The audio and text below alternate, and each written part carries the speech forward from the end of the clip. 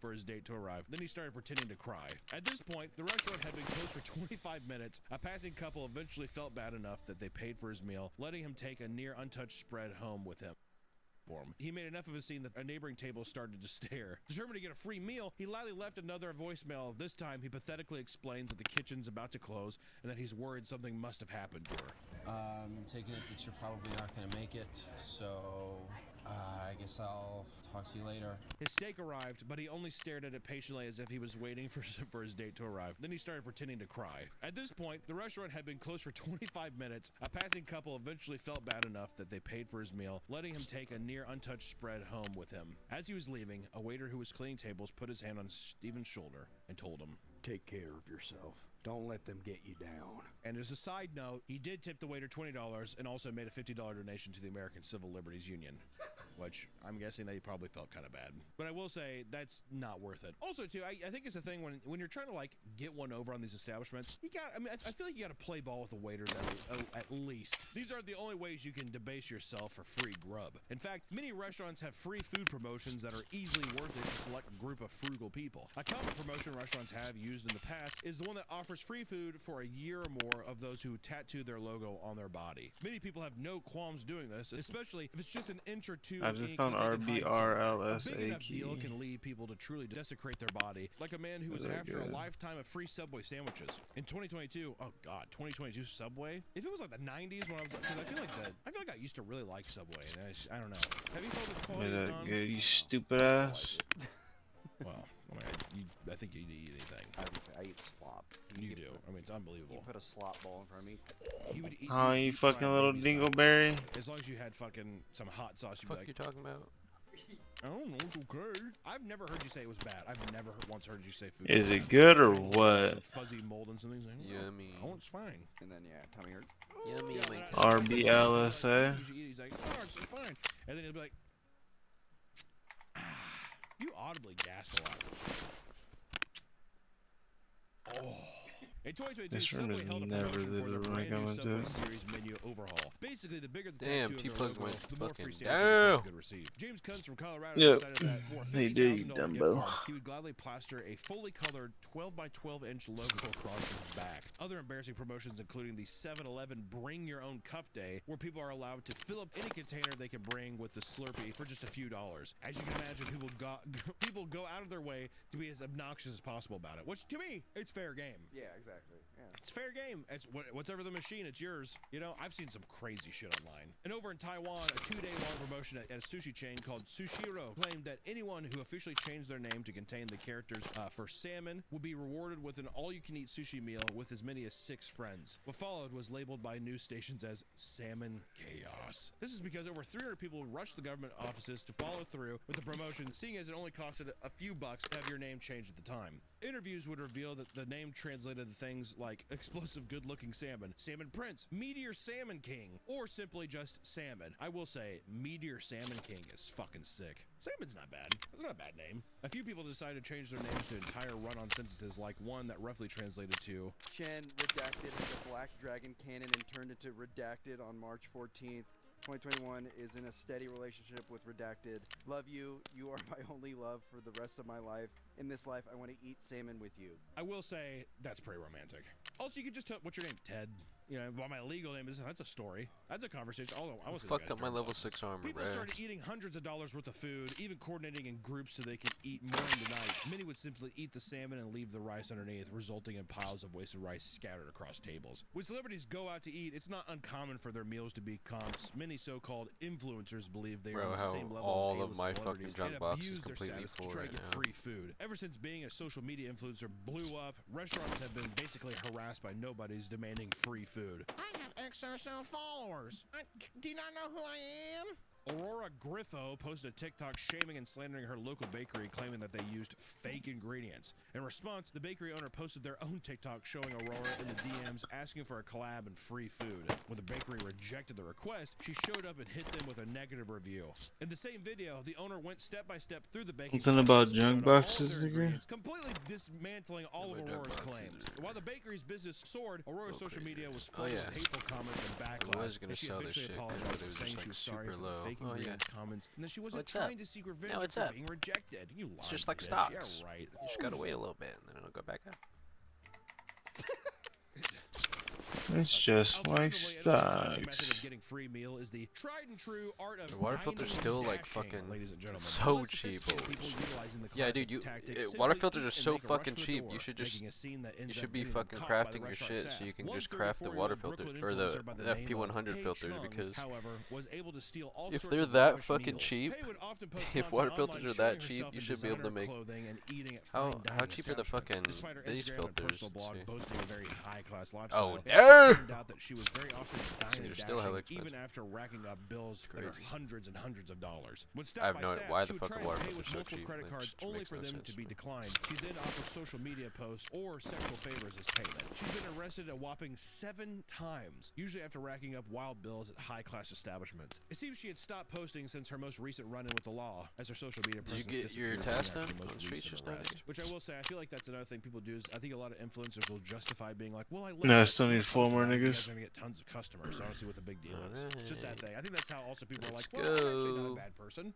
I will say I really 100% take credit for Red Lobster being successful. Red Lobster coming back. I think that we didn't. It wasn't all of us. Oh, wait. It was their new CEO. He's a badass. But I will Can't say, I forget like to think that we put on the good to word. complete And my also, task. Lobster Day this year. How dare you? I saw a lot of people on Instagram. Don't tagging forget. Oh shit, I Red do have Lobster Good Smith Day. Part Put it 23. up here. Do Please you have go it? next Oh, year. is it literally Really just good. a Saiga? We even went. Oh, wait, These no, food it's hacks are not. downright Looks like a fucking Saiga. insane. But some people are attracted to Boot free say. stuff like moss to a flame, right? I mean, if I can get some free food, why not? That's what people say. You're almost gonna say. And now I got my so first good. GPU from my GPU farm. At the very least, maybe throw a tip to your waiter next time So you're ruining nice, their so day with nice. fake heart attack or prop cockroach, drip right, out. guys? Or just drink your meals and don't fucking do it. Fucking hate you. Oh, Why did I I have got that a part FP100 Number 4. filter. I got a bug in here. 20% Wait, off. I have 100 like eliminated rogues. Until next time, guys, The we'll fuck? see you in the next one. Bye-bye. Yes, yes you do. Mini bus. I'm gonna bust in your mouth. Head to Meat Canyon Dot Store to pick up some. I'm gonna bust in your mouth. Welcome back to the podcast. Divide my fucking cheeks.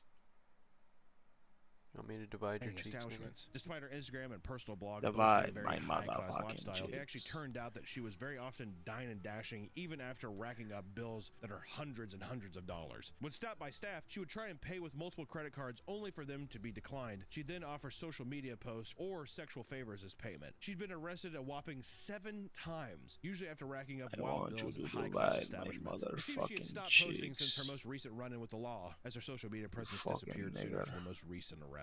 Which I will say, I You feel like that's another thing fucking people do. Is I nigger. think a lot of influencers will justify being like, well, I left, but I'm going to post about it and you guys are going to get tons of customers, so I don't see what the big deal is. 19. It's just that thing. I think that's how also people are like, well, I'm actually not a bad person. I will say I 100% take credit for Red Lobster. being successful. 41. Red Lobster coming back. I think that we didn't. It wasn't all of us. It was their new CEO. He's a Yeah, mine badass. too. But I will say, I like to think that we put out the good word. And also, people who missed Red Lobster Day this year, how dare you? I saw a lot of people on Instagram tag me that they went to Red Lobster on Red Lobster Day. Put it up here. Please go next year. Really good.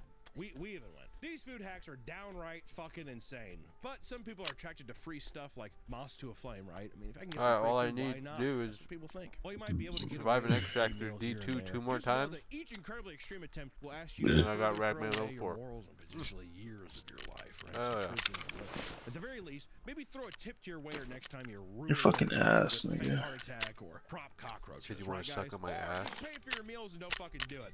It's weird. Your fucking ass. Not the full It's a meal. weird thing I to got a bug say. in here. 20% off.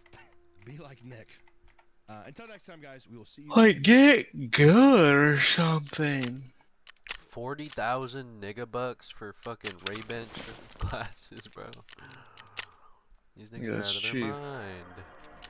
Yeah, someone's That's selling hella like cheap. 13 of them or 14 of them for fucking that much right now. Hella cheap, hella cheap. Well, you're not buying them? No, I bought it. I bought that shit You straight. broke ass nigga or what? You broke ass nigga or what? No, I bought it. I bought it. My body right now. Stop being broke. I bought it. He said. Where'd my bomber beanie go? Where'd it go? Where'd it go? Where'd it go? I literally bought it. I literally bought it. Bro, I hate how some shit like disappears in your inventory when you buy it. There it is.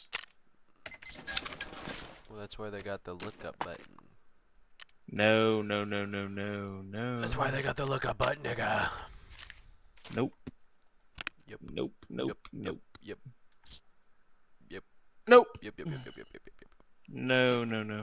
Yep. Yep. Yep. Yep. Yep. Yep. Nope, not even close. Yep. Yep. Yep. Yep. Not even for a second. Nope. Yes. Times. No, one, no, no, no. million, bajillion, bazillion. I'm gonna take the Bazinga. TKPD to fucking streets. Bazinga, nigga. We're taking the TKPD to streets. You're taking the weed to Jiligi Bidigi to Biggie. There's a level 4 waiting in here for us. Invite Oh, him. he looks good. Oh, he looks I good. He's got don't like 461 that. hours. It's always the That's lowest, rude. shittiest niggas that got unheard edition. It's weird. It's like weird, huh? Yeah, it's kind of weird. Whoa. Well, should we invite him and kill him? Should I? Should I invite him and see if he joins? Yeah, you should. Oh, he's already in a group? What the fuck?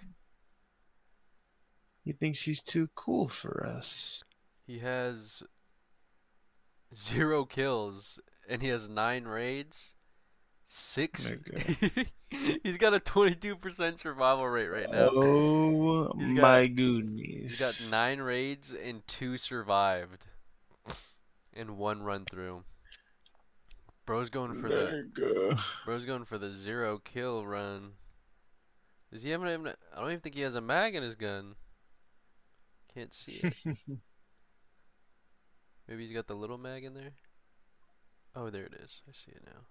Just being covered by his whole arm. He just doesn't use it ever. That's why it's hidden. That's why it's hidden. Kaneki Bill. Ooh, this nigga looks tough. He looks like a gooper. No point in using that gun if you ain't got an Alton on, brother. What? He's got 17 hundo raids with a 46%. What did you survival just say? rate. I don't know how people have such low survival rates, bro. Like how? What's my survival rate right now? 62%. Let's go. You're fucking butt cheeks. Dude, my KD went up. Let's go. Fuck, dude, this shit needs to go. If I can just reach a 1.0, bro, I'll be happy. Just kill hella scabs, you fucking shit ass nigga. No, I want my fucking my PMC KD to be. Wait, how do you? My KD for both is the same. How is yours different? Nigga, what? Yeah, your KD. Nigga, you realize the KD adds scabs into it, right? No, not nigga. Look. No, I Look know at the what you're top talking one up about. here. You see how yours is 0.71, and then down here yours is 0.66. This is your scav and PMC KD, and then this is your real KD up here for players. You fucking bum. What are you even looking at? Up here next to your head, and Yeah. then down here, over by your kills and your hours. This is So your. which is which? This is your fucking scav and PMC KD, and then this one is your. And then one Your by your mouse head. is on your screen, that's why. The one by your head is your PMC, and then the one over there to the right is the scav and PMC. But mine is the same because I'm a beast. Your fucking butt, nigga. Your butt, nigga. I see. hella cheeks. Your butt. Epstein on Grinder. This nigga. I need this nigga's helmet. I need this nigga's helmet. Wait, why is my shit not showing my...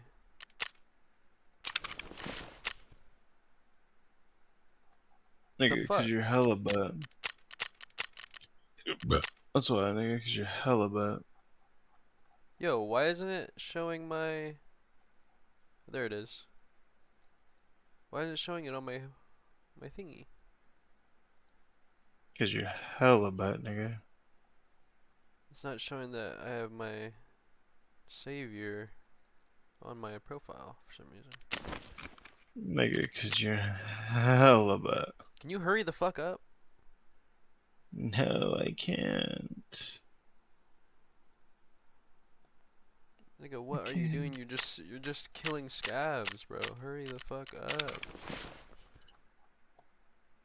Can't. God damn it. I'm not ready. You're fucking making a P90 build right now, bro? What are you even doing? Oh, you don't like my P90? No. No, nigga. No. Yes.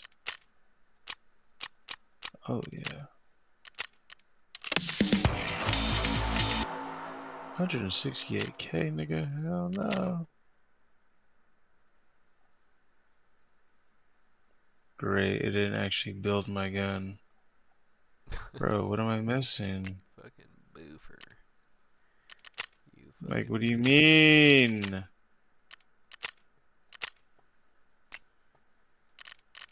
Did it build? I guess so.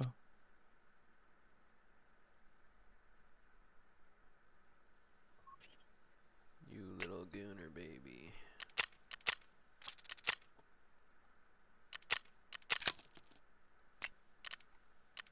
I'm a gooner. I'm a gooner. I'm a fucking gooner.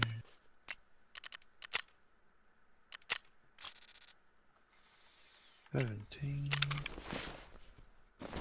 $25, Fuck, man. Why are they so cheap right now? $27, $11, How much does this 8. cost? Whatever, bro. I'll buy this shit for 26,000 fucking nigga bucks, bro. What the fuck? Oh shit, my cultist circle's done. No way! I give you an open. I'm so happy right now. Fucking cheeks, nigga. I'm so happy right now. I've never been happier in my fucking entire life. I've never been happier in my entire fucking existence on this planet. Why are you so divide your cheeks, nigga? Can I get this every time? Can I get that every No. time, please? No. Please. Let's get like 5, 10, 15. We need like 250. God fucking damn it. I hate when it does that shit.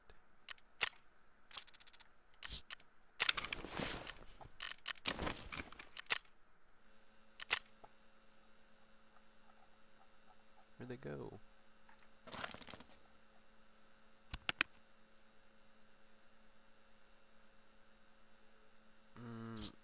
Wait a second. I know I have...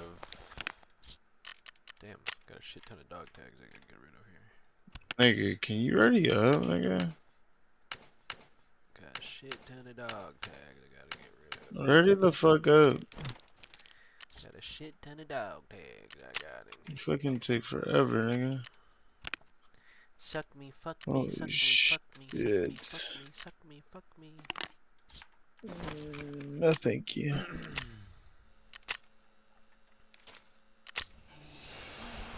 This shit looks I got a weird. 6-hour timer. Wow, I got a 6-hour timer. Yippee, yippee, yippee. I wonder what it's gonna try to give me. I don't really need anything.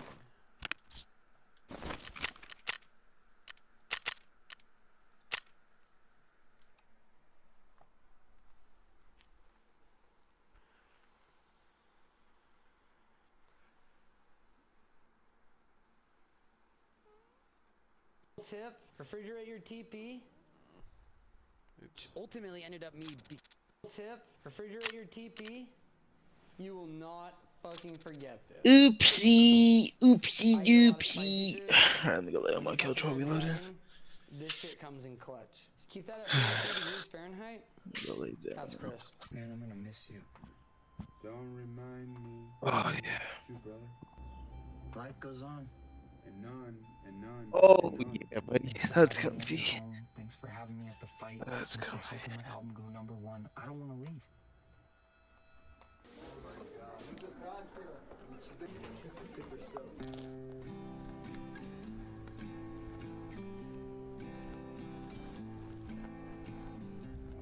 The dramatic and deadly descent captured on security camera. This footage, according to Brazilian first responders, showing No the fucking harrowing way. moments one chopper They got the video of Oliver Tree fucking falling out of the sky, nigga.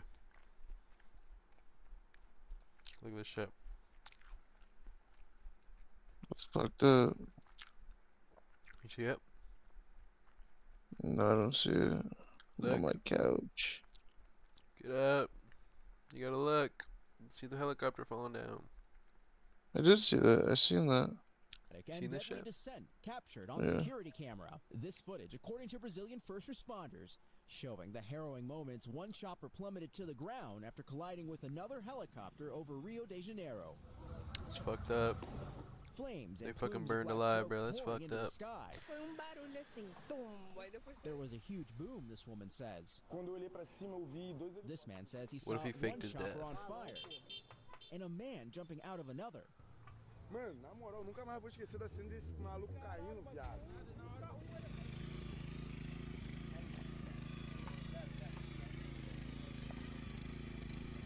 Wait, what? How is the, there's like papers and shit that they're pulling out of that thing? I thought the whole thing was on fire.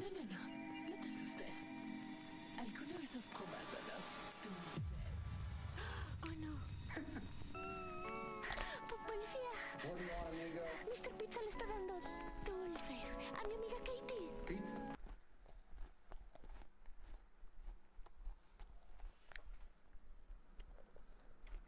Ah, fuck, I forgot my keys. Damn it. I forgot my keys for streets. Alright, let me come back. Let me come back.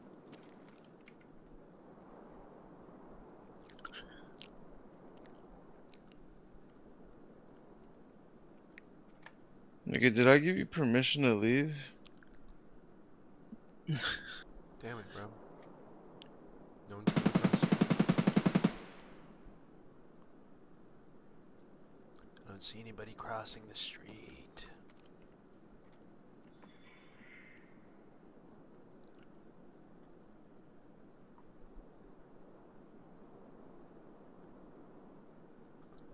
We got the worst fucking spawn to kill these fucking scavs. Oh, we kinda did. Is courtyard open? Kinda down to just fucking Nope. reset. Ah. Fuck! Car might be there. That's very true, very true. There nigga shooting over there though. Yeah, there's niggas shooting at Lexus.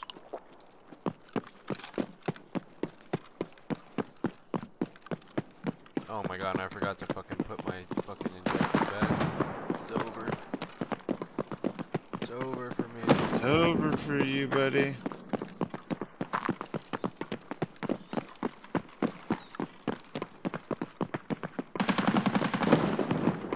Get to the car, nigga. Get to the car. Is it there? Is it there? It's not. Oh, you gotta be here. kidding me. You gotta be fucking kidding me, bro. You got so much stamina. Where you going? I'm not overweight. It's supposed to be Gotta a be funny smarter pun than or that. something. Call me fat nigga. You fat nigga. The fuck?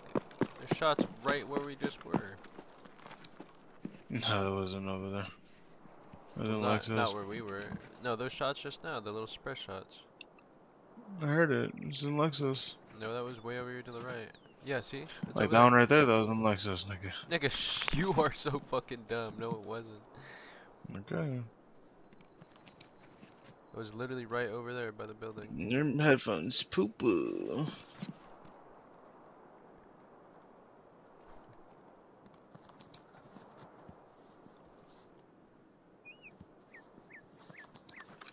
I'm gonna wait to see nigga. You better wait.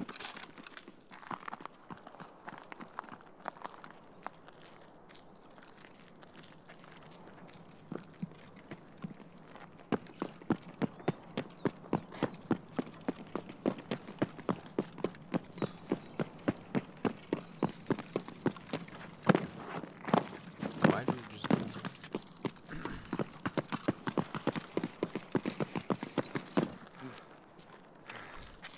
This nigga's still grabbing the icebreaker posters, bro. Oh my god! Is that at us? I'm like it. No way. Kinda sound like. Oh Bro. my god. There's gotta be niggas on the street right to our right. There's no way they're shooting at us through the wall right now. It gotta be. Oh my god. My screen shook from that one. It's getting kind of scary. There's for sure some niggas trapped over here right now.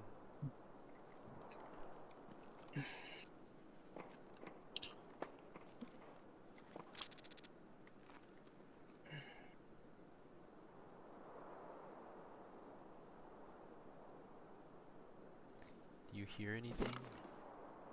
I don't hear shit. Little nigga. Ba ba ba ba.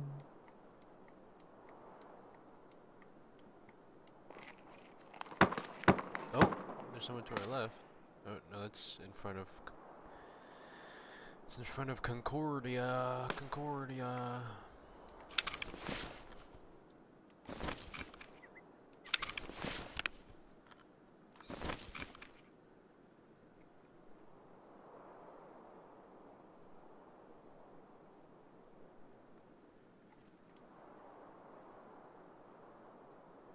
You dumbass.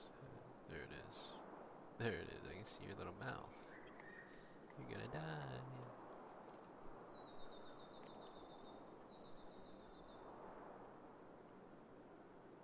Imagine if you could go all the way up there. That'd be crazy. That'd be crazy.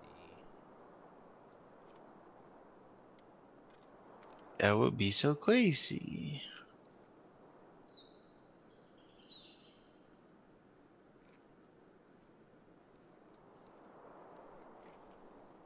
It would be pretty crazy.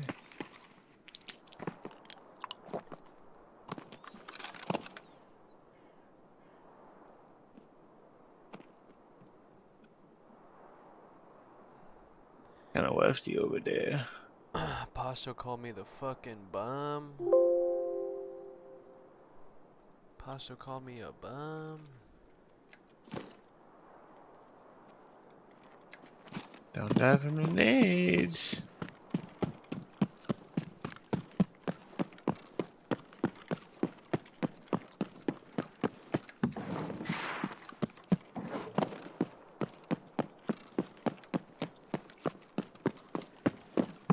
We should go down there. There's probably scavs down there. I'm gonna go find out. Think so? Yeah, I think so. I think so. I think so. Let me go find out.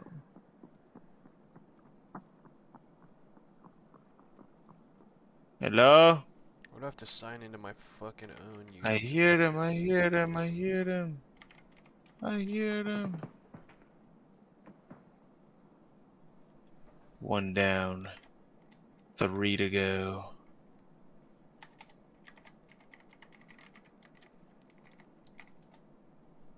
Oh, I forgot I changed my password for fucking. For Pornhub? Yeah, for Pornhub. For Pornhub. That's exactly what it is.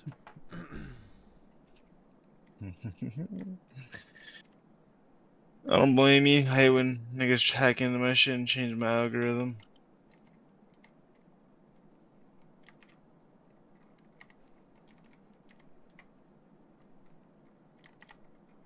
You're a smart man for doing that.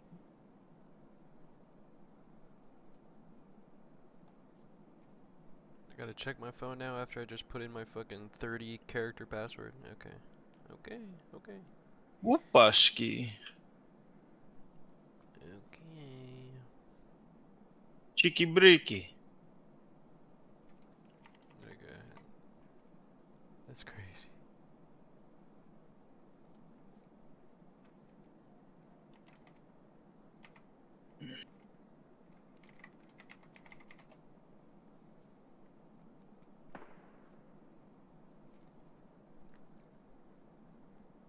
It's almost diabolical.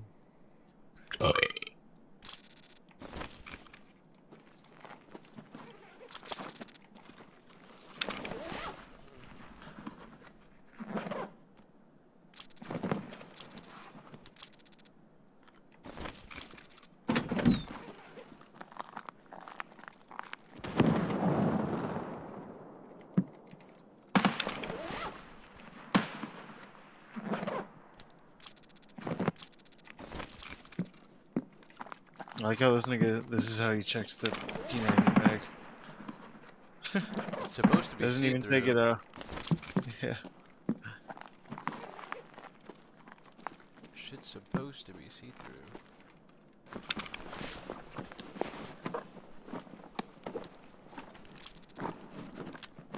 Well, why isn't it see-through? I don't know, Maybe. they literally fucking showed that it's supposed to be see-through like a while ago. Well, maybe I got the knockoff versions. Probably.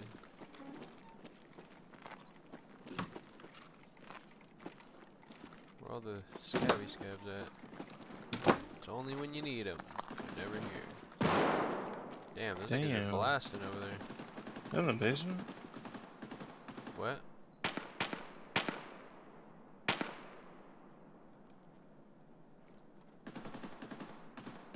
Damn, bro, someone's on the fucking gun. I don't think it's an AI. I don't think it's an AI on that gun. Oh, this is a dirty ass spot right here.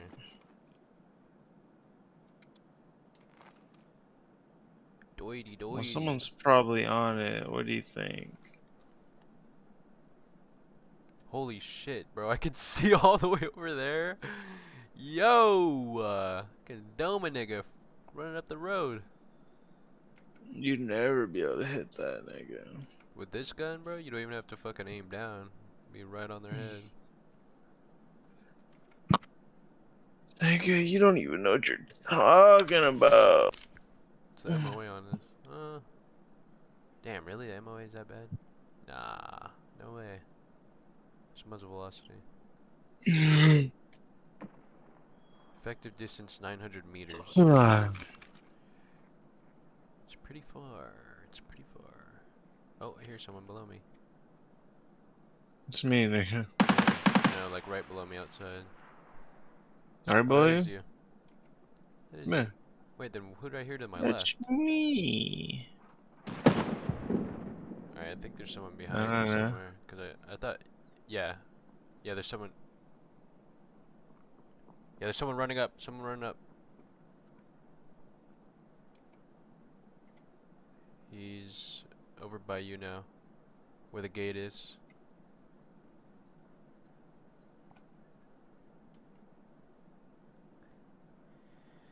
He's over by you now, where the gate is.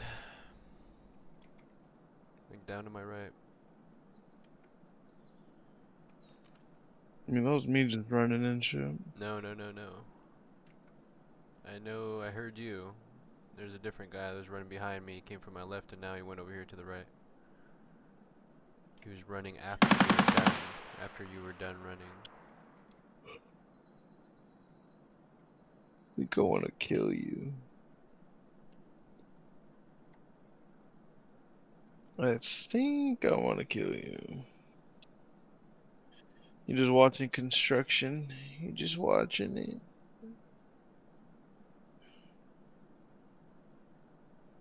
Yep. I wish I could see over here, because that guy is over here somewhere.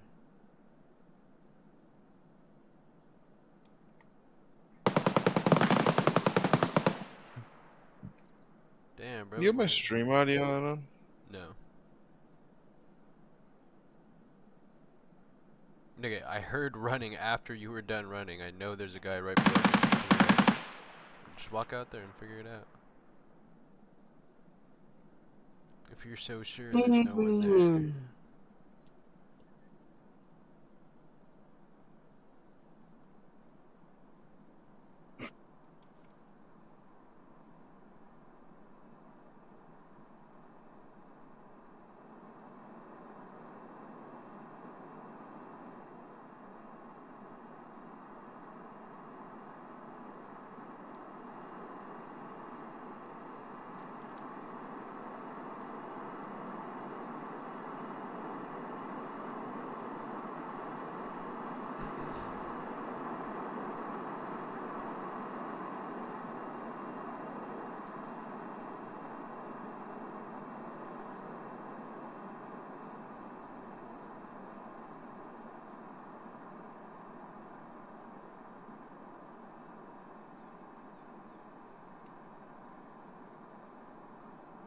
Oh, scav.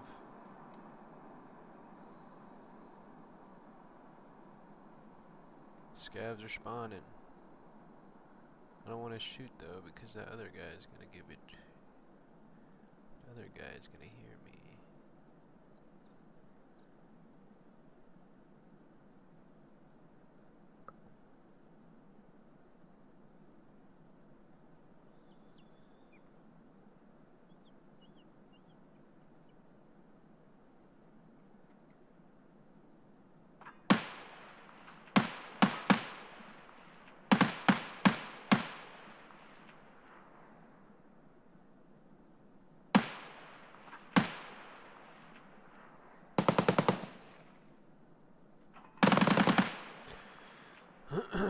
Might just go over by Lexos. Seems that's where fucking everybody's at.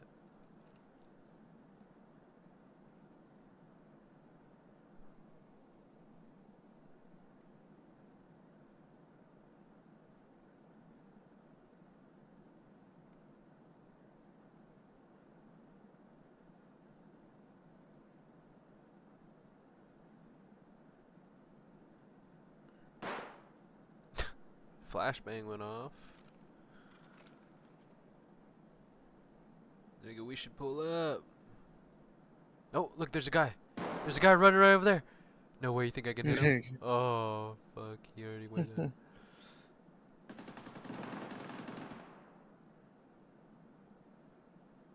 That nigga's gonna be coming here soon. He's gonna have to. If he spawned on the other side of the map, he's gonna have to come over here and I'm gonna shoot him in the face.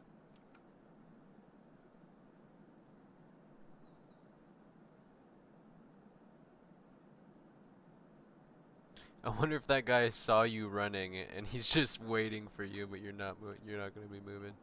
Oh shit, the scav's gonna see me. Oh shit.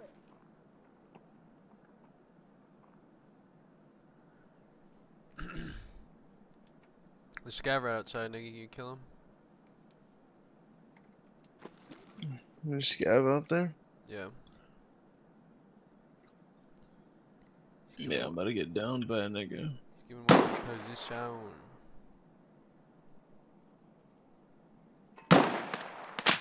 Oh shit. Oh, This yep, is some people are coming. like Yep, construction. yep, people are coming. Nigga, you gotta hurry up and kill that scav. Where is it?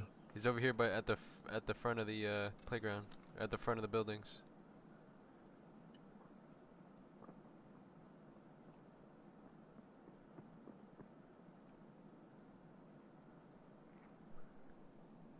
Yeah, right in front of you.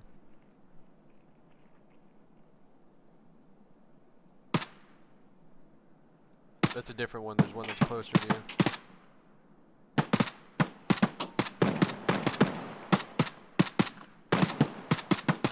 You good, nigga?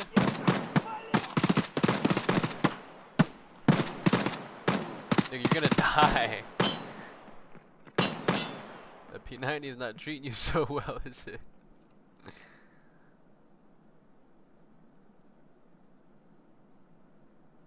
Where are these niggas at construction? I saw them for like half a second.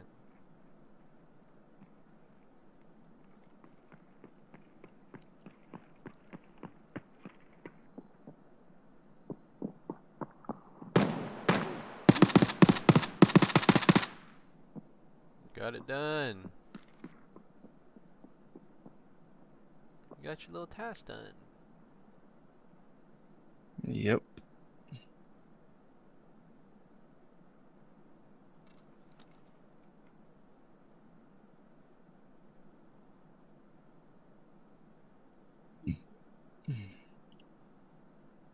The nigga must have killed somebody. It's probably why he's not showing himself right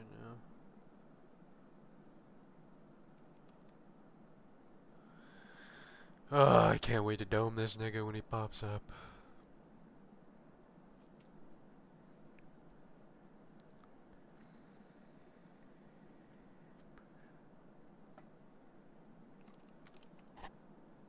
Oh, is that the BTR driving away? Oh, it's driving up.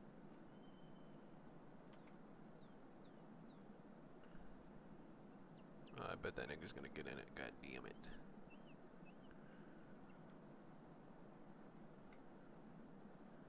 About a minute and 40 seconds for the BTR to leave. Oh my god.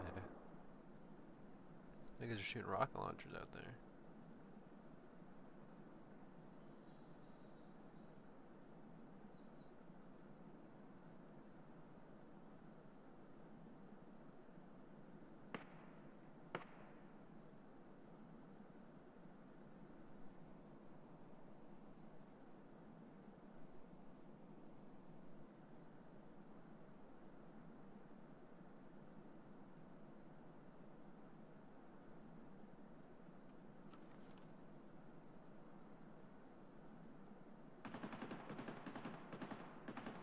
Dude, how are these people still fighting at fucking Lexos, bro?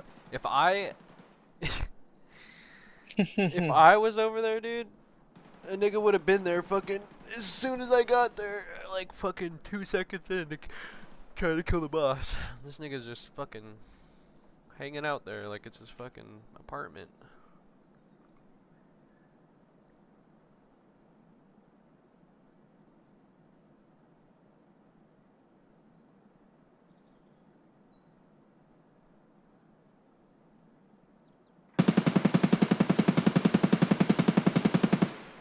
How many bullets do they got, bro? I don't even know what guns are being shot over there anymore.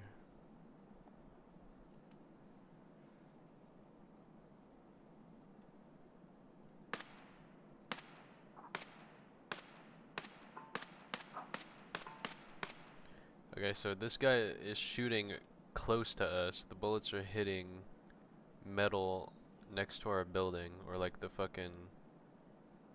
fences. Like, he's got to be shooting at that guy I was talking about. Or something. Something's going on. Like, what even is that?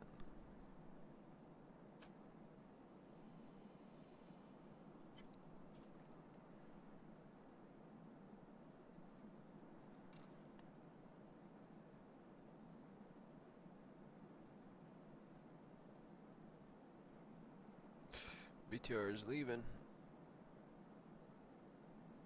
Shoot it, shoot it.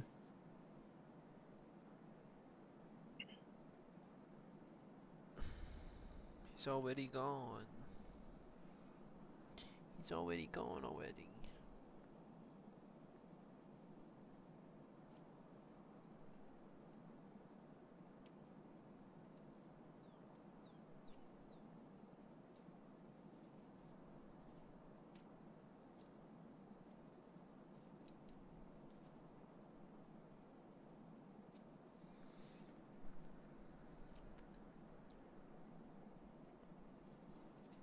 much time's left?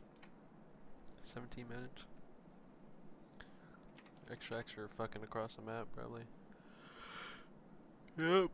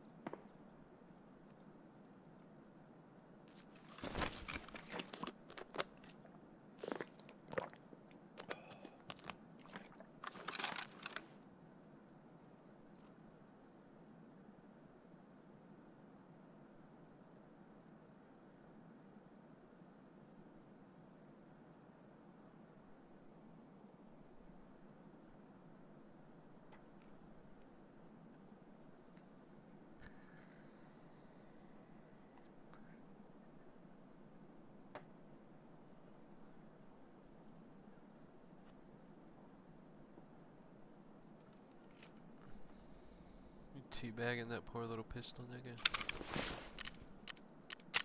Stop! Stop! Stop fucking him!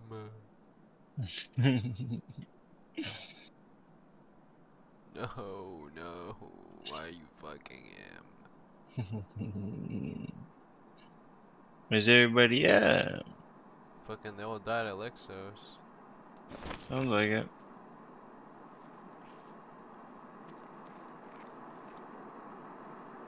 Sounds like it. See where that airdrop goes. Sounds like it's gonna be close to us, maybe. Maybe. Where's it at? Where's it at?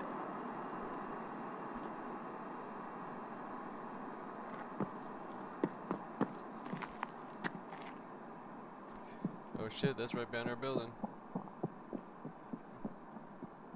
Sure is. I bet it is. I bet it is. Oh, it's right behind our building. Kind of where all the niggas are, though. I'm coming down. Let's camp it. Don't come do it. Don't do it. I'm gonna do it. Look at this nigga got folded. Look at him. When did that happen? Thought I wasn't gonna come take his little armor, but I am. That happened while we But were. I am gonna take it. We were hanging out. Whoa. What? What do I have What to grab happened here? while we were just hanging out? I got something to grab. You better grab it and grab it quick. There's the airdrop.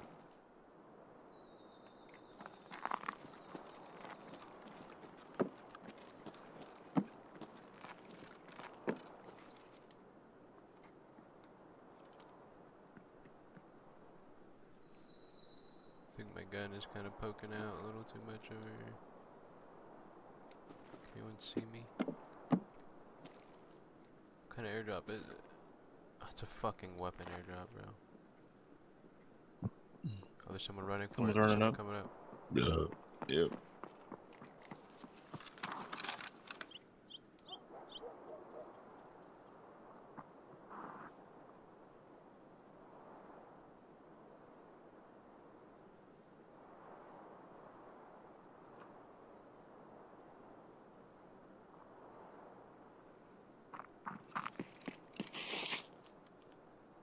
Why does he keep stopping like that? Fuck, there's a scav behind me.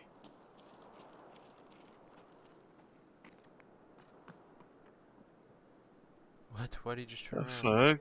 I know.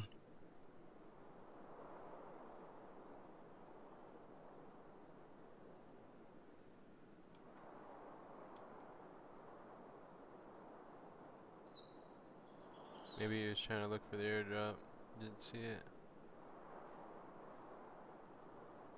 Like a dumbass little nigga. It's weird though because he fucking he ran right here and then stopped right before I saw his ass.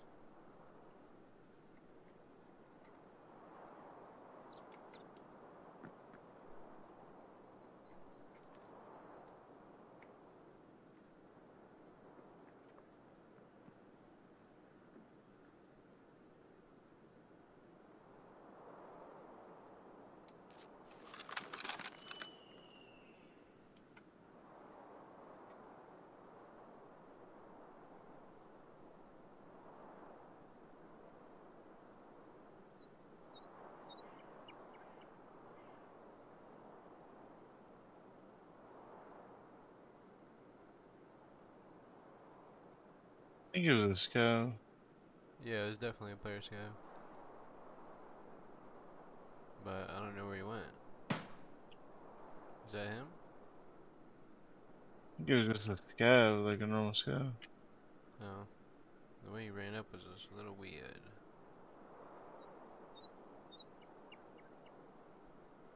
Man, we got 9 minutes and I don't have an SJ. Come on, nigga. What are you doing? Should probably start heading out.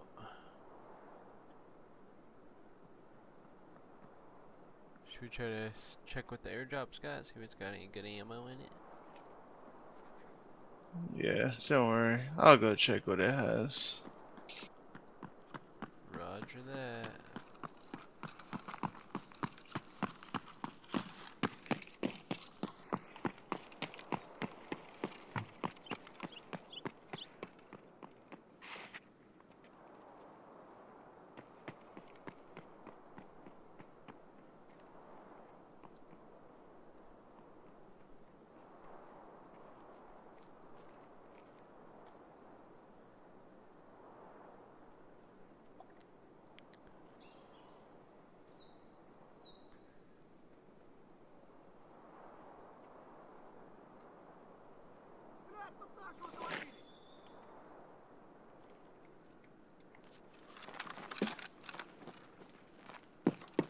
Does Scav see you or something?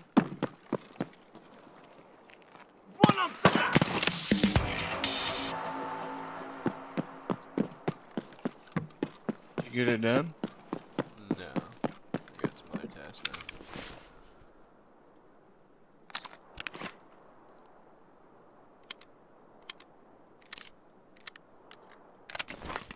You want this RPDN? No. Gotta get the fuck out of here though. Let's see. What ammo do you think it has in it? What's up? Fucking PS probably. Yes. I'll take that. PP. Let's get the fuck out of here. Ooh. Oh no. Let's go this way. Go this way.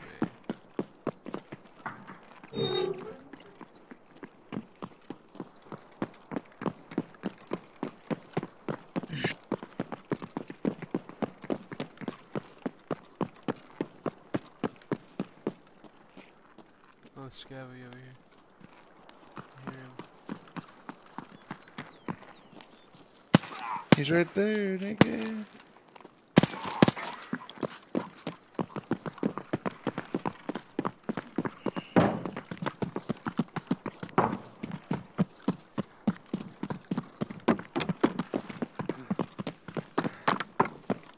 Oh, there's this guy that I. Oh no, it's just Scav. Touch him. Touch him for the XPZ.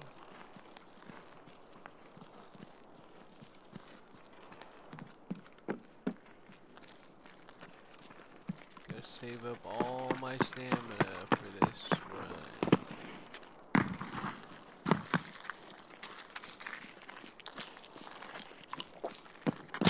Oh shit! Oh, there's a guy right down there. See that nigga? Damn it. It's a player scav.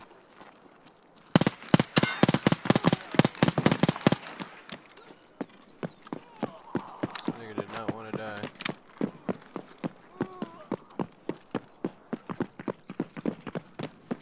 Touch you.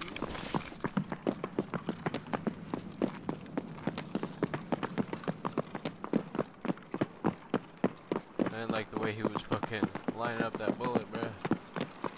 The BTR. I need to talk to him. Imagine I accidentally shot that fucking nigga. That would've been horrible. Don't shoot him. Come here, nigga. Come here.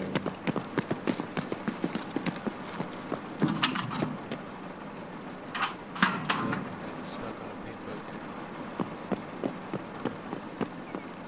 bucket. Should we go somewhere with him? Take a right next to our extract.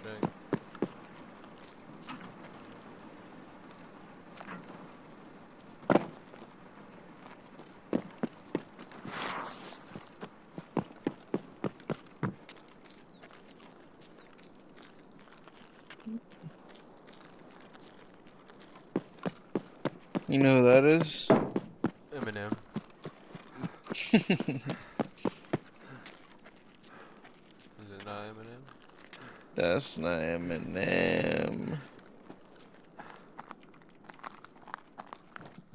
Who is it? That's Cheeky Breaky. Let's divide my cheeks. Yo, I just found a bomber beanie. Crazy. What? Are you fucking serious?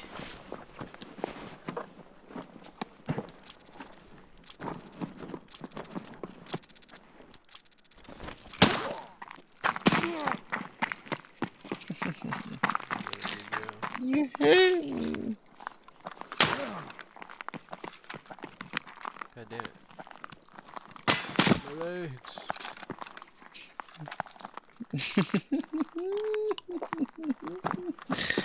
You better get out of there. You're bleeding.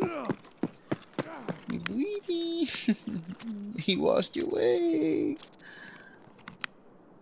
Why is it not healing my head? Started healing my leg and not my head, bro. They fucked up this fucking healing system.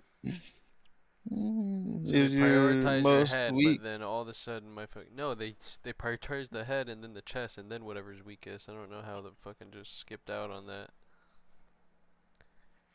Your head's stupid.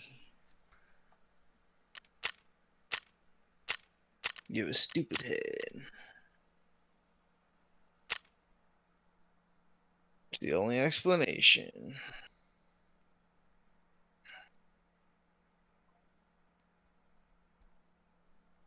It's the only thing I can think of. What the fuck?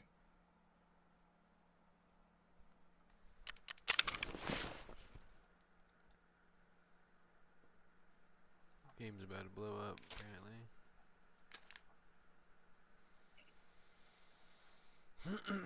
Alright, I need to get this shit fucking. It's pissing me off. This is pissing me off.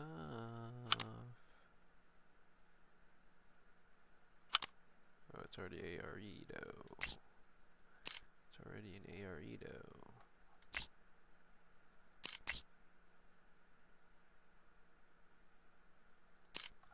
What about the NL? How about that?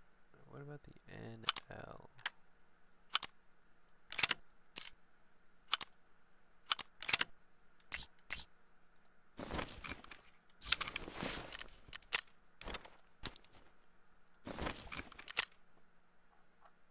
Whoa, 26K. That's an awful lot.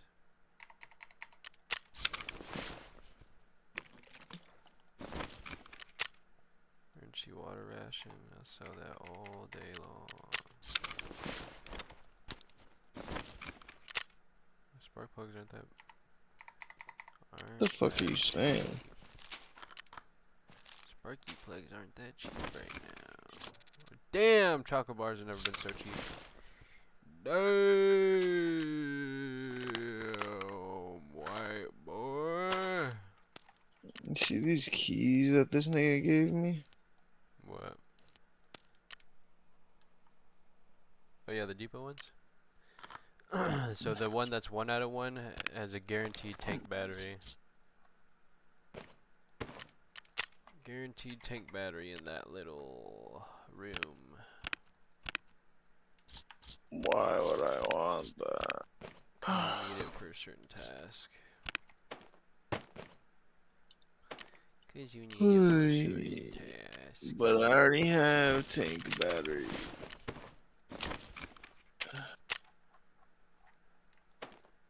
So why would I need another one? Don't ask me, Negro.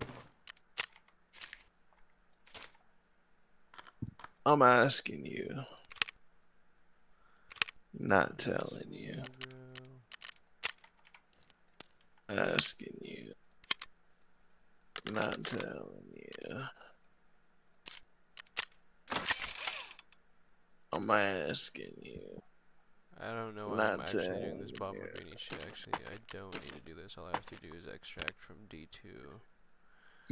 That's all you have to do. Yeah, just gotta do that 2 more times, then I'll have him level 4. That's all you have to do, stupid ass. Yep. Yeah. That's all I gotta do. I don't know why the fuck you're doing that. Definitely gonna sell one of these bomber beanies. Now. Dang it, they're only going for 38,000. Dang it, I wanted the price gouge. Nope, you can't. Not fair. Not fair. Too bad, so sad. Kinda wanna just keep this pistol around for funsies.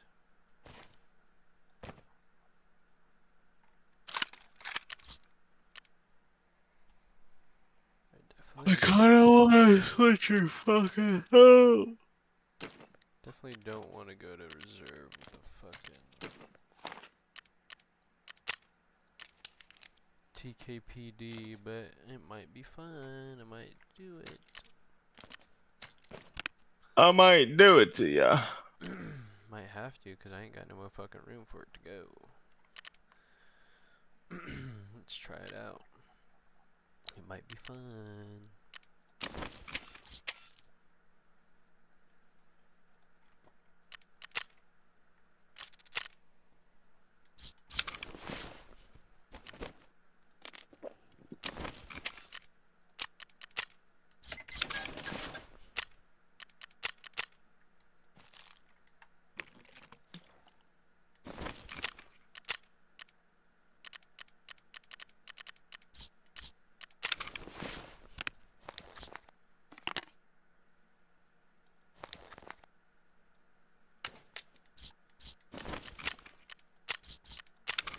Divide my cheeks.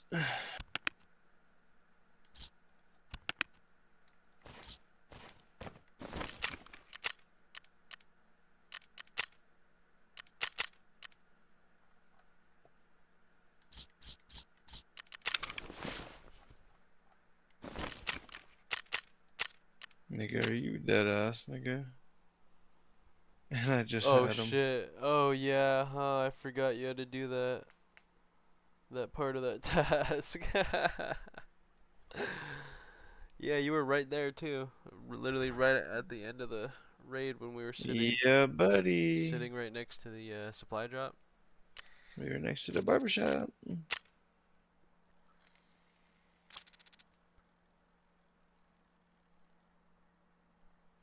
about to fuck some niggas up with that P90 or what? Hell yeah, nigga. ¿Qué? Pineapple? Margarita? No. Broccoli jalapeno popper anchovy deluxe? ¿Eso existe? Oh yeah, you gotta try it. Pepperoni? Sí. That's the worst kind of pizza.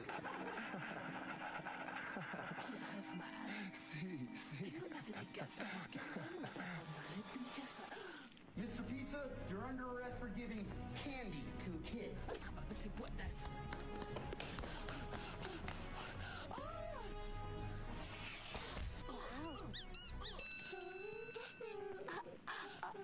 Come on, kid. You're my witness.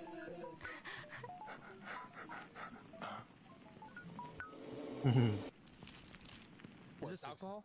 Nope. I'm sober, so. Good. I love it, man. Yeah, that's not alcohol. It's just water, bro. It's liquid death. I like it.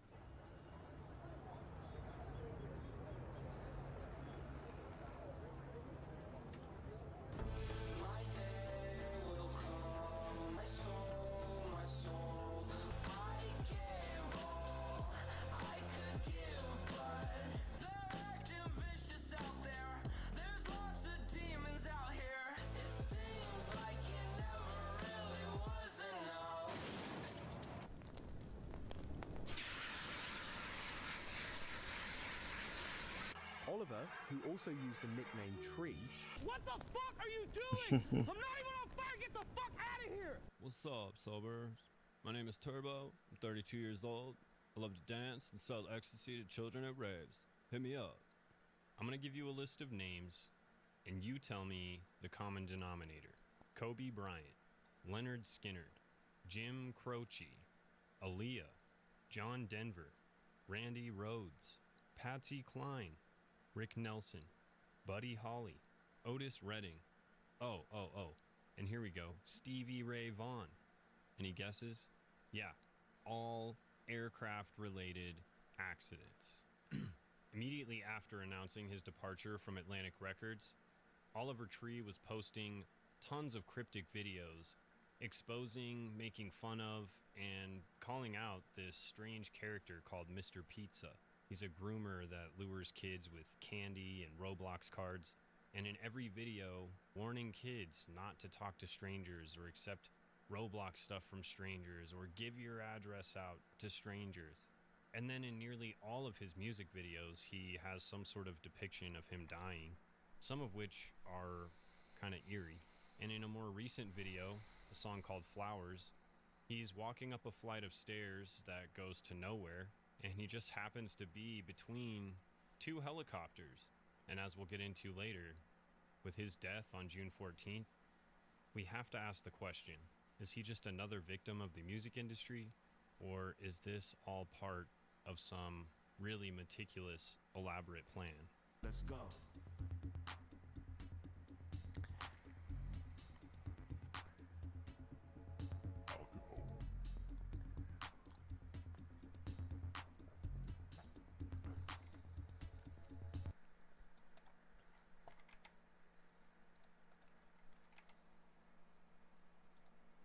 We get this spawn, nigga.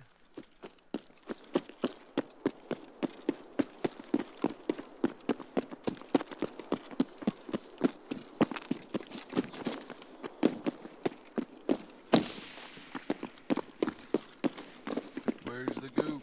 Where's the goop? Give me the goop.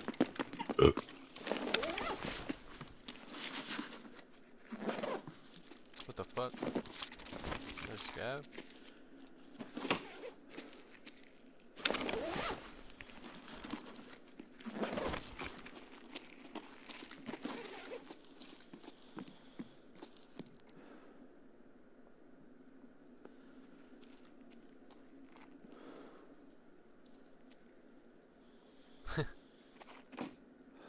What the fuck?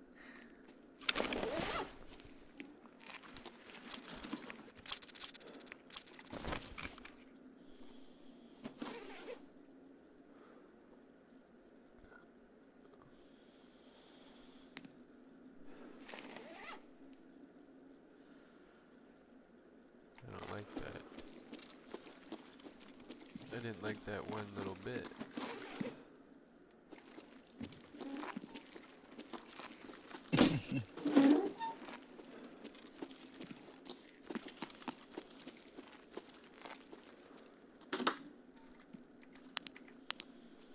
Wish I could tell if my flashlight was on or not.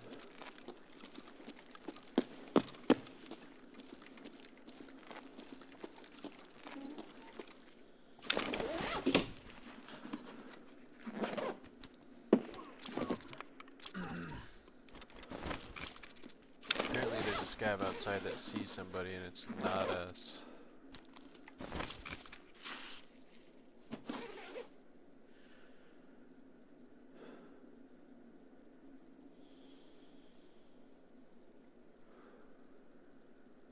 Did you just close the bag? Yeah. Okay.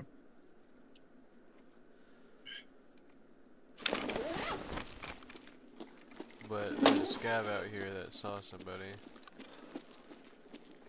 And it wasn't one of us.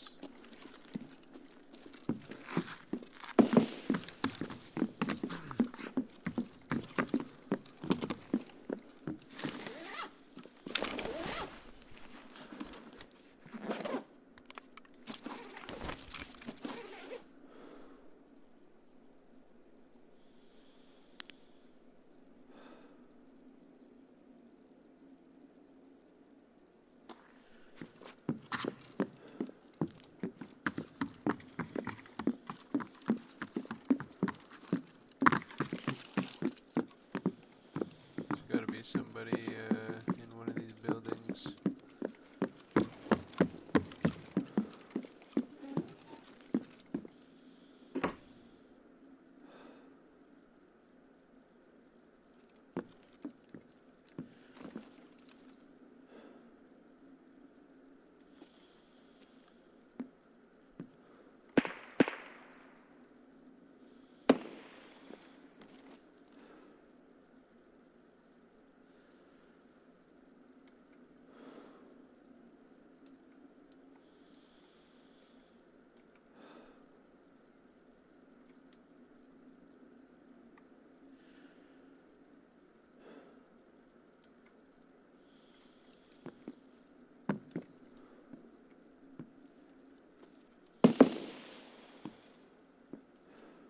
Basketball right here.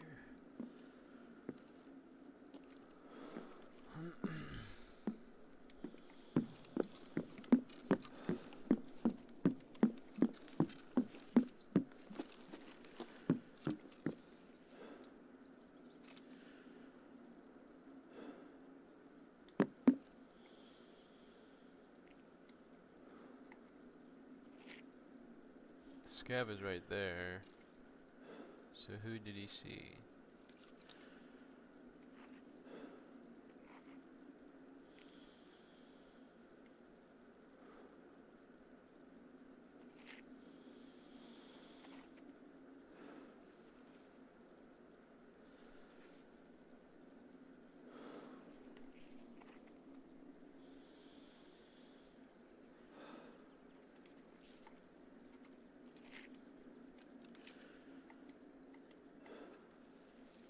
Пацаны, сегодня мы кайфуем.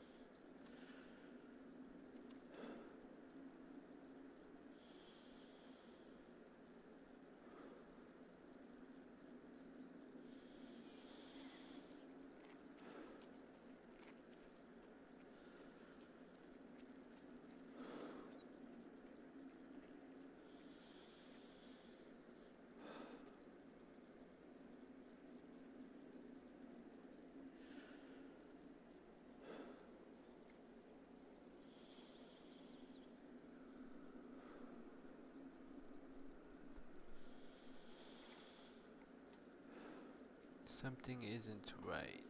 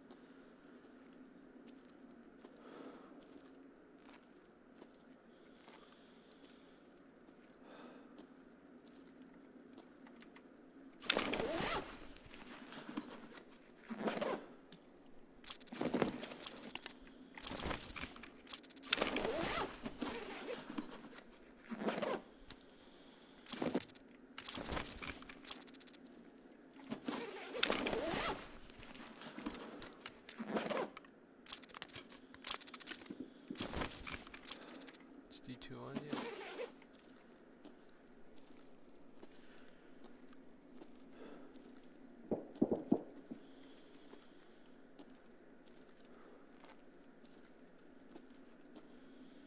Doesn't look like it. I'm gonna just down that sky. Someone just killed the scav over there? Yeah, right outside. Come down here with me real quick.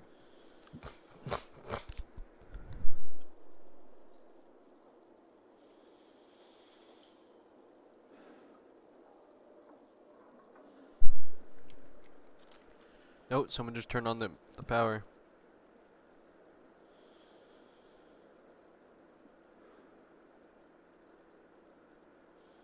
I might fucking rush it down to D2 just to extract. Oh, just killed the nigga. Oh fuck. I just killed the shit out of that guy. Look at that soap. He's killing the guards. What gun did he have? Damn, bro, this shit just one-shots people. That's crazy. Doesn't even have the good ammo in it either.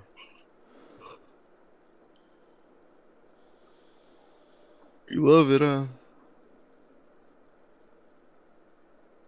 It's pretty nice.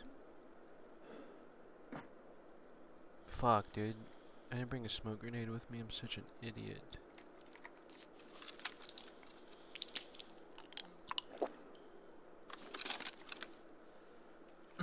You bet he has a friend or what?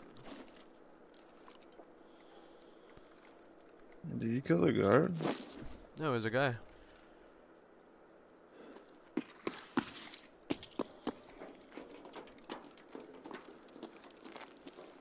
It was a real ass nigga.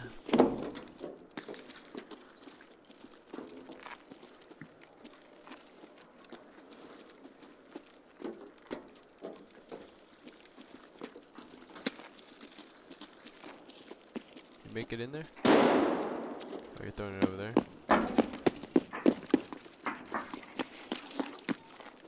Ooh, that was a clutch little play. Yeah, this was a whole guy.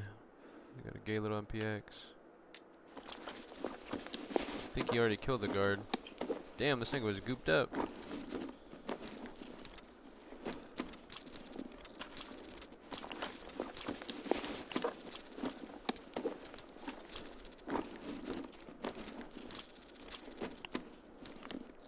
That nigga's been gooping. Got the Since the vertex day his on him. mama taught him how to goop. Got 2 vertexes on him? Damn. Is the marked room open? We're about to find out, aren't we? You got a Tetris on him. And smokes.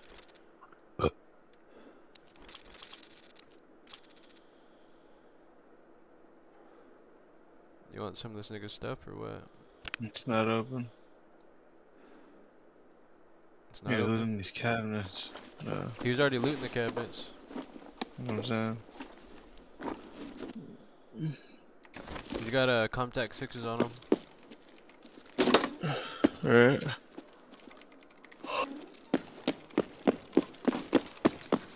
Fat motherfucker.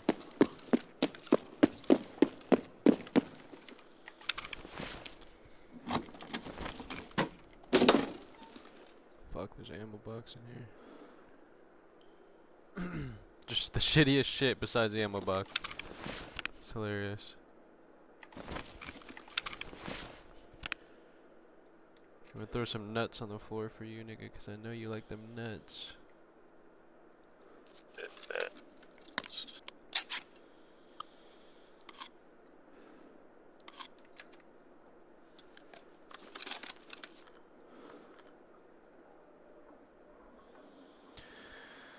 Might as well just hit this morphine real quick.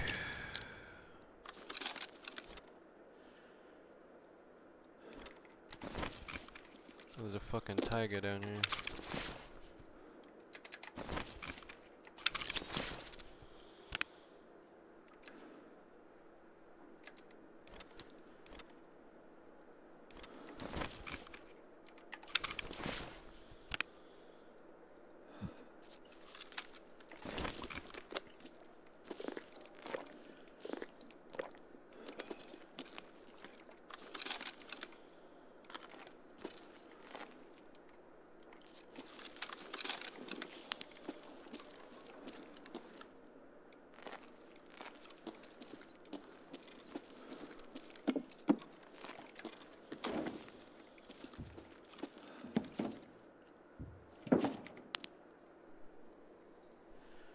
There's a poster tube in here if you want it, and a cat. And all the cabinets aren't hit. But I'm kind of gooped the fuck up, so down to get out of here. Let's go then, nigga.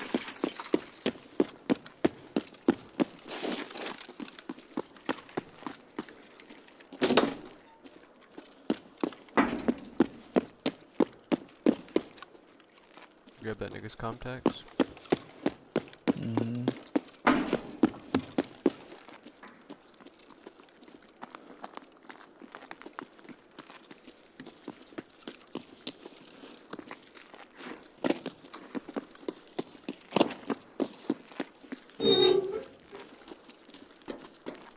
Kinda feel bad for that guy. I bet he needed these vertexes. The fuck is that? There's MRE in here. You want it?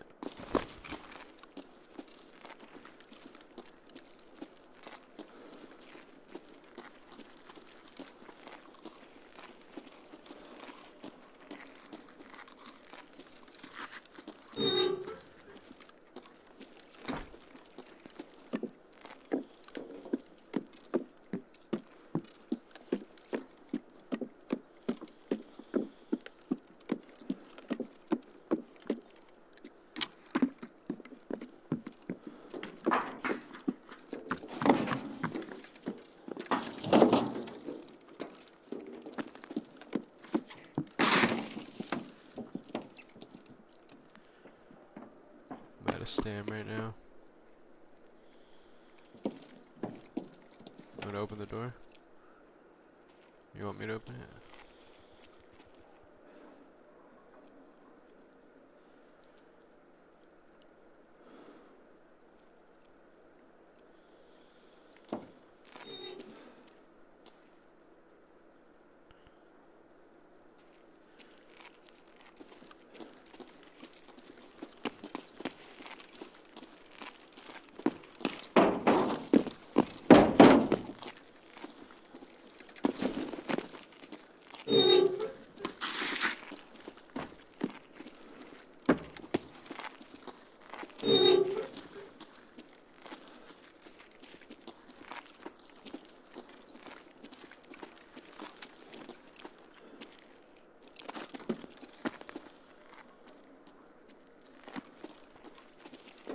Oh, I think, what?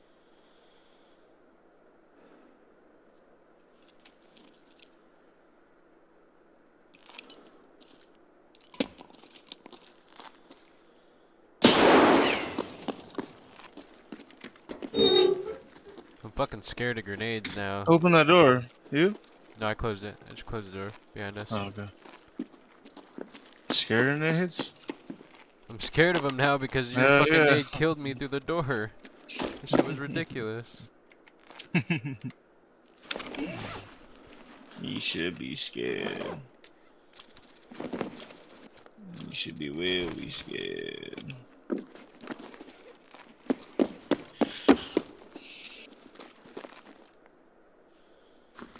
Damn! You seen this poster? What's this? Barracks? Damn, some underside boob. That's for your lighthouse. Under baby. Wait,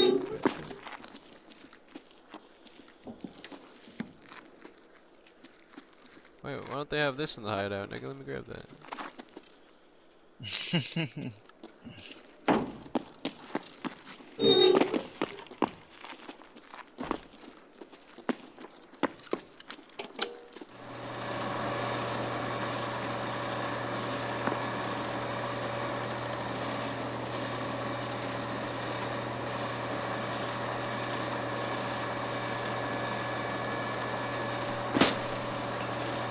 You want me to shoot you with this gun, nigga? Imagine that shit went through.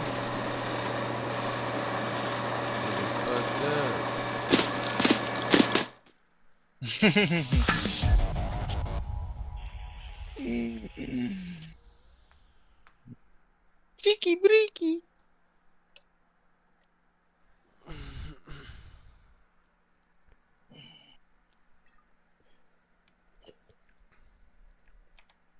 Damn, bro, I gotta watch that shit. Poor nigga. Poor ass nigga got fucking bopped. Damn. Why the fuck is it all fucked up?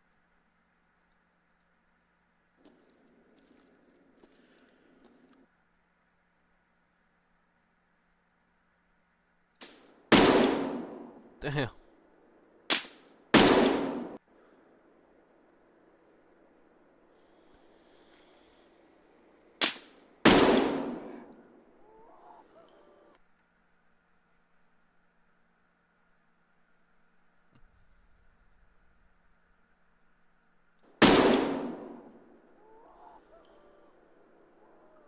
Why is it all fucking slow?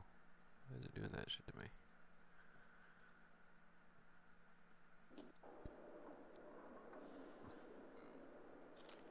Why is it all fucked up like this?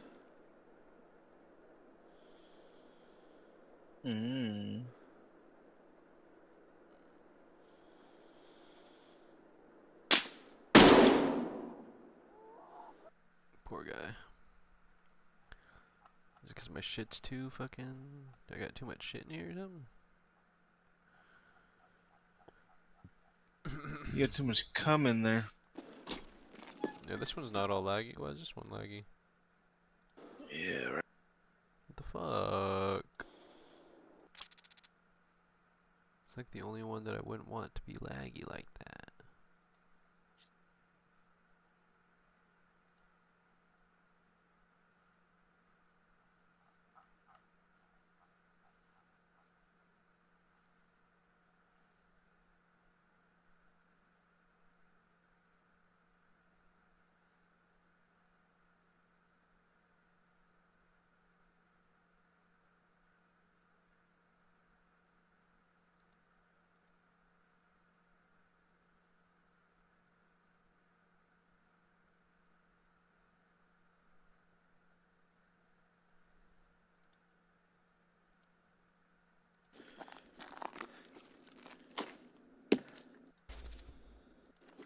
Oh, that's when I got the double GPU.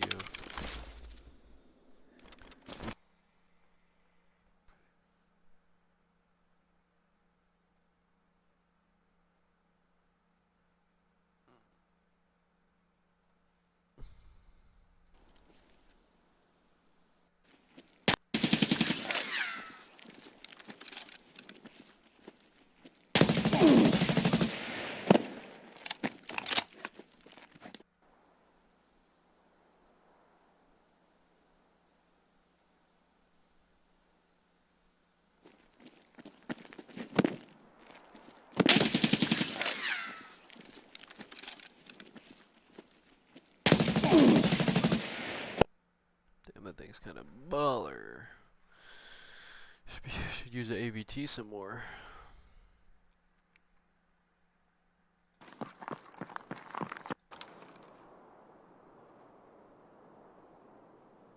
I see one. B-side.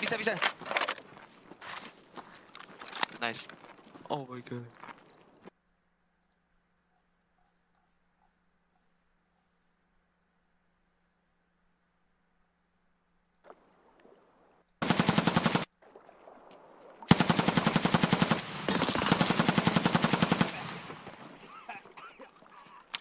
Nice. Second. To your right. Nice. That was a crazy ass clip. That was a crazy one. Alright. Damn, I really feel bad for killing that nigga. It's level 17. Level 17, he had all that goop. Just delivered it to me, dude. What the fuck?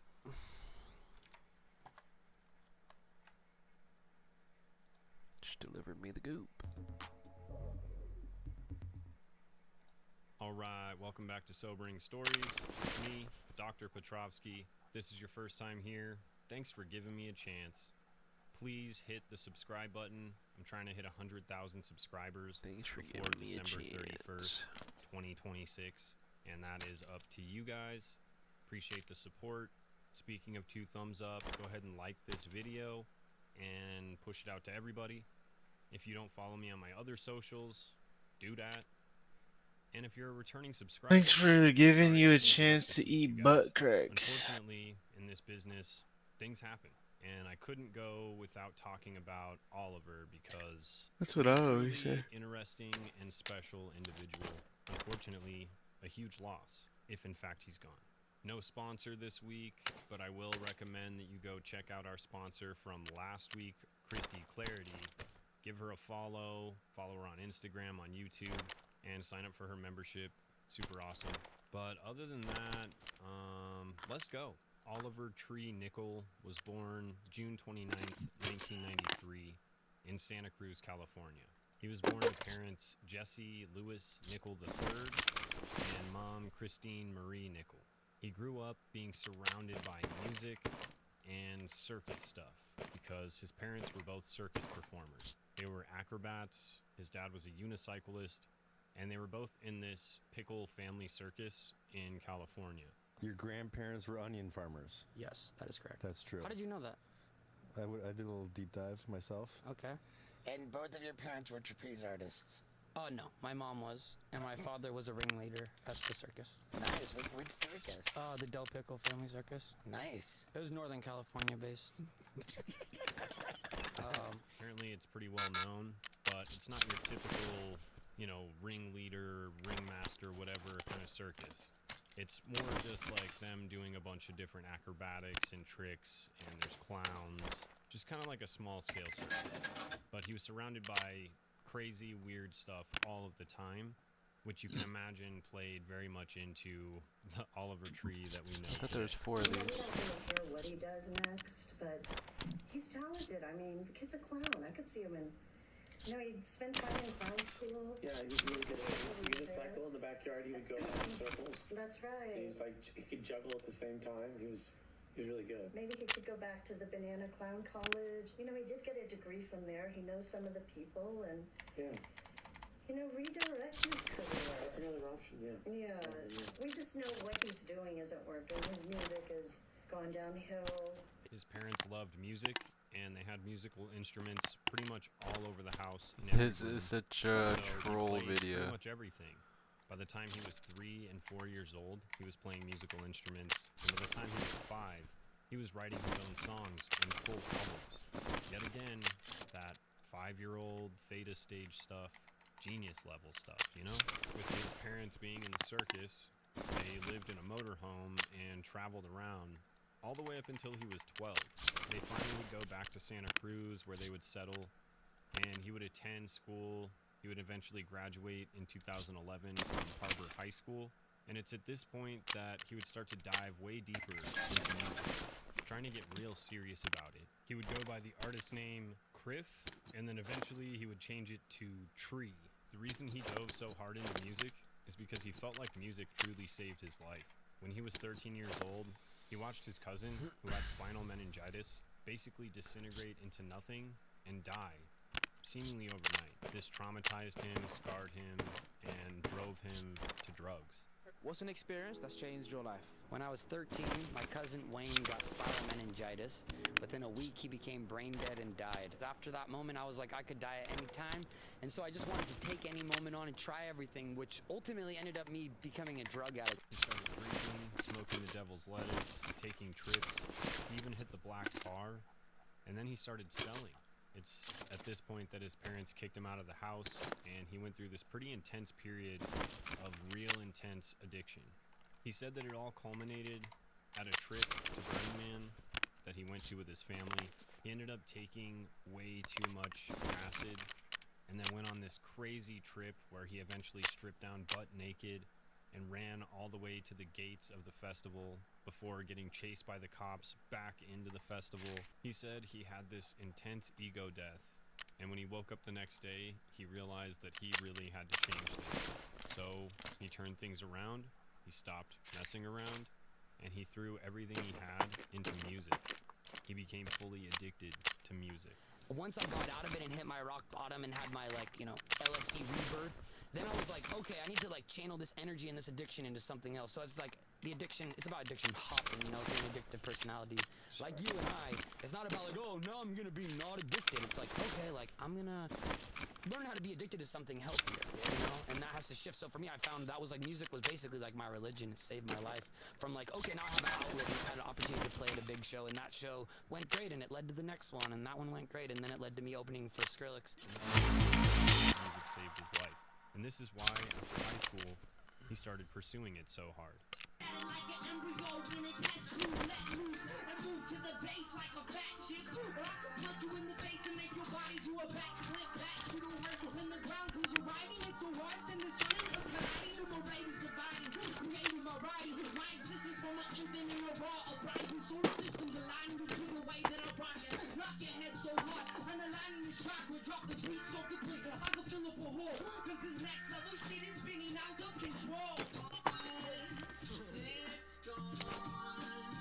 Oliver was taking his craft very seriously, and he actually put out quite a bit. He made an album called Splitting Branches in 2013. He also made an EP called Demons. He wasn't getting any traction with his music. He was playing local shows and local festivals, but he just wasn't getting discovered like he thought he would, especially for how serious. Alright. Just need one more motherfucking extra. But in 2016, the age of Vine, he decided that he was just gonna scrap all of that and try and make some videos with his friends. He dressed up in these massive Jinko jeans, which are sick. I used to wear those myself. His mom's Patagonia like ski jacket, his favorite little kid sunglasses from when he was a kid, and he had his pretty normal bowl cut that he never got rid of. And he just got ready to rock and roll for this video, and his friends were like, dude, yes, we have to film a video. And they made this instantly viral Vine. What's up? My name's Turbo. I'm 32 years old. I love to dance, and I sell ecstasy to children at raves. Hit me up. And it was this Vine that really skyrocketed Turbo to success. The way that you said I sell ecstasy to children at raves was so Huge. hysterically funny. Well, it's because I didn't say it. My friend Getter, one of the said dudes, it was his voice. Okay. But yeah, it was crazy. Yeah, that whole thing with that was the first time I ever dressed like that. And that was like the original character. And that was a joke, by the way. If anybody's getting, you know. That was real. Refill your injector's case. Yeah, there it is. Classic. But yeah, that was the thing where I showed up to a music video shoot. I had my first chance to be in a music video that would reach MTV, or I don't know if it was MTV2 at the time or whatever it was, but I was like, okay, how do I want to present myself? Do I want to sell sex and like try to be like everyone else, or do I want to try to make myself look as ugly as possible so that I can stand out and stick out like a sore thumb amongst all these other people selling sex? So for me, it was like, the first thing, so I was like, what can I do? And I just pulled things from my youth. You know, the bowl cut was the haircut I had my whole life growing up. I was too scared to get any other haircut. The ski jacket I stole from my mom. The glasses were like the glasses I would wear as a kid that made me feel cool. The Jinko jeans were like the pants that I always wanted, and the socks and sandals combo was like the most goony, ridiculous style of footwear I would wear. So it was pulled together very like, you know, authentic to me. Like I didn't have to buy the jacket. I literally stole it from my mom's closet, and I have pictures of my parents wearing that. My dad wore it sometimes skiing, and my mom would wear it, so it's like a family relic at this point. But anyways, what Oliver realized is that people didn't really care how serious he was taking his music. They actually preferred this weird, crazy, off-putting character, so he just decided to run with that. But it's a good way for him to go viral, but also showcase his music. And I think at the same time, he started developing an entire new style of music where he blends every genre into one. In 2018, he had his first viral hit with a guy named Weathen called When I'm Down. When I'm down, when I'm down. And then in 2018, he also put out the EP Alien Boy. I fell down to earth from 100 miles away.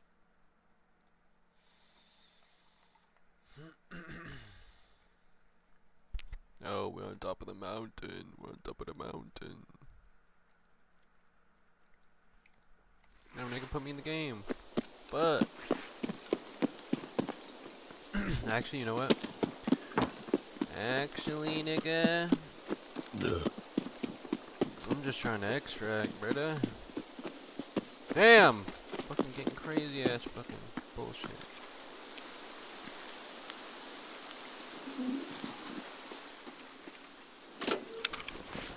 What's in this bitch? What's in this bitch? Look at.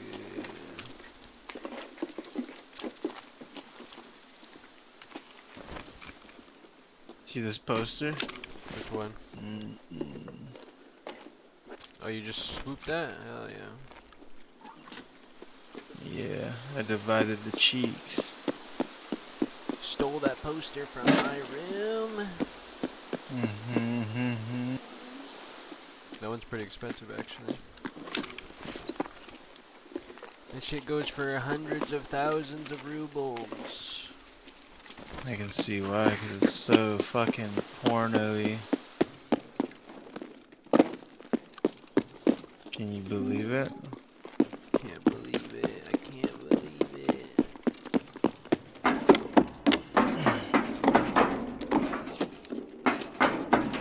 Jump down there, bro. I beg you. I dare you.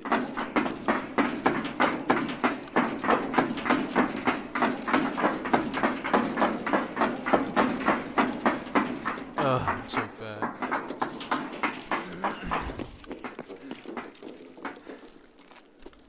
What? Where's the bags? What the hell?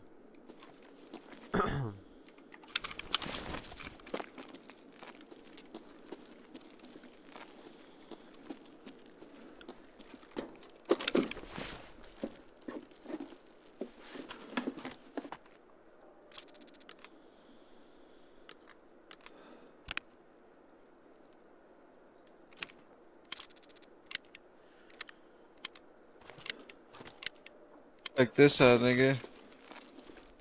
Ready? What? I'm gonna send it to the Discord. Stop moving. Huh?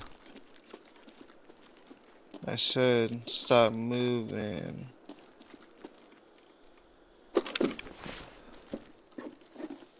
I sent it to the Discord. Take a look at it.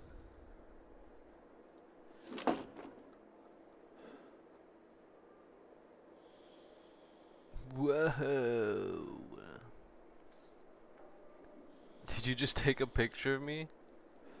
That's how you look, nigga. That is how That's I you look. right now. That's my exact character right now. How'd you get him like that?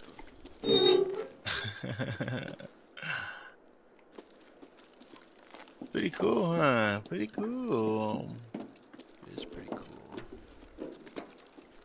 Look at this poster. Saw that one.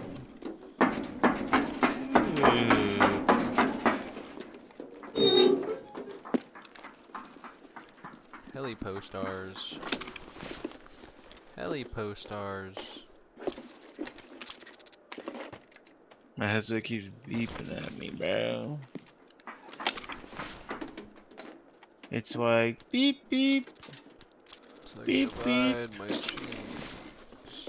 Divide. It's like divide my cheeks, please. Cheeky breaky.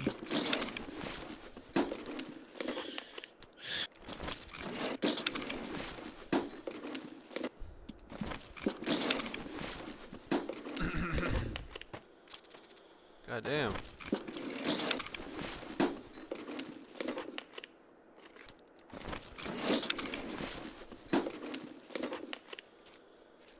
I'm getting the bucks.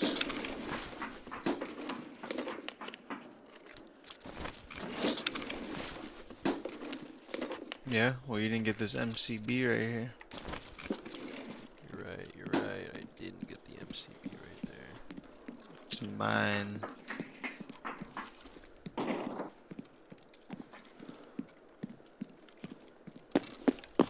It's mine. Mwah ha ha ha ha ha.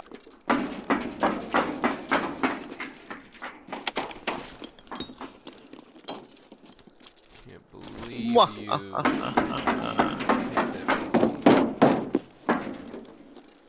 I bet there's gonna be Too bad. a Hoffman in here somewhere. Well, believe it or not, there's there's not. Damn it. Where are the coffins at, man? I actually need them. You're not allowed any. I need them. You're not allowed. Did they turn on D2 yet? Yeah, that's why I'm leaving. Did they turn on D2 yet? Damn, there's not one fucking bag down here. Fuck, it's not on yet. Fuck!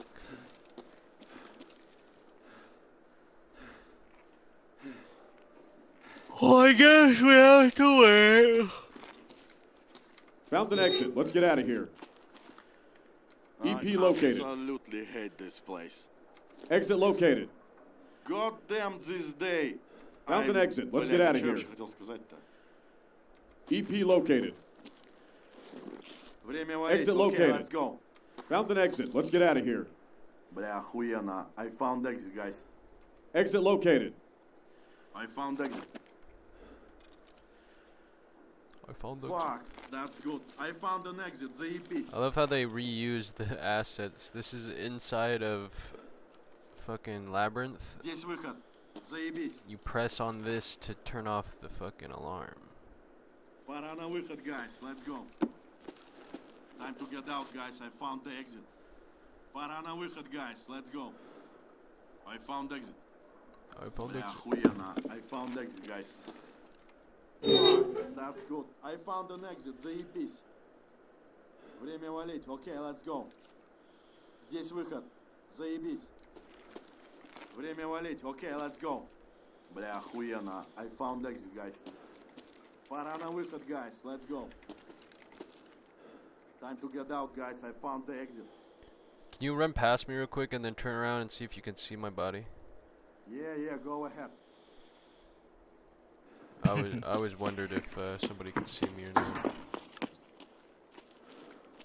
Oh shit, you can't. So while they're running through the hallway, I'd be like, boop. Bang, bang, bang, bang, bang, bang. Bang, bang, bang, bang, bang, bang. Stupid. What? I'm gonna pick stuff right now, so cover me. You know you can. Oh wait, what? Hey, дурачок, у тебя что, проблемы? If you take your hand off the keyboard while you're in your tab and you're leaning, you can just. Yeah, it stays leaned. Same thing with aiming. Sometimes I like to just sit there aiming and fucking just hands off the keyboard. Где, сука, снайпер, блядь? Fuck, that's good. I found an exit, заебись. I'm gonna be fucking pissed if someone doesn't turn on the fucking power. No sound! Keep quiet! Заткнись, блядь!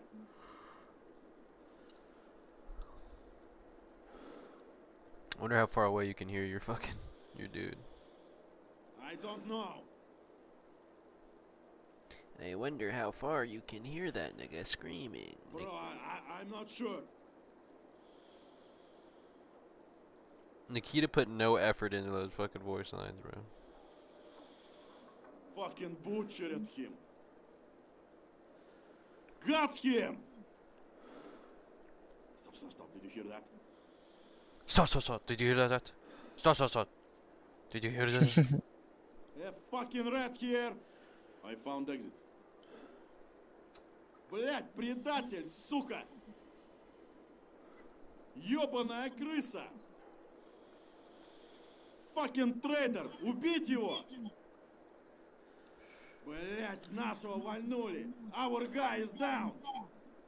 Are you fucking blind or what, you? Stop shooting good guys!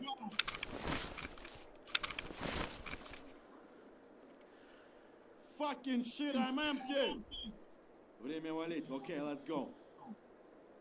Hey, do you have a weapon? I need some.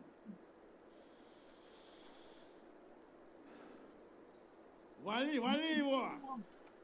Never mind, I gotta stay focused. Крой жопу! Time to get out, guys. I found the exit.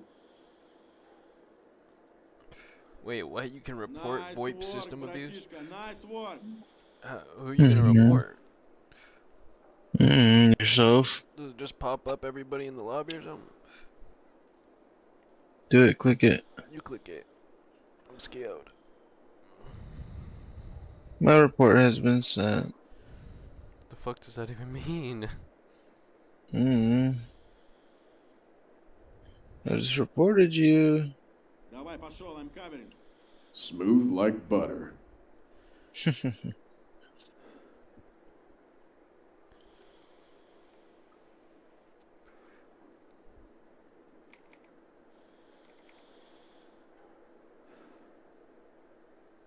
Прямо, ahead! Fuck, that's good. I found an exit, заебись. Пора на выход, guys. Let's go.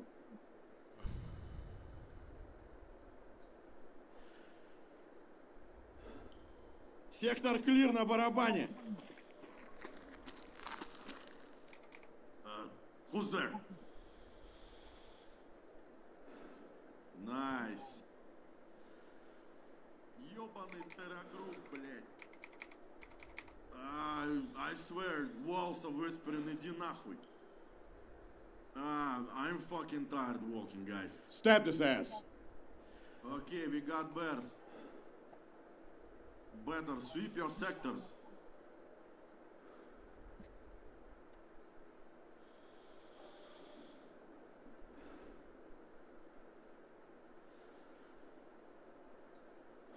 On our 6.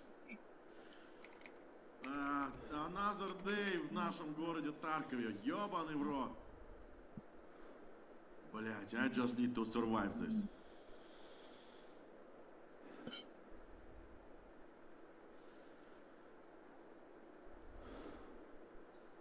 No firearms. That's really fucked up shit. What if you came across somebody that only fucking used the voice commands, but they like know exactly which ones to use all the time? Guys, Like do it hella stay fast. focused. You better worry about медведи. Guys, медведи here. Bears, bears. Блять, I'm so tired of this walking. Fuck, stop rushing me. Stop I'm already too fucking tired. Shut up, блять, нахуй! Oh, can you just press? Вот, блять, motherfucker! Ствол. How do you, Ствол, give me the gun. Give me better gun and I'll do it. There's always говно around. I'm sick and tired of all this running around. You have to go into What's your up over settings there? to do it. Блять, I got a really bad feeling about this. Блядь.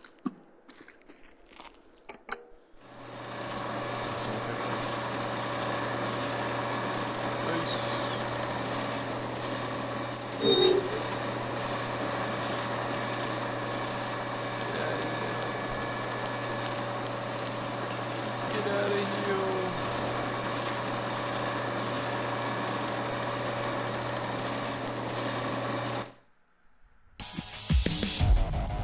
Yay, Ragman level 4. Now You I suck. can buy the big backpacks. Yay. Yes. Yes.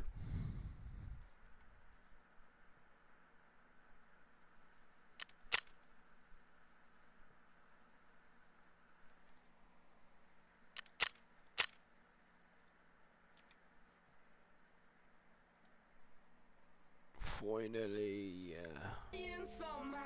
This got him mega attention, and he was reached out to by a bunch of labels, but ultimately he signed with Atlantic Records in 2017, and he would go on to produce the album, his debut album, Ugly is Beautiful. And I did find it really interesting. The song Hurt on there not only has a very weird, eerie, ominous music video where he's falling from the sky and lands on some cars, it also talks about him selling his soul.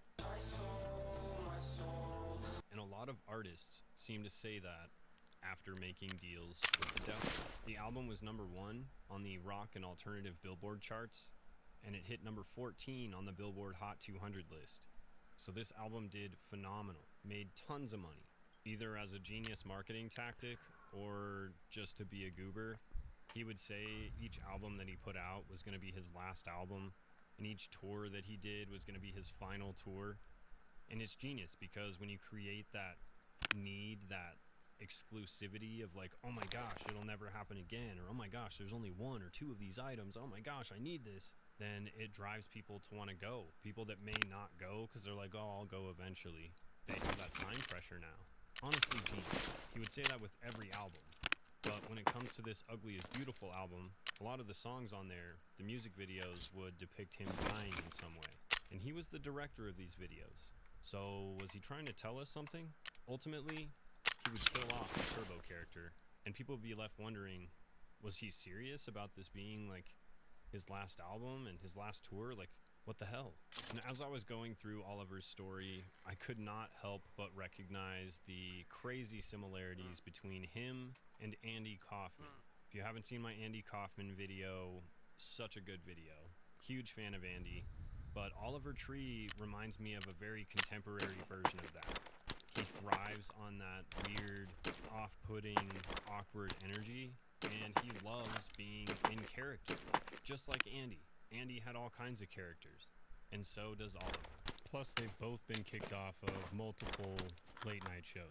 At first he told me that you got in trouble. Shut your bitch ass up. You're banned from the Stephen Colbert Show for some bit that you produced. Well, I had sent them a script that I wrote for it and was like, hey, is this cool? They're like, yeah, it's great. We love it. Shut your redonkulous ass up. Maybe a little different story. I had done multiple late night shows before that, and one time I almost got kicked off the Late Show as well, because I was on stilts, you know, as a fellow circus man. He would return rocking the bullet haircut, the bowl cut mullet, rocking a cowboy hat, these crazy small roundy shades, and a whole cowboy vibe with his new character, Shawnee Bravo.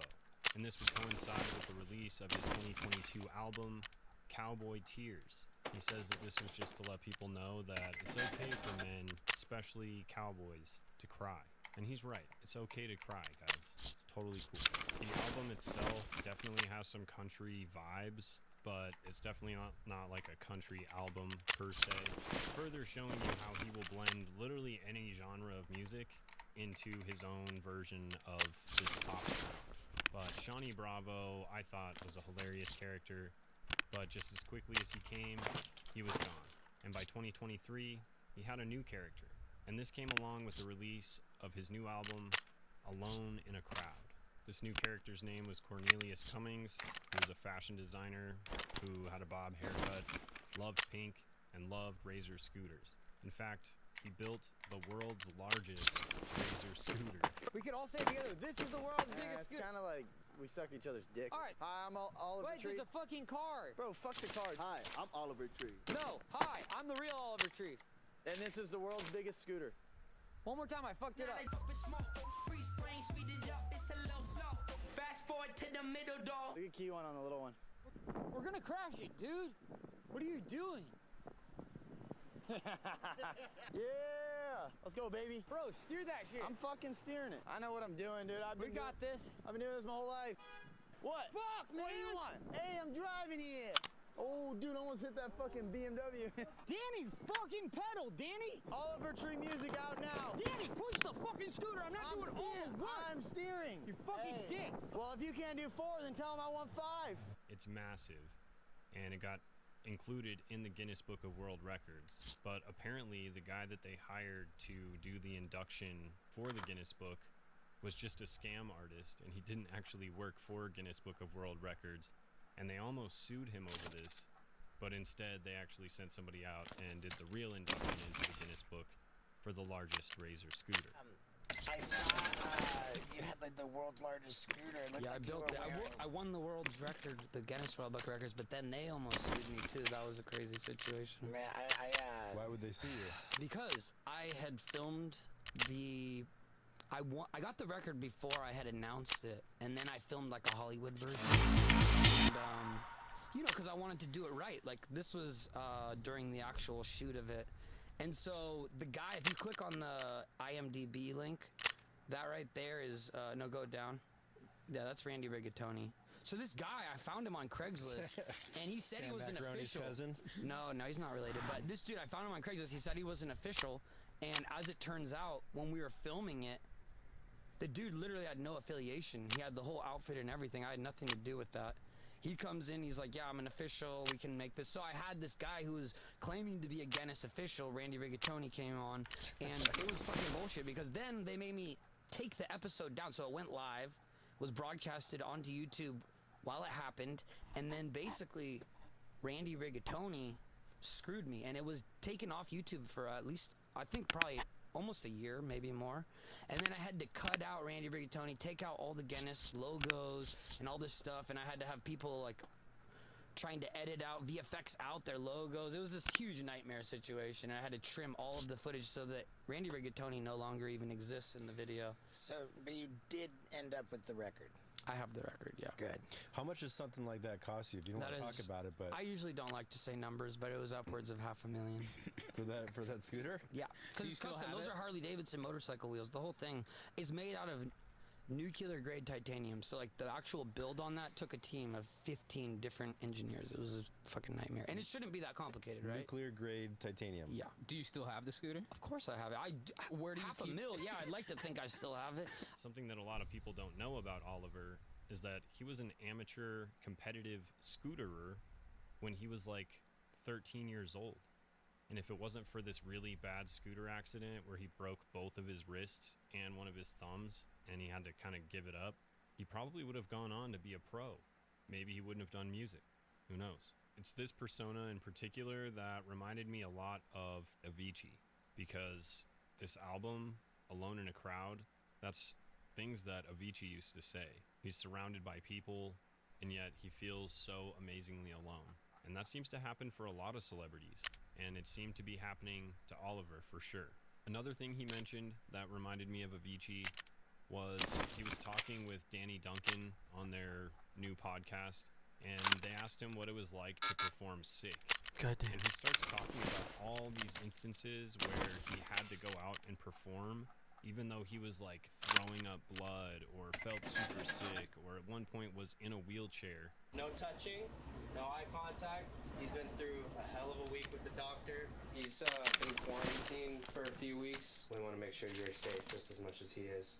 You kind of want to make a little hand contact. It's okay. Wait, don't touch the bubble. And he still went out and performed. And it's just this amazing pressure, not only from the fans, the expectation, but also from your managers and the music companies, to not let anybody down. There's too much money on the line for you to miss a show, so you have to perform. How does performing when you're sick, what is it like? Does it ruin it a bit? Dude, it's crazy. So my last tour that I was in Europe, I was spitting up blood. And then it's crazy because you're going to hospitals and no one speaks your language. I'm trying to use like a translator on my phone, guys. And I'm like trying to figure it out and I can't reach anybody. And it's like, it doesn't make it easy. But a lot of IVs, you know, you're sick in the hotel bed and then you like hire someone to come in and put like a nurse to come in and give you IV. And it's like one of those things where you're just like constantly depleted. And if you cancel shows, people are like, you're the worst person. I mean, whatever you do, you're the worst person no matter what. But like, if you cancel a show, people are so mad. It's like, we're never supporting you again. And it's like, I feel like I can't, no matter how sick I was. I did a whole tour in a wheelchair one time, dude. Really? I lost 1/3 of the blood in my body. I flew in the airplane and, or they're taking off on the runway and I start projectile vomiting blood. It's black when it comes out of you usually, because it's like travels through your body and your organs, and it was fully this brown and black. Did the plane turn around or no? The plane was on the runway. It turns around, they're like, we have an ambulance waiting for you. And I was like, I can't, I gotta get the next. No, you can either get in the ambulance or cancel your flight, or you can get on the next flight. I was like, what the fuck kind of rule is this? And bro, I was literally throwing up all over the thing. It was all on the side of the, and I also had like, I had destroyed my foot. I couldn't even walk, and it was just this nightmare thing. And I was like, I'll get the next flight. And then I get the flight. I fly in at like 2 in the morning, and I'm just like, something was seriously wrong. And then I found out that I had lost 1/3 of the blood in my body. This year, I couldn't talk for 5 weeks. I had to use like a robot voice, and then I got surgery on my throat. I couldn't talk for 5 weeks, couldn't sing for 3 months, and it was just crazy. I just like locked myself in a room and I wrote a movie, a feature film, screenplay, and then I just like produced a bunch of music and just like disappeared off the face of the earth. And that's exactly how Avicii felt, which is what led him to feeling like he just had to end it all, allegedly. My Avicii video got flagged 18 and up, so it probably doesn't get pushed at all, but go check it out. I'll put it at the end of the video, and there's a card right here somewhere. And just like Andy Kaufman, it seems like each concept, each idea that he has, it comes with this unique character as well. But once that idea or concept is fulfilled and finished, then they ditch that character and move on to a new one. And it seems like this Cornelius Cummings character lasted through the 2023-2024 Alone in a Crowd album series. But once that was over, he was ready to move on to another one. But he didn't. And that's because it seemed like he was going through some sort of awakening, possibly a crisis. He was starting to realize that he was getting screwed on this Atlantic Records deal. In fact, I was watching that tribute video that he had made, and they're playing basketball after he like gives him a copy of the new album, and they start playing frisbee with it, and then they're challenging each other to one-on-one basketball. And he's like, if you win, then I'll give you all of the sales that I make, any sales that are made on this new album, then you will get all of those. And Danny's like, you don't even get that.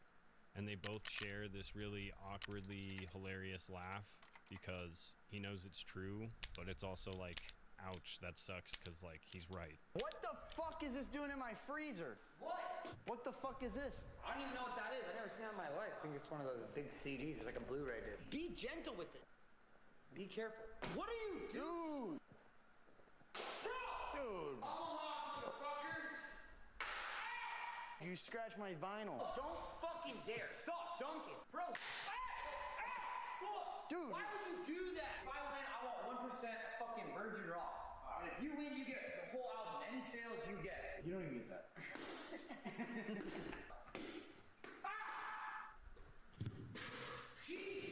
So it's very present, and he's obviously bitching about it to his friends. So you can tell that he's starting to become a bit jaded towards the music industry. Yeah, where do you make your money back on the music video? Just by the sales of the... I don't think an artist makes any money for it. You don't make any money on music. I mean, you get an advance. But now you do on YouTube or Vimeo, no, right? The label takes all of it.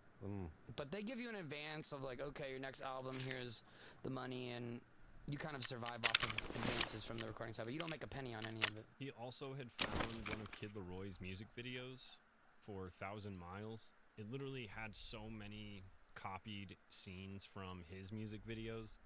And with him being the producer and director of all of his music videos, he felt like he was getting ripped off. And that was confirmed when he found out that the director of that music video, Christian Breslauer, is actually one of his Instagram followers.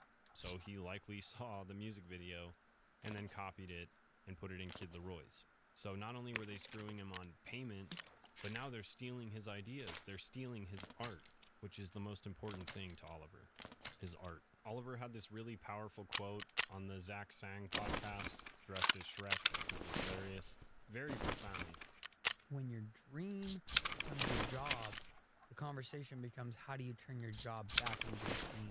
You know, and a lot of the magic gets sucked out of it. And there's so much pressure and so much expectation, and everyone's trying to say something about it, and people have money being made off of it, and people have money to be lost off of it, and the pressures get so astronomical that the fun and the magic and the reason you got into it gets zapped right out of it. I just thought that was so powerful. On top of that, Oliver had made it.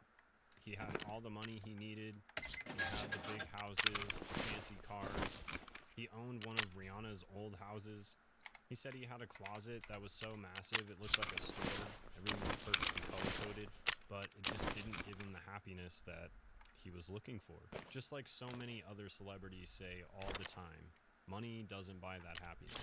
And they find themselves feeling alone and empty with a shit ton of stuff and a ton of money, but still feeling unhappy. And then to us, we're like, how could they be so unhappy when they're living this amazing life with all this awesome stuff? But happiness isn't found in the things that you have. And when I wasn't happy and I had all this shit, I was like, something must be seriously wrong with me. So I'm not happy and I have all this shit. And then I realized really quickly, like, that is someone else's idea of what success is. That is what we're told, what we're sold, you know? And through this process, I redefined my idea of what success was. And when you make the millions and millions and millions of dollars, you are like, okay, cool, there's got to be more than just making more money. There's got to be more than just getting more likes, more followers, all this fucking stupid stuff that is ultimately, at the end of the day, obviously, in my position, but in the context of all this fancy stuff, all this, you know, likes and whatever, is it for you or is it to show off to other people? So much of it is wrapped up in what others think. We all have a duty to try to find our purpose. That's our real, like, when people say, what's the meaning of life? No one knows. But for me, the meaning of life is, how do we find something that we're find so much purpose in, that we wake up every day and we're excited to go do that thing. And even as someone who by theory on paper looks like I've figured that out, it's changing constantly. I'm always shifting, I'm always evolving, just as you are, and we're always trying to figure out what it is that will bring us that joy, because there's a difference between happiness and joy. Happiness can be fleeting. You're happy yourself, but joy, that's something that is a long, sustaining thing that keeps you feel purpose and a need and some reason to wake up every day. So he goes on this vision quest kind of thing where he just starts traveling. He gives up pretty much all of his material possessions. He travels around with a carry-on bag and a backpack, which apparently includes his entire studio, like, so he can record on the road. And he visits 82 different countries, and he includes Antarctica on that list of his visits. He actually lives in Antarctica for like a full year because he loves it so much down there. He said his trip to Antarctica reinvigorated his zest for traveling and wanting to explore. My parents are actually more like my friends than my parents at this point. When we went to Antarctica, I was there for a year. They came and they tried to basically save me. They were very concerned, and when they came out, we actually had a few moments that were really special. And one of those moments, we did ecstasy during an ambient. I played an ambient DJ set. There was a shaman there and all these things. It was so beautiful, sound baths. And my parents are the kind of people that, like, we go to the hot springs and my mom brings a big chocolate bar of mushrooms. And she's like, who wants to take mushrooms? And I'm like, Mom. He continued to record his next album on his own equipment while he's traveling throughout these 82 different countries. In 2026, he announces that he's going to release this new album. But he also announces on April 1st of 2026 that Atlantic Records has been screwing him hard, not providing any promotional funding, and essentially because he's telling them he doesn't want to make TikTok songs anymore, they aren't helping him promote his new album even a little bit. So he decides to leave Atlantic Records, and he makes it very public what was going on with him. I just got word that my album is no longer coming out. Love You Madly, Hate You Badly is officially canceled, and I'm parting ways with Atlantic Records. Behind the scenes has been nothing short of a nightmare. I have no marketing budgets for music videos, no digital ad spend. Nobody really cares in the building, it seems like. I made a lot of money for Atlantic Records, and they don't seem to remember that. I have gotten no support. They forgot to ingest multiple songs into the system, which means the songs didn't come out. I had a Valentine's Day breakup song that didn't even get released because someone forgot to put it in. I don't really understand how that's possible. I've made them tens of millions of dollars, but they don't remember that. So, music is owned by them. The remainder of the music will not be coming out. I will always continue to make music. Thank you for everyone who supported me. I can't wait to release my music at some point at a later time, but for now, there is nothing on the horizon. I'm so sorry. I love you guys. Which reminded me of Prince, Aaron Carter, Michael Jackson. The list goes on. Now, it's important to note that the current CEO of Atlantic Records is Elliot Grange, and his dad is Lucian Grange, and he is the CEO of UMG Music. And if you guys know much about the whole TikTok thing, UMG was the big music supplier for TikTok, and then there was all this weird falling out. And then I think that they're now re-up on that contract with TikTok. And that's how people like Oliver Tree have their music explode, because songs like Miss You, they show up all the time in TikTok audio stuff, so people add those songs to their music, Instagram, TikTok, everywhere else. And that's one of the reasons why he was so popular, especially with the younger generation. He was done doing that. He wanted to be taken more seriously as an artist. He was done with the characters. He was done being on TikTok. He just wanted to move on and produce music and be taken more seriously. Now, this next piece I felt was very important. on April 12th, just 12 days after the initial post.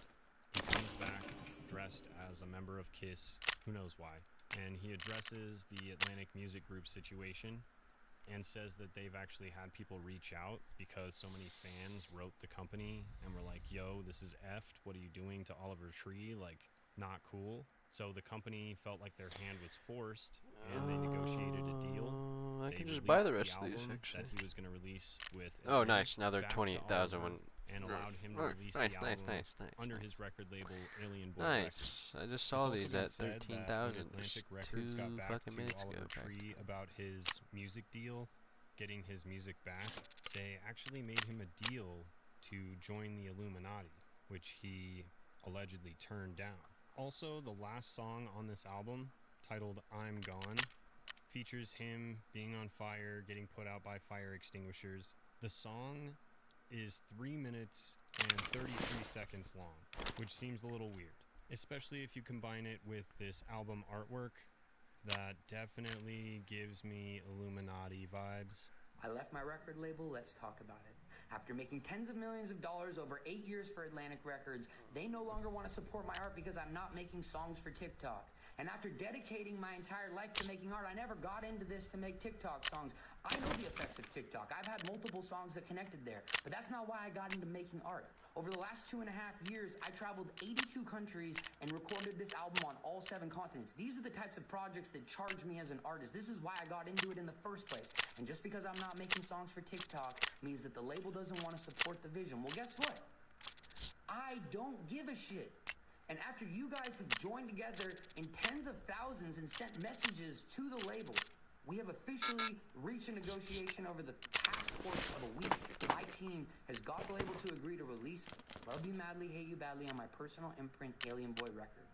You guys, I want to thank you from the bottom of my heart. This music is finally going to see daylight. So support your local indie artists and go pre-order my album.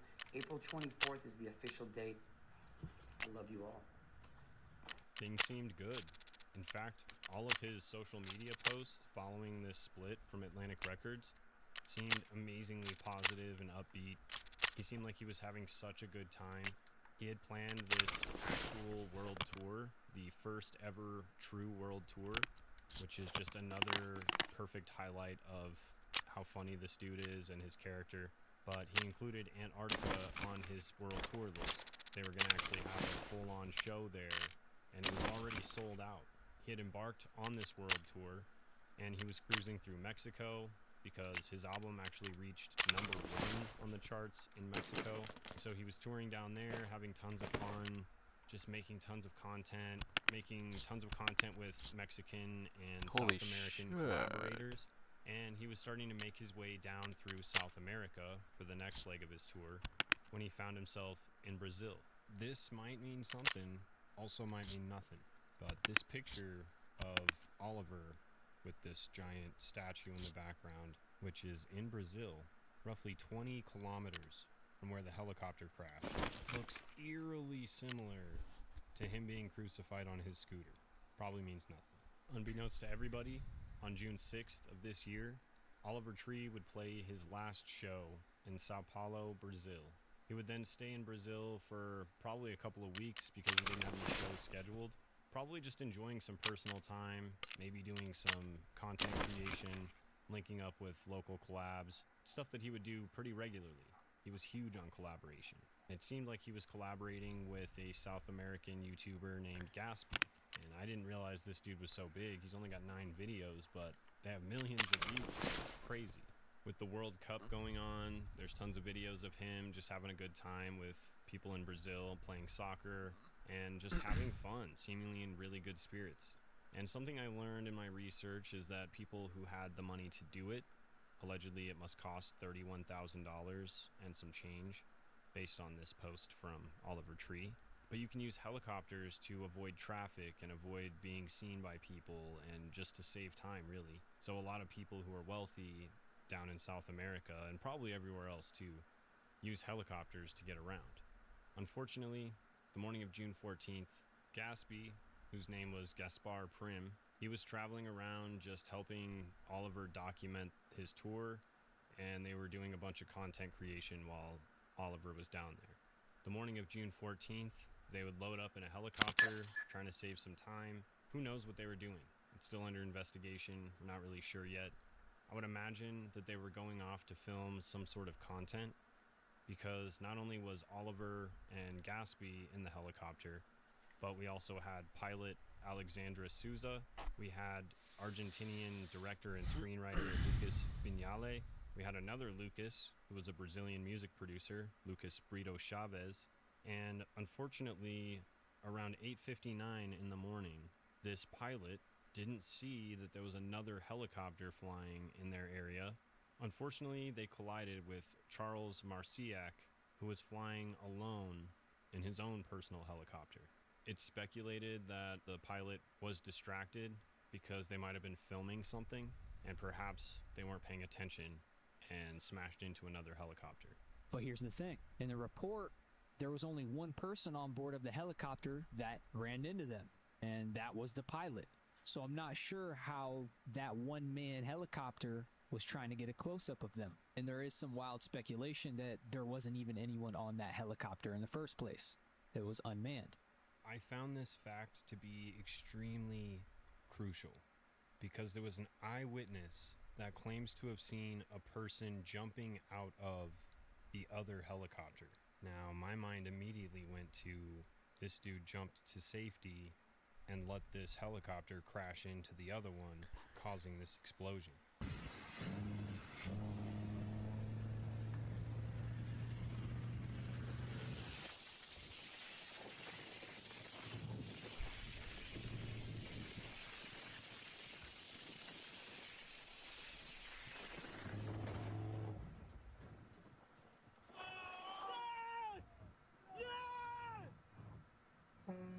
Why else would he be flying alone?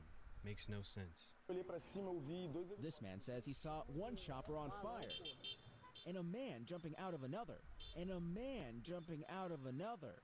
But the question that everybody has is, what the hell? A helicopter crash? Don't they have stuff in place to keep this from happening? How did they not see them? Helicopters are pretty big and pretty loud. I just don't understand how something like this could happen. Let's keep in mind that there have only been 12 recorded helicopter-on-helicopter crashes in recorded history, so this is a very rare event. This happened 333 weeks after Kobe's helicopter crash. He also had 3.3 million followers at the time of his death. Unfortunately, we do see on video this giant helicopter just dropping from the sky. Now, I did want to point out, I've seen another video floating around of the actual collision, and that is not from that collision. That is from a 2023 some sort of like helicopter demonstration where they collided. It's not the same one, so don't be fooled, people. Don't be fooled. This footage, however, is legit.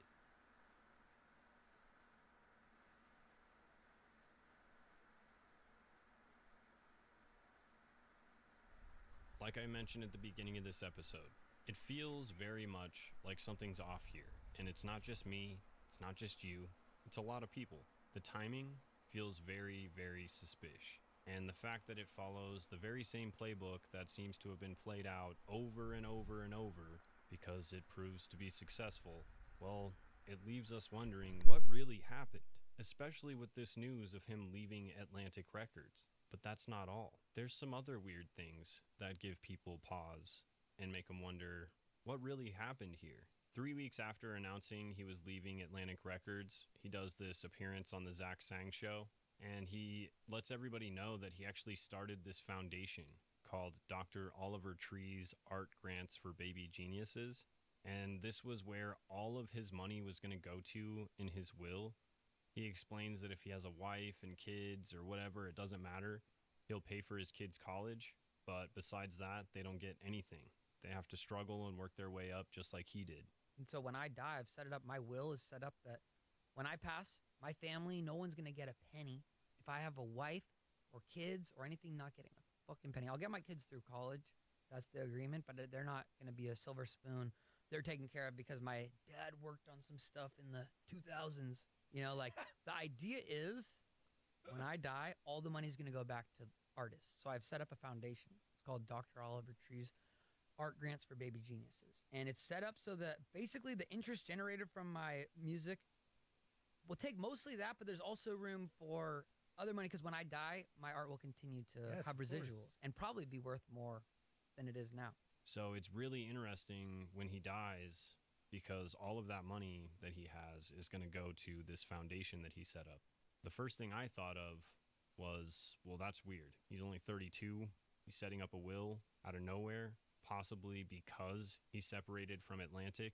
Maybe he suspected that this might happen. I also found it to be very weird because why wouldn't he give any to his family? That's just really strange. But if he was going to fake his own death, I bet he would have access to this grant of funds. But immediately following the announcement of his death, his family filed to keep Atlantic Records from being able to cash in on any streams or money made on his new album since his passing. So his family realized exactly what was going on here. He left Atlantic Records. They knew that they were losing a massive cash cow. And not only that, they had struck up a deal because their hand was forced by the public and the fans. They felt like they had to do something. They had to save face, basically. So they offered him to have all of his sales from his record and have his record back.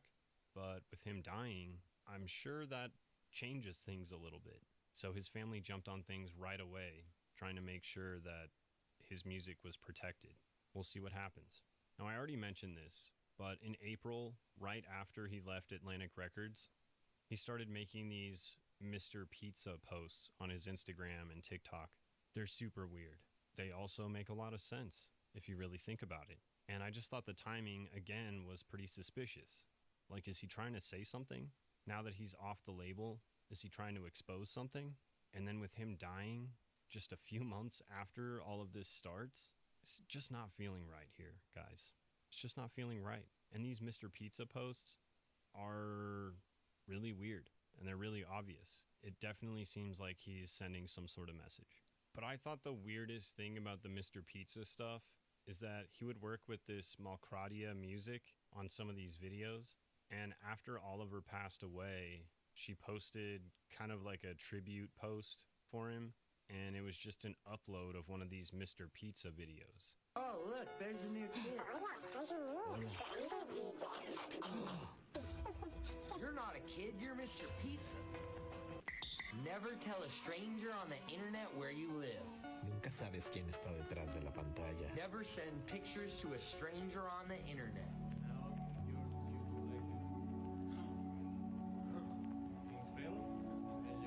You're not a kid, you're Mr. Pizza. You're not a kid, you're Mr. Pizza. You're not a kid, you're Mr. Pizza. You're not a kid, you're Mr. Pizza. Yeah, more hungry, yeah. I was just like, that's got to be a sign. That's got to be her saying, this has something to do with this. These two things are related. Because why wouldn't she just post like a picture of him and be like, or like a picture of... On the internet where you live. You're not a kid, you're Mr. Pizza. You're not a kid, you're Mr. Pizza. You're not a kid, you're Mr. Pizza. You're not a kid, you're Mr. Pizza. Yeah, more hungry, yeah. I was just like, that's got to be a sign. That's got to be her saying, this has something to do with this. These two things are related. Because why wouldn't she just post like a picture of him and be like, or like a picture of them and be like, oh, so sad, blah, blah, blah. But there's multiple reasons why people feel like this could have been some part of a plan. This meticulously planned fake death, possibly, which would be even more like Andy Kaufman. But in that Zach Sang interview where he's dressed as Shrek, they ask him very specifically, yo, you always say that this could be your last album or that this is your last tour. Is that like your Andy Kaufman? But in that Zach Sang interview where he's dressed as Shrek, they ask him very specifically, yo, you always say that this could be your last album or that this is your last tour. Is that like your shtick or what? And he's like, nah, man, it's not a shtick. Like, you never know. You could die at any minute. I could have died on the way here. Well, this is your whole shtick, is that every album's your last album. It's not a shtick, man. You never know when it's my last album. I could die any moment. I mean, I could have died on the way here. Fair, because a cop could have pulled a gun out on you. Yes, that's happened to you before. So it could be my last tour. It could be my last album at any time. And though that is a normal answer, it seems like a pretty interesting reason for him to answer that way. I don't know. It just seems weird. Seems ominous. And as we're going through the track list for this brand new album, can't help but notice that following the song Flowers, the very last track on the album is called How It Ends. And Flowers is the song with the two helicopters where he's standing on the stairs between them. But the other thing that's pretty interesting that makes it seem like it might be planned is obviously the numerous references to him dying in all of his music videos, including him falling from the sky onto a car, him standing between two helicopters on some stairs that are meant to go into an airplane, but they lead to nowhere. And on one of those helicopters, 06 is on it. And just as a reminder, he died on 6/14, which leads us to a whole other rabbit hole. First of all, I found it interesting that 6 people in total all died on the 14th. So on 6/14, 6 people died on the 14th.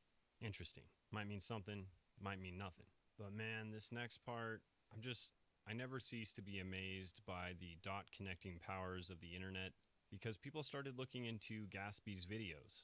He's only got 9 of them, so there's not a lot to go through. And with this helicopter crash happening at 8:59 in the morning, if you scroll to 8 minutes and 59 seconds in Gaspy's video, La Vuelta de Gaspy, there's a taxi dashboard, and it clearly shows the numbers 0614. Super weird, right? Then if you scroll forward to 14 minutes and 6 seconds, 614, Gaspy's character dies and fades to black. Might mean something, might mean nothing.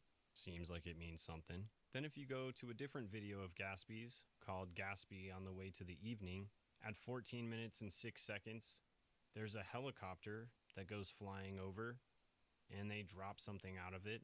And though it's not really indicative of much, it's weird. It's just strange. The coincidences are really strange. Then I was scrolling through this Gaspy in Spain documentary just because I was like curious about this whole theme here. And at 8 minutes and 59 seconds, there's this picture that seems way too prominent in the scene, and it's a picture of an island. But one thing Kim had mentioned was that he spent a lot of time in Antarctica, and he was coming out with this documentary that was supposed to be released with his album, Love You Madly and Hate You Badly. It was supposed to come with this documentary. 15 songs, more than once. that up. And we did watch your documentary in Antarctica. Really? Yes. That was a rough cut of it. I've been editing that myself. It's a fucking nightmare, man. It was an hour and a half. You guys watched an hour and a half, you're telling me. I watched a 2-hour one, I believe. Oh, you got that version? Yeah. I'm sorry, that's a rough one. We got a 2-hour What do version. you guys think of the album? And then we can get into the documentary. Now, as of today, I don't think that documentary has been released. But the other thing that I found to be really interesting about his time in Antarctica was that he spent a solid year down there. Now, of course, he was only off like the little peninsula part near South America, but who knows where he actually ended up going. And according to his parents, he was in a real deep, dark depression. He had gone into this real dark place down in Antarctica to the point where they actually had to go down there personally and convince him to leave. It kind of makes me wonder why he lost himself so hard down there. Did he discover something life-changing? Who knows what was going to be in this Antarctica documentary? Perhaps that had something to do with this helicopter crash. And this probably means nothing, right? But the helicopter crash was very close to the Atlantic Ocean. Very close. Not the Pacific Ocean. The Atlantic Ocean. Atlantic. Like pretty close to the beach of the Atlantic Ocean. I just want to remind you guys something that Oliver himself said, and this is something we've talked about many times on this channel, but Oliver said that his music catalog would be worth way more money after he died. Because when I die, my art will continue to Yes, have of course. residuals and probably be worth more than it is now. People will finally appreciate my stupid fucking videos and my stupid fucking songs. That's when people appreciate you when you're not there anymore. Anyways, they might not. It doesn't even make a difference. But historically speaking, artists' worth go up after they die. So the art will continue to make money no matter what. Even the most like diabolical people, their music still makes money after fucking shit. And man, if that isn't so true, right? In fact, let me just explain to you guys just how massive of a jump this massive spike in sales was for Oliver Tree's music. His #1 hit, Life Goes On, gained 1.27 million streams on Spotify alone in the first full day after his death.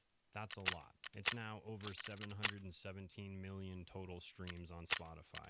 Then, his Spotify monthly listeners jumped up by around 1 million monthly listeners. Huge.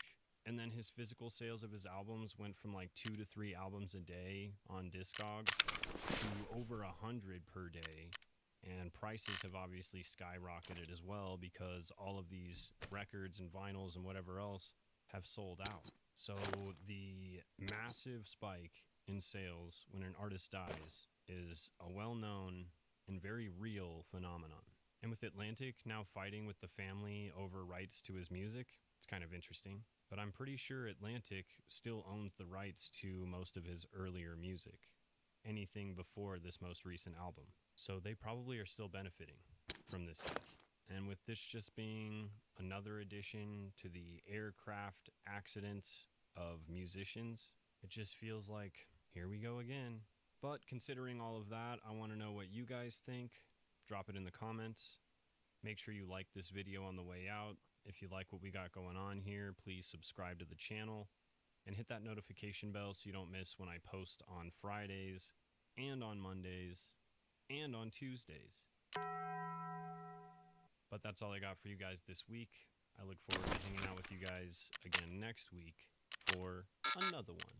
But until then, sleep safe, stay sober, stay awake, stay alive. And remember, life goes on and on and on.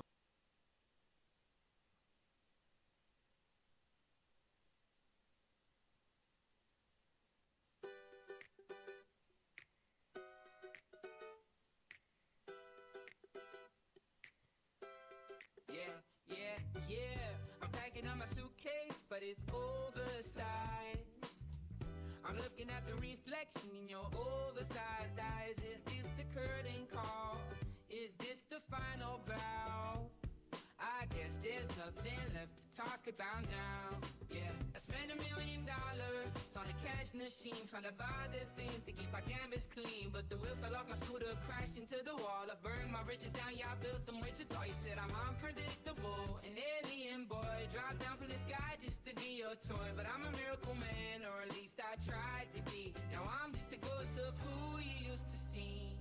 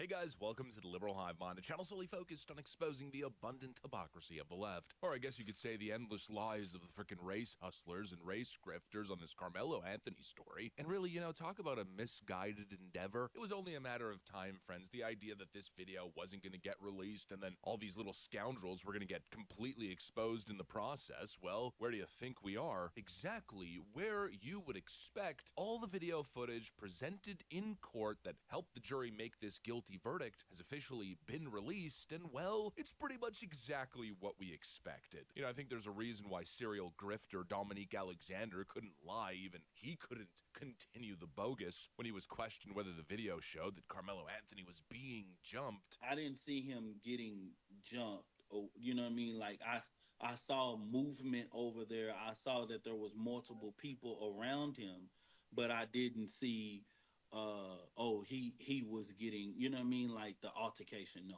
Well, he couldn't say it because it was abundantly clear that they lied. It was obvious to everyone that the video was going to release and it would show the exact polar opposite. And well, now we have it for all to see. I think it's very clear why we got a unanimous verdict in, what was it, like 3-4 hours of deliberation. After critically analyzing all the video footage, there was 100% no legitimate claim of self-defense here. No, what I witnessed was frankly a hyper-reactive, emotional kid with bad intentions, with no ability to control his impulses. He got shoved on the shoulder and decided, you know, this was his moment to ruin 2 families, to ruin 2 lives. Stupid games and stupid prizes. Let me show you guys exactly what happened. Let's go over the evidence and, of course, hit these race hustler morons with unabashed truth. We got some stuff to get into, so let's roll the tape. All right, folks, so firstly, I want to show you guys the CCTV footage. We got a couple different angles. Just take a look at what transpired under the tent.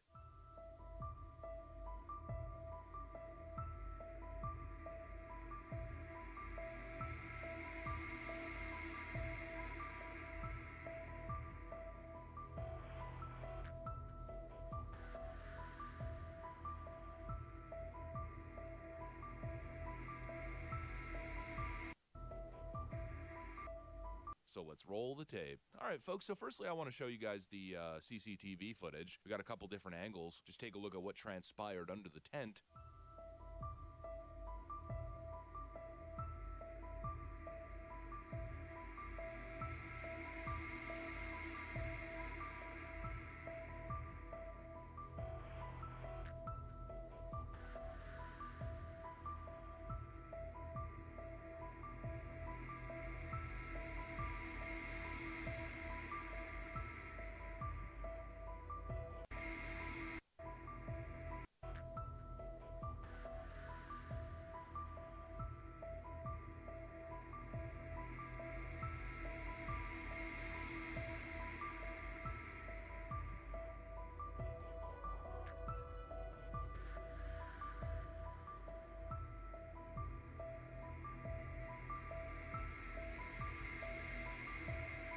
Let me pull up the zoomed version. I can maybe play it on repeat. You know, what happened here was crystal clear, even though the video footage isn't. This doesn't look like a brutal assault. It certainly doesn't look like a gang assault on an innocent black kid. No, it seems to correspond 1-for-1 with witness testimony. Austin Metcalf, we see this blurry body right at the highest bleachers under the tent. He seems to move towards Carmelo. It looks like maybe a little shove. And then barely a second later, the whole ordeal is done, and Carmelo takes off running. He stabbed Austin Metcalf in the chest and then immediately ran away, frankly like a guilty coward. I think that running part is the smoking gun. He could have walked away at any point in this situation before the shove, but he chose to stay. He chose to argue. He chose to refuse and escalate. And even after the shove, he had every opportunity to back off, again to de-escalate, but instead he immediately reacted impulsively by stabbing the kid in the chest, delivering a swift, fatal blow. Then he bolts away in a panic, and I think that's really evidence of consciousness of guilt.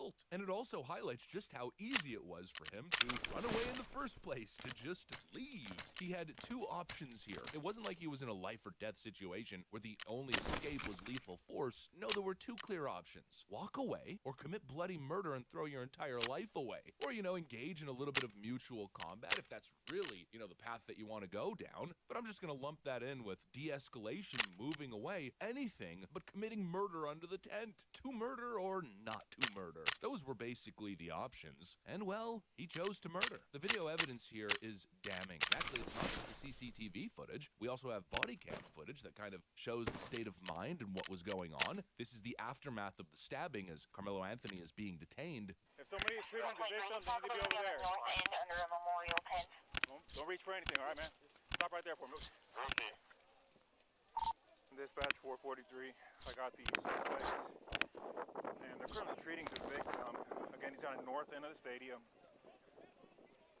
All right. Any weapons on you like that? Come on. I'll look here. How long? He put his hands on me. I know I'm not. 4-4, copy, I'll be en route. Y'all back up a little bit. Come over here for me. Come over here. 447, clear. I'm gonna put you in handcuffs for now, okay?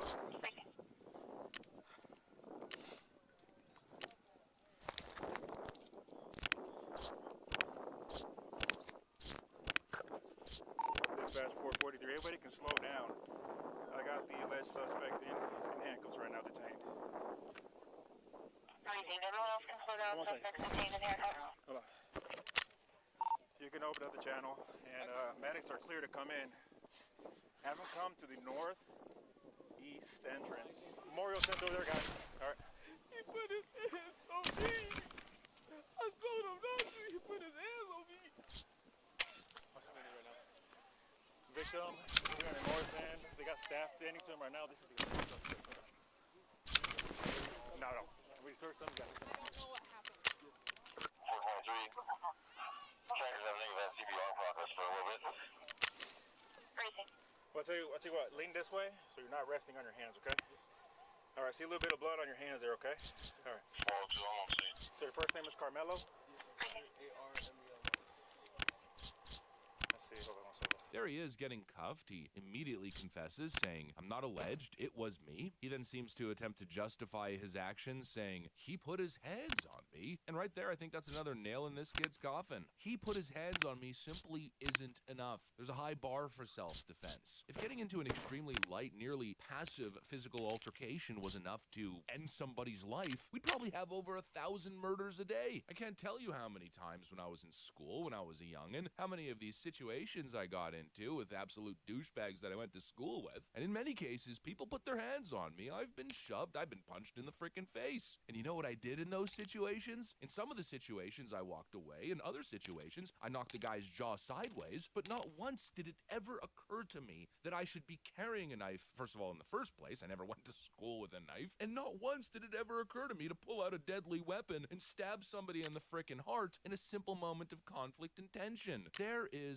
no defending this. And I think even Carmelo knows this. I think he knew he was screwed immediately as he did it. The fact that he ran away from the scene, I think, proves it. His emotional breakdown after being arrested proves it. He gets cuffed and immediately starts crying like a little girl. He was melting down in that moment because he played stupid games, and well, now the stupid prize is what was clearly starting to flash before his eyes. In that moment, to me, the hyper emotion of it all, it really reveals the baseline of the story. There's no self-defense storyline. No, the storyline is lack of impulse control. He carried a knife to a high school track meet. He refused to leave when told. He got lightly shoved, and his ego couldn't handle it. He completely lost his mind and stabbed a kid and ran. He wasn't able to see the consequences in that moment. He had bloody, red-shot eyes, went full feral mode, and stabbed a kid, straight to extreme violence, and he premeditated the whole thing. And that's what I was pointing to earlier in the intro. There's no self-defense here, no, just a hyper-reactive, emotional kid with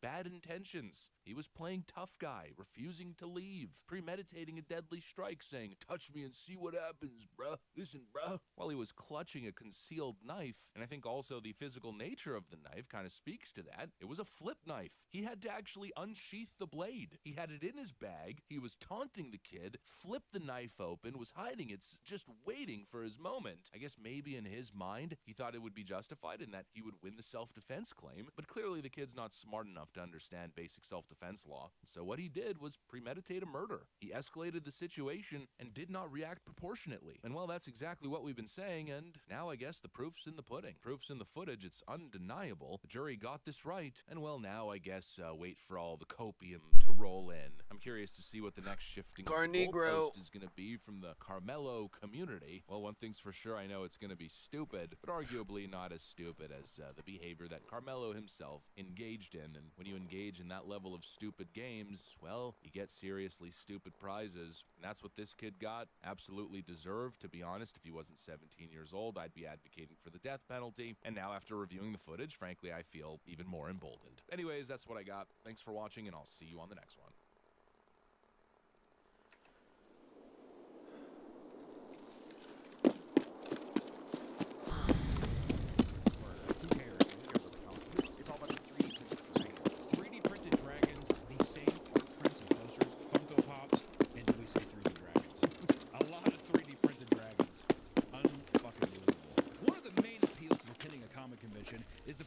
of finding a cool piece of art or merch. Sadly, the Artist Alley is one of the most neglected parts of the con experience, according to both staff and attendees, which I will say, Artist Alley is one of the loneliest, saddest places on Earth. I want to art and walk through there, but I do hate it because it feels like I'm at like a dog shelter. You know what I mean? Where if you like look at one, you catch somebody in the eye, they're like, Yeah, they have puppy dog eyes. well, it's like come buy something, and it feels like take me home. Doesn't it?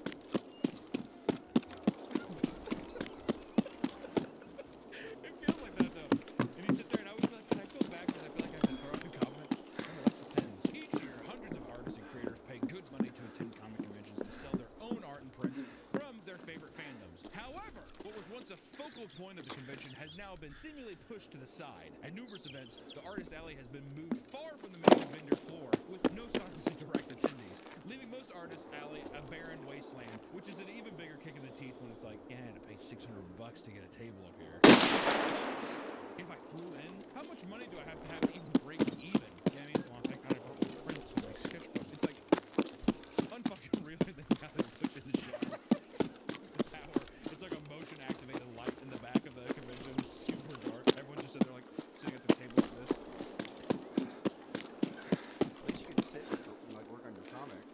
You could have done that at home. You could have done that at home, just taking a picture. I mean, it's the biggest scam that conventions do. I feel like is making them charge. They charge so much for a fucking table.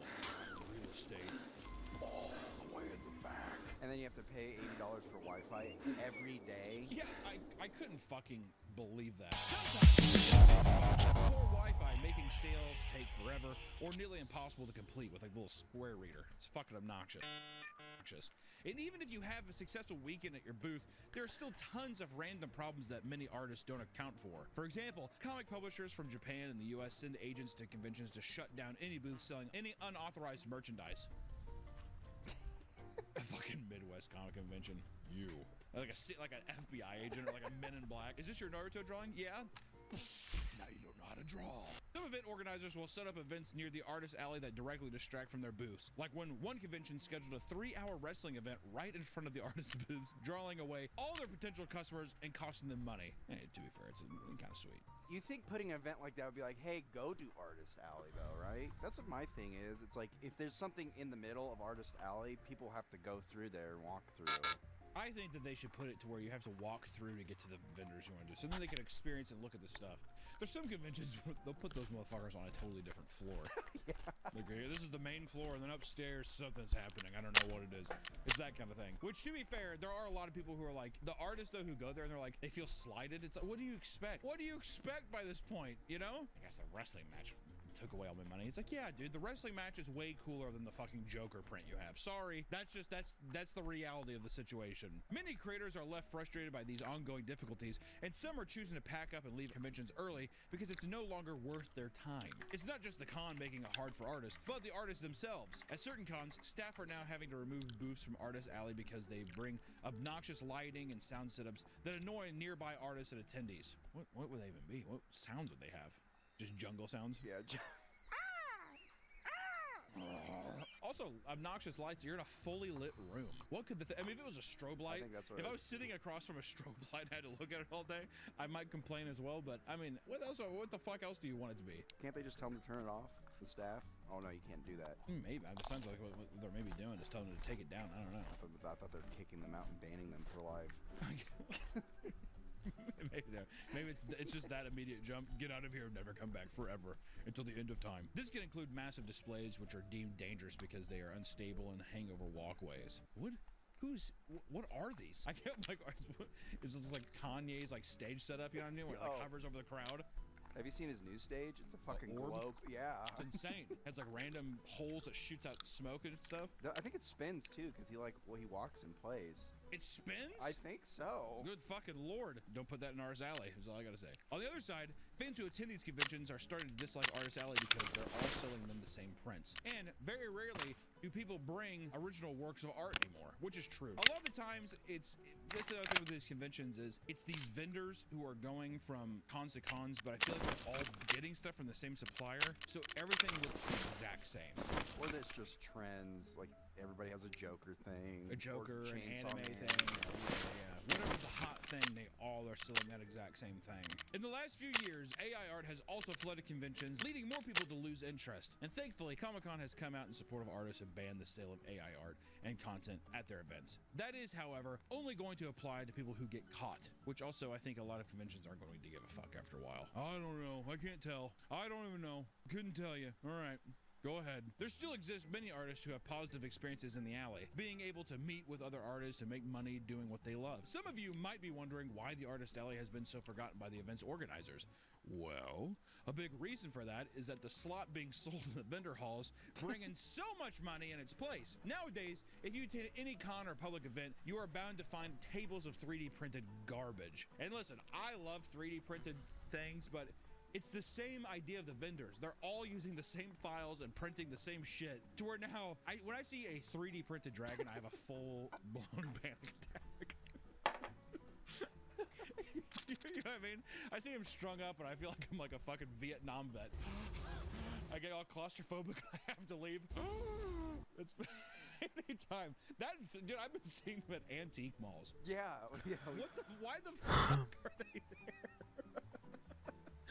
You know, like there's like a fucking Ronald McDonald sign, and all of a sudden there's a full booth of just fucking 3D printed dragons and beetles. It's probably like the shop owner's like nephew or something. Can't I put my 3D printed stuff in here?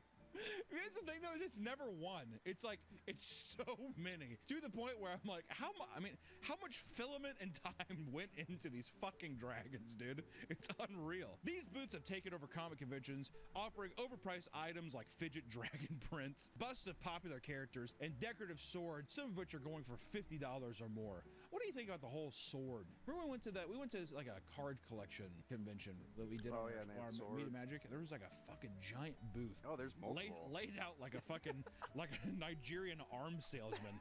I was like, holy fuck! There's Keyblades and Final Fantasy swords. He's like, pick which one you like. Should I get the Keyblade? You would look mean with the Keyblade. Keyblade with the Naruto. Keyblade and Naruto.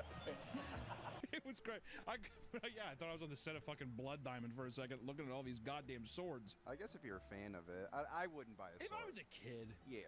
I guess to be fair, if I was like that was like my big appeal going to the Renaissance Fair when I was a kid. Getting like the wooden swords and the foam swords and that kind of stuff. So I guess I could see it. I was always hyped whenever someone had like an Aragorn sword. Or like Kratos' blades. Oh yeah, the Chaos Blades or something. Yeah, I would be so stoked. Those are not even the worst things sold on the vendor floor. In recent years, Labubus and other blind boxes have taken over the sales floor, with Pop Mart usually having massive booths at comic conventions. Trendy items like Labubus will likely fade away within 5 years. Funko Pops, however, are a permanent fixture, dominating the vendor floor like a goddamn cancer. Which if you... Here's the thing. Never mind. What? If you like Funko Pops is one thing, but I wish that there was a thing where they're like, I wish conventions would be like, we have two. There's two vendors that do the Funko Pops. It's everywhere. It's fucking every booth you go by. To the point, and you know what's weird is I'll even do a couple laps throughout the day or do whatever. None of them sell. I want to actually know if there's someone who sells Funko Pops and that watches our videos at a convention, how much honestly are you selling? Because every time I go by, I never see anyone holding. Actually, that's not true. If there's an actor there who is of that, I'm like, and if anything, just bring those Funko Pops. I saw like a fucking Art the Clown one because that dude was there. And it's like, oh, that's the perfect thing if you want to get signed. But then it's just it's the ugliest fucking little creature in a box you've ever seen. I'd rather have like a print or something signed, but I digress. Could you imagine going up to an actor and they hand you a Funko Pop to sign? You know, just like... If someone came to me and they're like, could you sign my Funko Pop of you? I make jokes about me shooting myself all the time, but you know what I would do. As soon as you walk through the venue doors, your eyes will be met with Funko Pops stacked to the ceiling at countless booths. I mean, it's like a fucking wall of Funkos. What's even crazier is that they are resellers and not even like official booths. It's just people upselling you Funko Pops. Blatantly to your face. Oh yeah, I'm gonna charge 5% extra. I've had people say that to me. Well, I gotta charge 5% extra to keep making the booth fee. No one's making you be.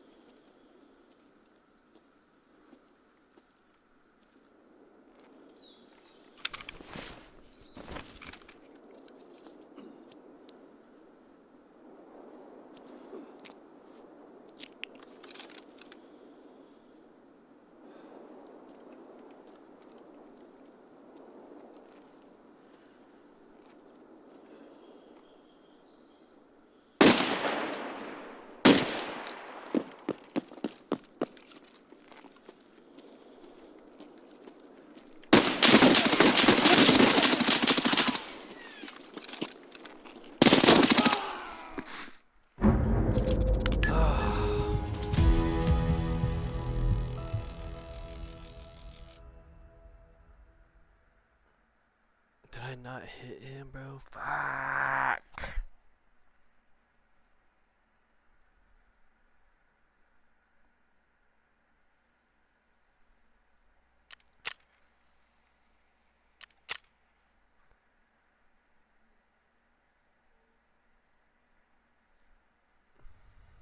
Damn it.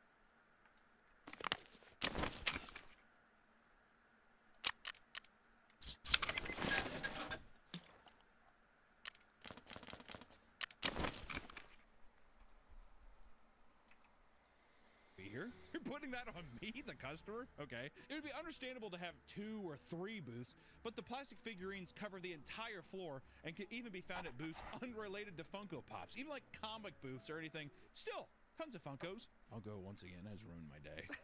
Some vendors resell their exclusive Funkos, which can show price tags up to $40,000 for a single Funko. And we've covered the insanity of Funko Pops before. However, if someone is going to pay for an item that expensive, you think it'd be a genuine movie prop or like a rare comic at one of these conventions instead of just a rare Funko. And if they're that popular, why is there not just, this is just the Funko convention? I'm saying a touring thing that's as regular as Comic-Con.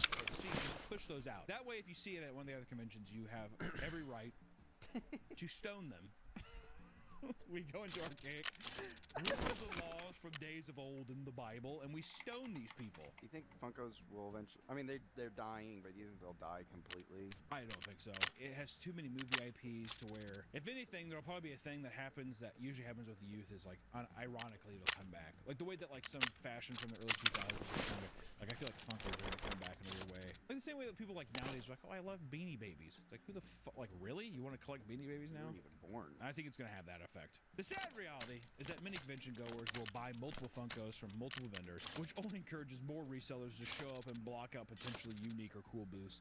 Which also, I have to, I very rarely see people buy the Funkos. And if it is that profitable, I just feel like you would just see way more of them. You think people are ashamed of carrying their Funkos around? That's a very good point.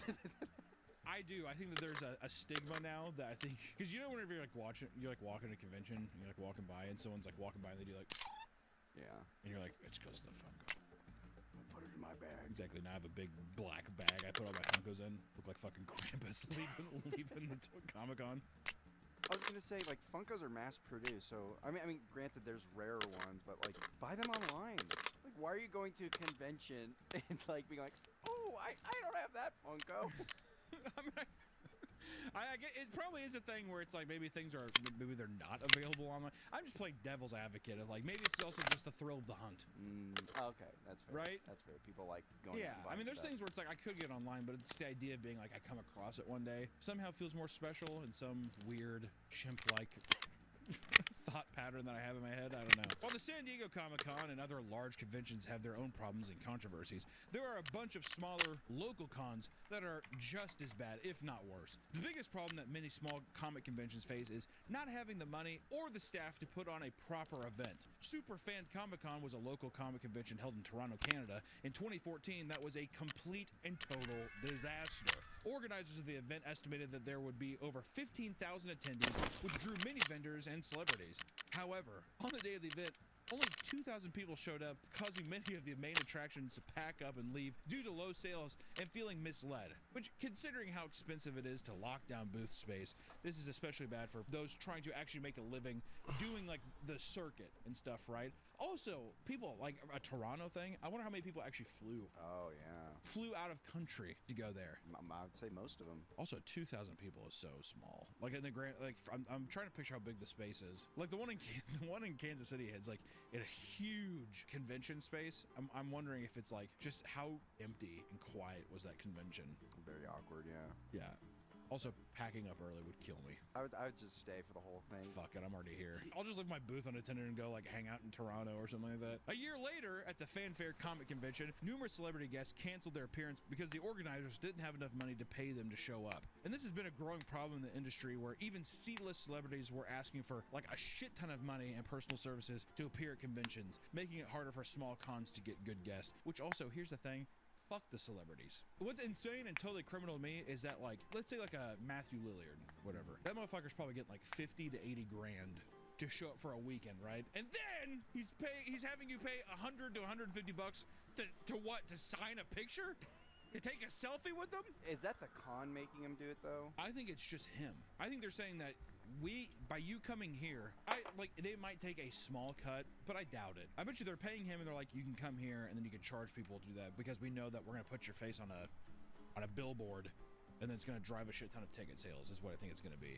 Yeah, it's just a way for them to drive ticket sales. That's all it is. I mean, hey, make that bread, I guess. And if people are willing to like pay for it, Who am I to say? I don't know. Despite not having the same resources, smaller cons still have tons of cosplayers and interesting characters who can ruin other people's experiences. While at a small con, a man in cosplay was waiting for his wife to return from getting an autograph when a morbidly obese, acne-ridden couple approached him and started taking pictures. The woman who had a horrid stench yelled, "I want all that!" and took a picture of his ass before walking away. Did we have to dig into their looks that hard? You have to paint a picture. Also, at a certain point, which this is obviously, I'm not saying that overtly sexual, but if you're into cosplay, like obviously going to someone and being like, "Oh, I want all that," it's a bit much. But I mean, are you not opening up people to just like take a picture of you? Yeah, I feel like if you're at a convention, as long as it's a normal picture. No, don't get me wrong. There are etiquettes to it. I've seen people go up and they're like, "Do you mind if I snap a photo?" Which is extremely polite. But I've also seen people like walk by and they'll like wait till they're behind someone and then like take photos of them. Not necessarily sexually of like their ass or anything, but I just mean like that they didn't want to have the interaction. Which it's like just so much creepier. And it's so obvious too, especially whenever the old guys like hold the camera like this. Adjust their glasses. Oh, what's also with when old people take pictures? They always have to look at it and then suspiciously look around. Have you noticed that? Every time I saw it at Comic-Con, anytime someone, they'd be like, it makes it seem like they just took a picture of something they shouldn't have. Yeah. Making sure they didn't get caught taking the picture. This guy just took a picture of me standing there. I looked at him. I said, "Oh, what's up, man?" And he didn't say anything. He just walked away. Can't you say hi to me? Fuck's sakes. One of the biggest attractions at any comic convention, big or small, is the celebrity panel, where guests can meet and interact with their favorite movie stars or comic artists. If you thought you could just walk through the doors when the panel starts, be prepared for a disappointing weekend. Regardless of the size, lines for these talks usually take hours, or even a full day to stand through to talk to one of these motherfuckers. In advance, with many fans pitching tents and sleeping overnight to hold their spot, to talk to like a guy from Supernatural. One of the actors from Supernatural. Oh, God, I hope I meet him. I love your show. Thanks. Oh, whoa, that was amazing. I mean, they cut people off, right? Oh, yeah. They realize, like, oh, wait. I think there's a literal count. Like, I think that's another thing that the cons will do is be like, on these specific days, how many people are you willing to sit through? And, the actors will be like, I don't know, how many are willing to pay? And after a while, though, I think that they do cut it off because they don't want to block shit, but I don't know. Because this is so common, most venues have specific practices to help prevent lines from getting out of hand. Line capping is when staff temporarily stop people from getting in line. Otherwise, they would wrap around the entire con venue and sometimes even out the door. And most venues also have security guards and staff walking up and down the line to prevent people from cutting or to stop fights. What remains is a cramped graveyard of nerds sleeping in the cold so they can be the first to receive their next hit of Marvel slop dopamines. Jesus, dude. Motherfuckers are getting personal in this document. Holy shit. People camping out just to, like, be able to interact with somebody that, I mean, at this point, though, you'd have to assume that these people are like, I love this actor. You know what's weird, though, is a lot of people I hear they wait in these lines for hours, and they're like, yeah, I mean, I like that one movie they're in. It's like they're not even that big of a fan. Oh, it's so weird. There's some people where they're, like, shaking and they'll cry. Like, and I'm like, hey, obviously this means something to you that we don't understand, but to just be so casual, like, oh, there's nothing else better to do.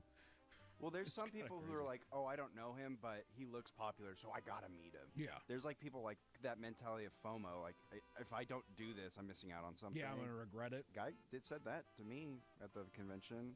What? Well, he like went up and he's looking at the line that you had, and he's just like, who is this guy? Is he popular? I was like, oh yeah, we're kind of popular. We have a YouTube channel. Anyways, was talking to him. He's just like, I don't know you guys, but I feel like I gotta buy something from you. I feel like I'm missing out.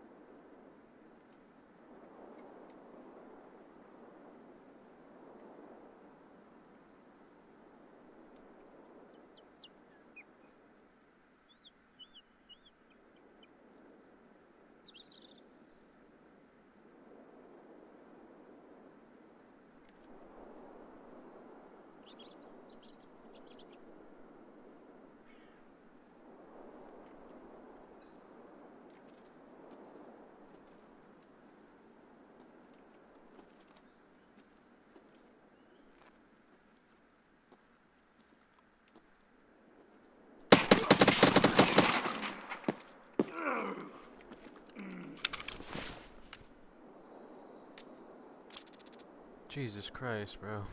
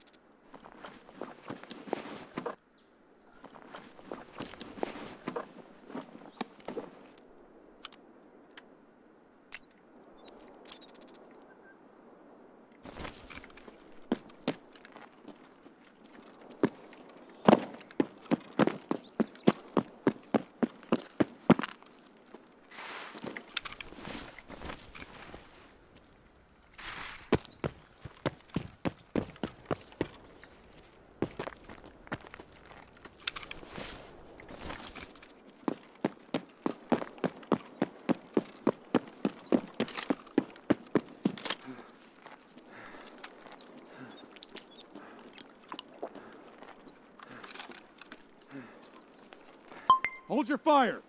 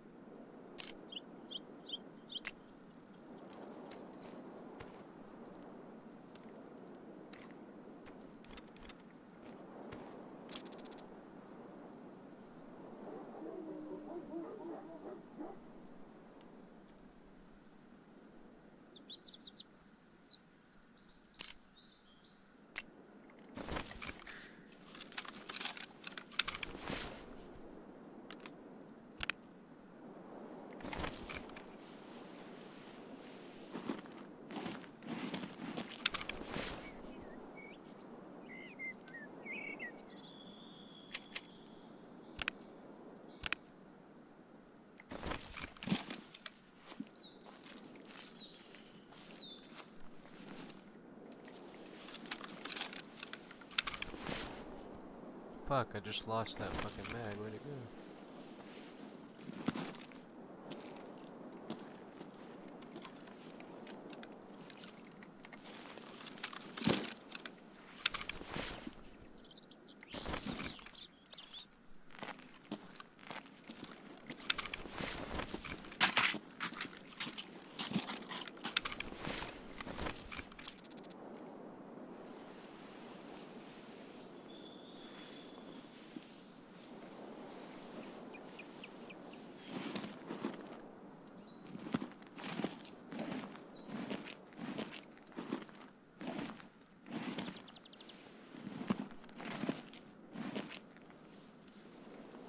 Fuck is that mag at?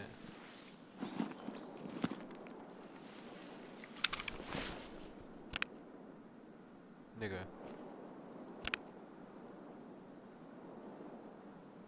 Nigga, what? God damn it. Where'd the mag go?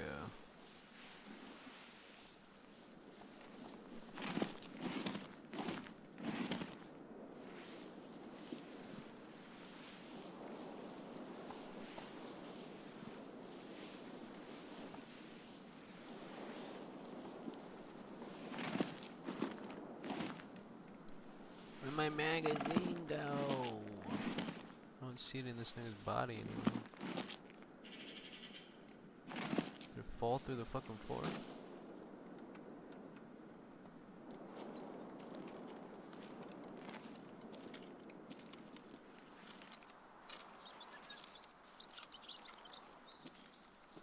Boy. Boy. What the hell, boy?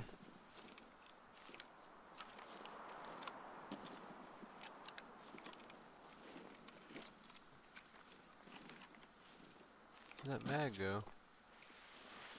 It's fucked up.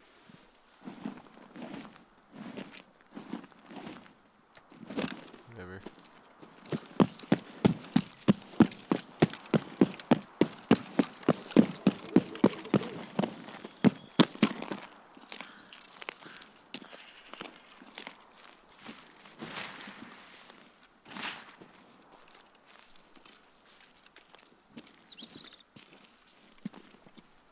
God, I'm heavy as shit.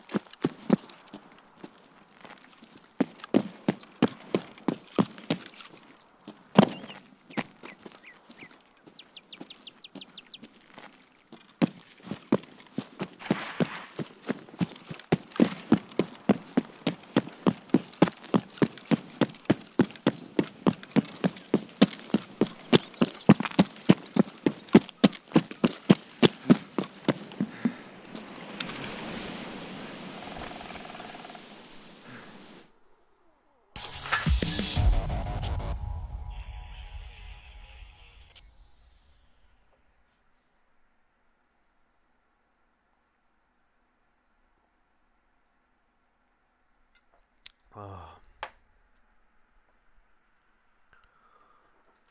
God damn. It's fucking worth it. Fucking worth it.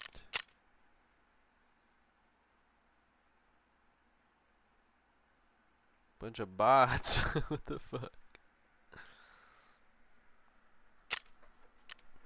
Got 3 kills though. Hell yeah, boy.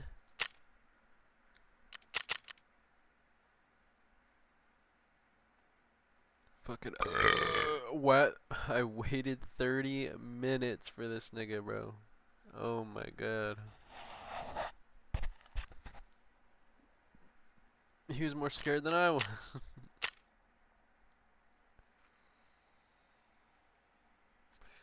I was just playing it strategically. Wasn't even scared. Fucking hurt his ass.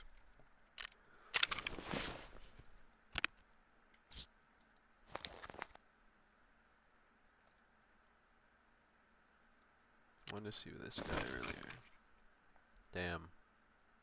Damn, I feel bad. Damn, that guy had so much loot. I feel bad for this nigga.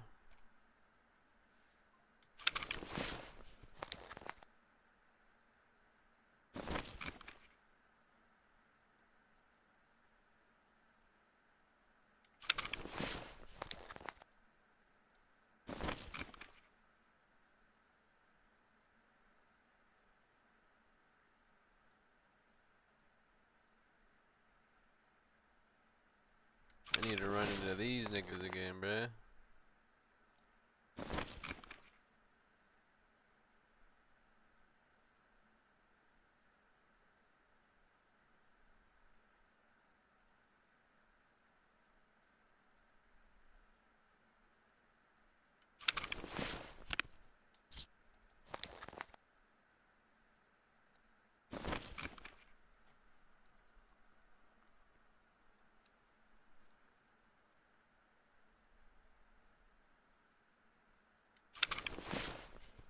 What's that high competition one?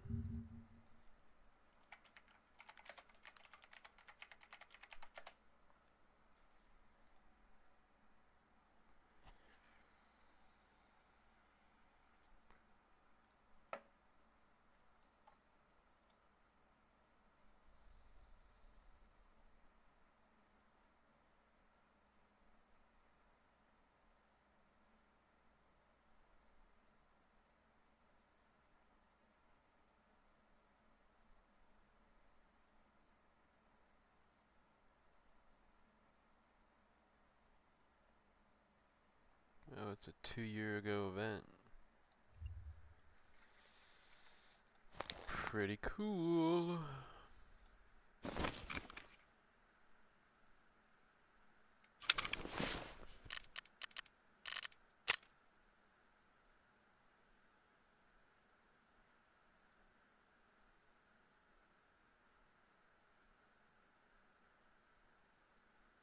Oh, I'm a neutralizer this time.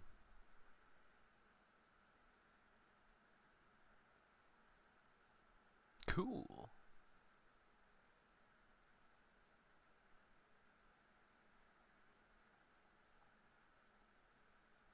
We'll be neutralizing these nyagas.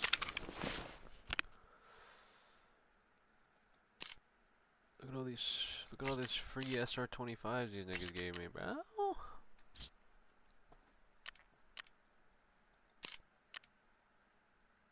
Dude, these niggas came in to snipe it up.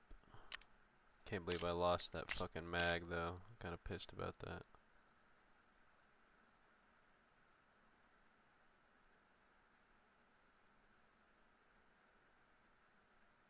I don't like how that's not. Or I guess.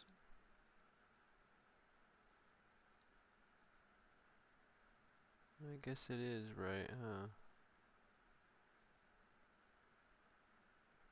You just can't really tell. Hold on.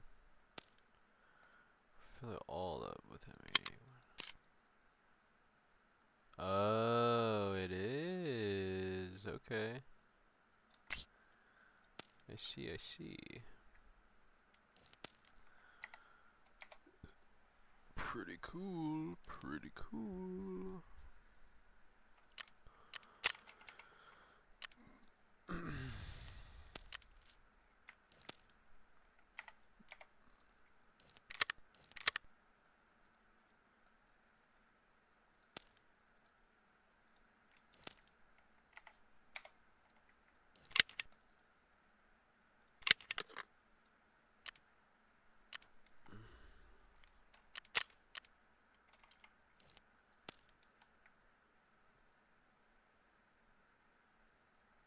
125 rounder is all it took to kill 3 niggas pretty much.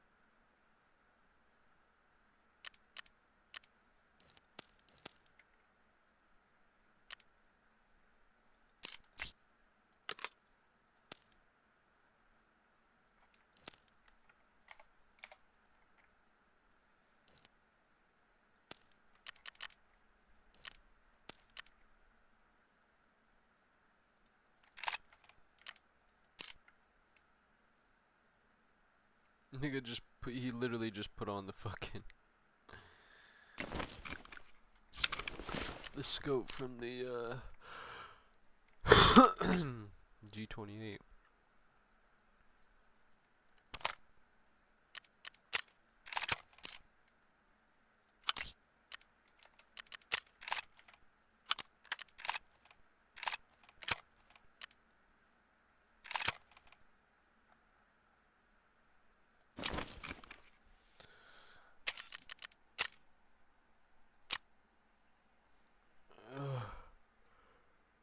That is what I like to see. Fuck, dude. I just need 10 more. That's it.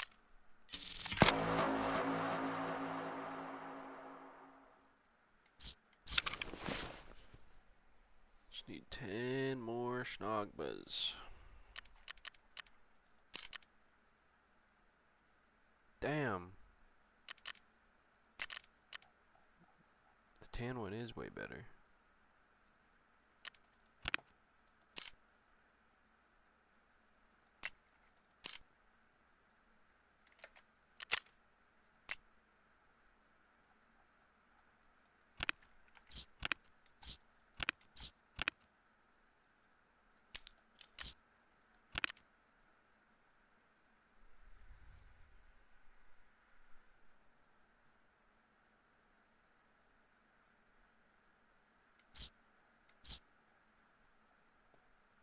I really didn't have room for all these guns, but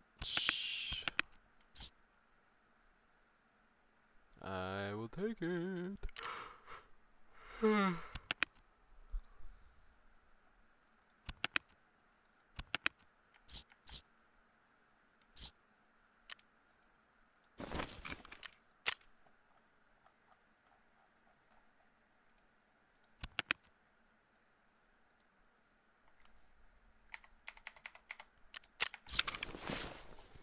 Damn, bro. It gets warm in my room with the door not open.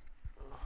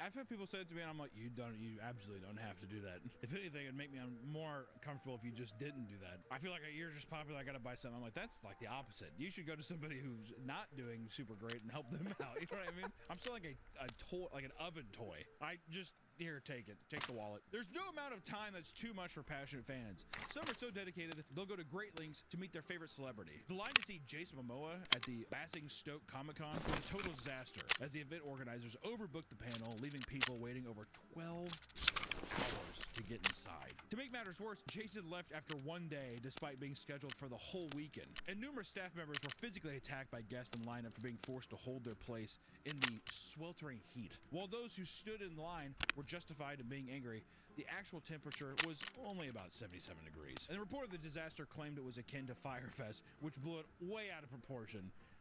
A bunch of nerds complaining. Oh, Jason Momoa, I'm getting sunburned! 12 hours for Jason Momoa?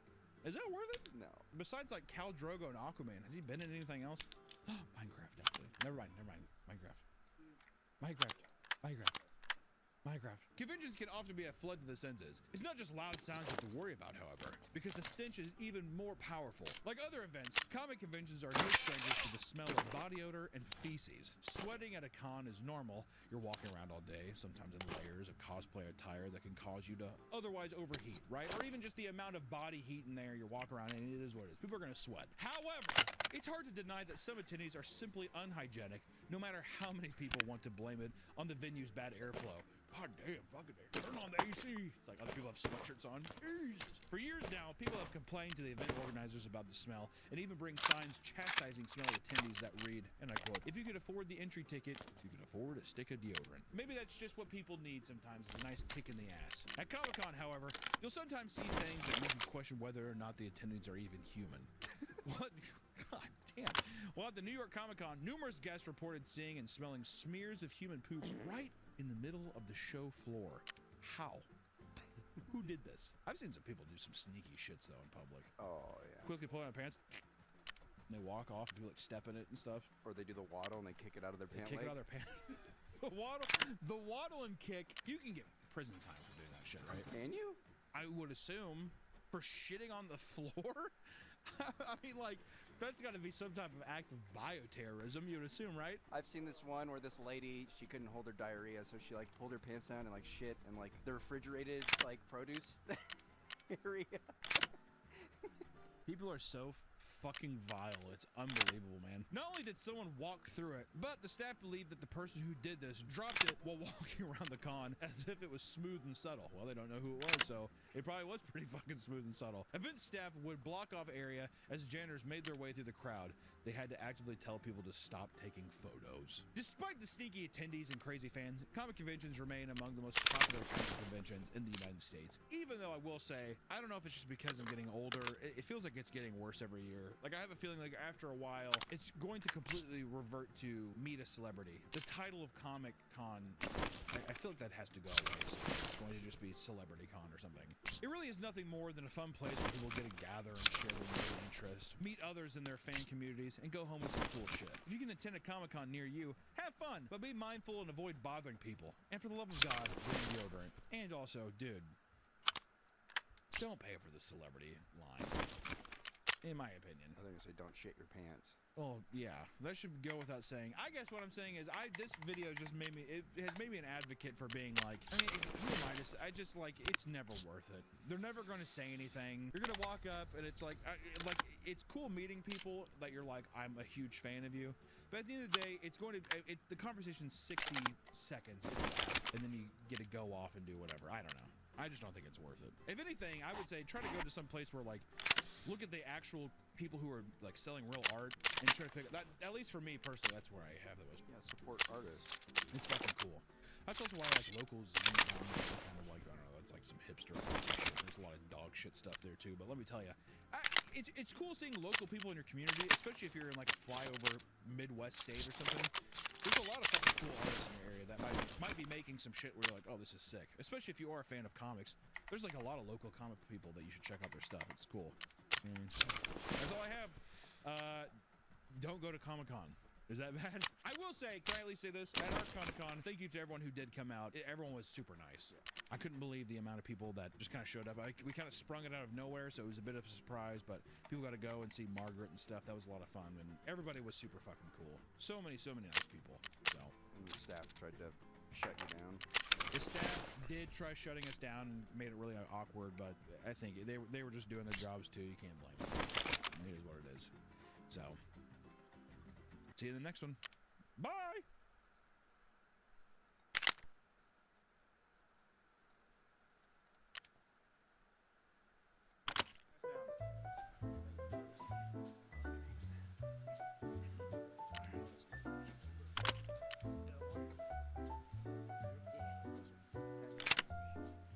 Welcome to the first episode of Meaty Magic, Meat Canyon's 87th channel. This is a place where we're going to play Magic. I've had a few drinks. I imagine that in every episode of one of these, I will...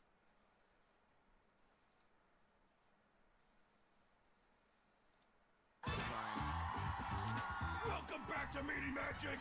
Today, I'm actually really stoked. We're opening one of every Modern Masters 2013, 2015, 2017! And actually, these are cool. I think that like a lot of these cards, when this first dropped, especially Modern Masters 2013, first off, the most atrocious box. Why they didn't just keep it the regular one, I'll never know. It's because there's also less cards in this, but back when this came out, Tormagoyev was still $150 bucks. And it was the first reprint of Tormagoyev since the Future Sight thing they did. So that was hot, but also the first 2013 one has the best uncommons. Like there's still a lot of gas in the uncommons. We're right now, I don't know if it's released yet on the channel, but we are diving heavy into Cube. And I feel like in these boxes, there's gonna be a shit ton of really good Cube cards. So very stoked on that.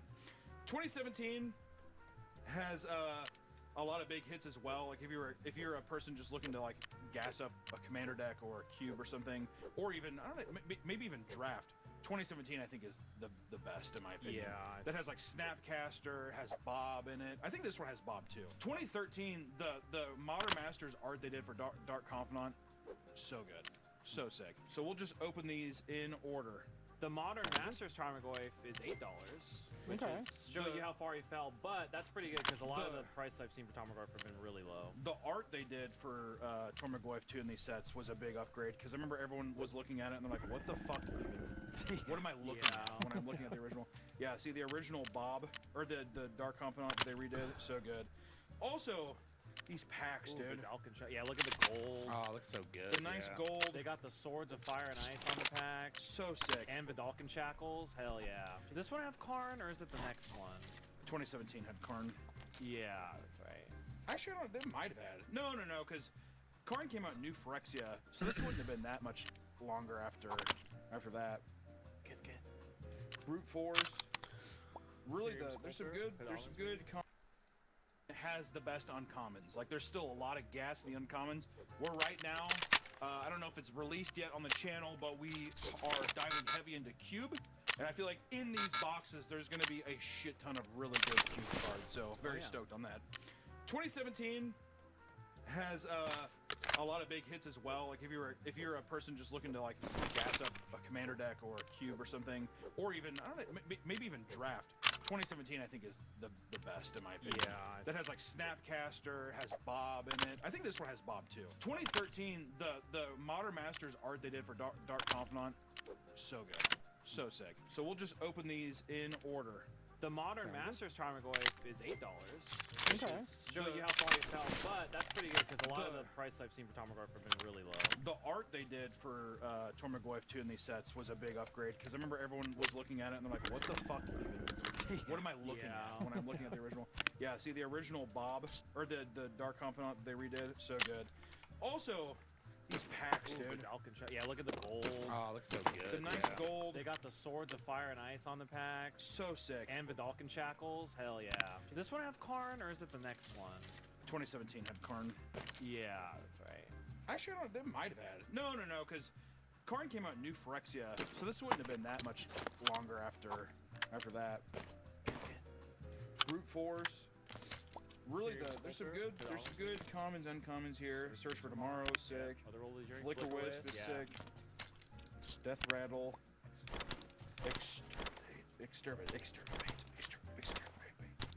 Yeah, I feel like these sets would be really fun to draft. Extirpate, $1.80. Oh pretty yeah, good. maybe. For the rare. Sync with you. Shout out my Dredge players. Glacial Ray. Classic. I think when this set came out, Kitchen Finks was still like $6. Classic. Yeah, I think it was like 6 or There's 7. no way he's that expensive anymore, but still a great card. Oh, Cryptic Command. That's a hit. Love me some Cryptic Command. It's probably $1. It's probably still at least $1. All right, you want to guess? It's more than that. You think it's more than $1? I think it's. I'll give it 2. It's $2.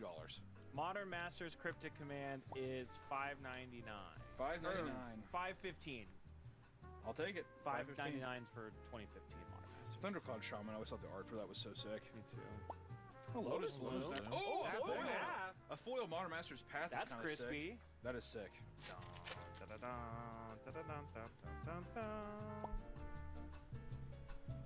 Pirate Spellbomb. I always thought these were sick. Like when they're like mid-exploding, and the fragments are blowing up. I always thought those were really cool. God, the art in these are just so sick. The Lorwyn Eclipse too. Oh, nice. Oh, lightning Helix from that. I'll take that. There I you love go. the art on that one. Vivid Marsh. Oh, Glenn, she's good, right? Ooh, Glen Alendra. And a foil I Electrolyze. love the foil The Electrolyze. Electrolyze. With the Is it symbol? This is a good card too. That's actually. a hit, yeah.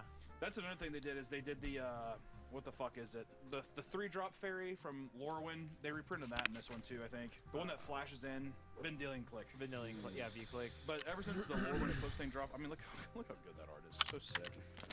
Modern Masters Glen Alendra is about $11.36. Yeah, that's cool. But the Lorwyn Eclipse drop made me wish that they would go back to doing like all of these like more painting fantasy arts, you know. Yeah. Oh, nice Eternal Witness. That's a hit too. I love Eternal Witness. Ooh, hold that for the cube actually. Angel Grace. Ooh, the foil Rift Bolt too. Yeah, God, that's all nice. of these foils have been so good so far. A lot of like great burn cards. I love that original Rift Bolt art. That and foil looks fucking nice. Juicing up the cube big times, boys. I don't even know if I opened Modern Masters. It was so expensive. It was for me really at the time. expensive. Well, they were like I think they're like $12 a pack. Yeah. This was like before a lot of like the collecting craze shit too, so having packs this expensive, also it being like Magic's first like specialty set, made it big. Ooh, Academy Ruins. Academy Ruins. Mirror Trigger foil is also kind of hot. Die to turn another target artifact you control to your hand. For degenerate combo stuff. I think you got open a Spell Stutter Sprite too. We need that for the cube as well. Ooh, Lava Spike. The Lava Spike art, the way they did the painting, so sick. Very eye-catching. Bone Splitter. Ooh, Blink Moth. God, man, I fucking miss when they did the event decks. The Phyrexian event deck. People fucking bought those like crazy because they had Ink Moth Nexus in it and like a bunch of other cards. But they were like $20 at the time, and the profit inside of it was like was good, yeah. Or it was just cheaper. Like I always love this one too. I do. I like. I was thinking about that art the other day actually. Mr. Goblin. Oh, the art too. Yeah, very catching. Modern Masters Blink Moth Next Street is still Wraith. I forgot they did $2.39. Street Wraith in this one. Yeah, I think it's in 2 of the Modern Masters. Another sets. Dredge Shrapnel Blast. Yeah, that is. I need Sarkon food. Vol. That's kind of sick. That's fun. That's a good Google. What is Sarkon Vol worth these days? I mean, nothing. Yeah, he was never worth anything when he came out, but curious. He's a fun. I love. Oh, he's worth $5.76. Okay. That is actually so that bad. is way more than I thought. Erratic Mutation. This art is Yeah, the so art rules. sick. Mind Actually, Funeral. his ability is pretty good. These Dimir like Ravnica original arts are so sick, but Mind Funeral. Anyone who's cringe like my buddy Aaron who likes to mill. Oh, squee. Tarek Main and a Tarek Demir Main. Mill player in Magic. The worst kind of This is person. just a true scumbag in all senses. Brute Force.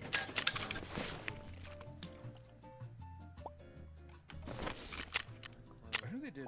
Oh, nice. Manamorphose. I don't know if Hey. Manamorphose is worth anything. That like I swear to God that rose up. Ooh, Engineered Engineered Explosives is Explosives. I forgot good. that's in here. What the fuck?